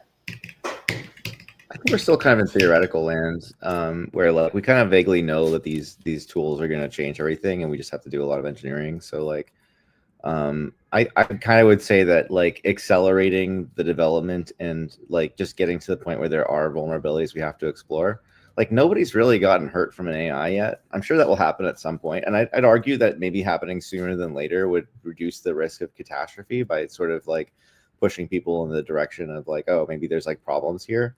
You can say, okay, well, somebody like downloaded Replica and had a weird parasocial relationship, but I just don't think it's gotten that weird. So in some ways, I think like we need to like actually explore the space and like try to solve some of these problems practically. And I'm sure that a lot of risks will reveal themselves. And I think there's a lot of like vague risk from the kind of safetyist community of like, instrumental convergence or these like very big long-termist kind of ideas. But the real problems are like super practical, and there's this kind of ongoing like, well, can we actually prevent an AI from getting red teamed or from being prompt injected or whatever? And I think that there's probably like the more prompt injection becomes a thing, the more incentive there is to solve the problem. And so it's like kind of creating incentives for the right solutions to emerge is probably what we want to see next. I'm an accelerationist, I guess, in that way. What about Kevin? You have so many mechanisms on your allo capital. It's fascinating. It was a rabbit hole. So like what mechanisms do you think we can use to better defend ourselves? Yeah. Well, I was going to say maybe we should only accelerate the defensive things and the decentralized things and decelerate the offensive things. And over time, the defensive things will win. Someone should come up with that philosophy. So yeah, I'm just shitposting. Vitalik came up with this philosophy of DAC, which I think is like a great way of thinking about these things, like accelerating the defensive technologies in democratic and decentralized technologies. And I think that that's kind of the way that we want to go. We want to accelerate defensive tech and the stuff that has a huge blast radius and could cause existential risk to humanity. Is the stuff that we probably don't want to accelerate as much. And that's easier said than done, I think, though, because it's hard to know when you're in R&D stage whether a tech you're developing will be defensive or offensive. But I'm happy to talk next at the object level about capital allocation mechanisms, since that's what you asked about, Tina, or happy to volley this over to Vitalik to talk about DAC if that's interesting to him. Either way works for me. First, capital allocation. Okay, cool. We're spinning out a new venture from Gitcoin called Allo.capital, and it's just all about different capital allocation mechanisms. Gitcoin got started with quadratic funding, and I'm super thankful to Glenn Weil and Zoe Hitzig and Vitalik for inventing that mechanism. But we've just learned that there's a ton of different mechanisms out there for funding your ecosystems, public goods. And so I've been spending the last year more or less cartographying the different mechanisms from quadratic funding to retro funding to deep funding to conviction voting to cookie jars to AI capital allocation to social media capital allocation. There's just a smorgasbord of different ways that we can fund what matters in the 21st century. And because of the primitives that blockchain gives us, decentralization, credible neutrality, transparency, corruption resistance, we can build better systems for funding public goods in the 21st century. And to me, that's one of the most exciting design spaces to be working on right now. And I think that not only does it make us more effective as an Ethereum ecosystem to have funding of what matters, but also I think it's going to bring the autonomous and put it back into DAOs, because I think funding the public goods of your DAO and DAO governance are kind of the same problem. They converge in many important ways. So, you know, and I think that like once we prove that it works in Ethereum, then we can go to the Department of Government Efficiency and say, hey, can we put some of the state functions on chain and do it more efficiently and effectively than ever before? And so, yeah, this is a beautiful frontier for me on chain capital allocation, and we're going to explore it over at allo.capital, which, as I said, just spun out of Gitcoin. So if things go well, you will see us building a Swiss Army knife of many different capital allocation mechanisms, and then people who are building ecosystems will be able to use those tools in order to autonomously fund what matters in those ecosystems. So it's a very exciting design space for sure. Ken. Oh, I see. Kartik's coming up to play us off the stage. So closing Ring the bell. Ken, with sitting on so much money, capital, right? Before launching mechanisms, what are you going to enable? You have 1 minute. Okay, heavy optimizations for financialization of all market microstructures. I think when we think about Uniswap, you tend to think of, you know, this old, not old, but like, you know, Uniswap is a DEX. But with V4, you really have the opportunity to build much more robust and comprehensive microstructures or market structures for each hook pool can itself be its own AMM. And so when we think about that as a financialized economy, you can think about how each one lives in its own ecosystem, but how they all compose. We lost him. It looks like This is a part. Let me assure you, it was not us. I'm not that cruel. It's a signal. It's a signal. But yeah, well, I think that I'm he's coming back. You're back. Finish the sentence. Shut me down. Market microstructures. But okay, so what I wanted to really touch into is you know, I think hooks are really great within Uniswap v4 to build new market microstructures, like how you want to customize a certain pool, how you really want to customize how people swap. And then more to that is really sort of the larger interop picture for all of Ethereum, right? How does Uniswap, as you think about liquidity existing across chains, how do solvers plug into this, and how do routers really kind of fill orders as you go throughout the different structures across ecosystems, and how you execute across chain? So that is where I think heavy optimizations come from an agentic perspective. And I think it's really cool to really think about Uniswap not just as a DEX, but really as like core infrastructure for executing transactions all across chain. I'll stop there. Yeah, lots of experiment. And since I think that Vitalik has written multiple excellent blogs on DAC. And so I think that it's probably best to leave that async. That said, I do want to ask Shaw one sentence. What is the one thing this month, this quarter, Ethereum can help you concretely? Say it, and we'll do it. I really think that a plugin registry for us, and then just more generally an agent registry, would be like the really compelling thing to start doing. Otherwise, you know, it would make managing our ecosystem a lot easier. And yeah, so I think that would be the first thing. I think putting that on contracts. Awesome. Well, I think that the beauty of Ethereum and why we're here is because we're here for each other. So hopefully you come back and you stay, and let's make something beautiful happen. Great. Thank you so much, everyone. And thank you, Karthik, for letting us go over time for 30 minutes. Of course. This was awesome. That's why we're happy to continue. And thank you so much for sharing all of your thoughts. And thanks, Tina, for moderating. All right. We're going to wrap things up quickly, this was the last talk for the Agentic Ethereum Summit.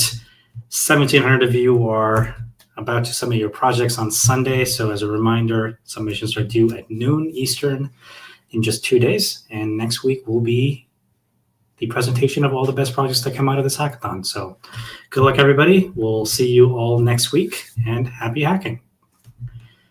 enjoy some lo-fi beats, and we'll be back here in just a few more days.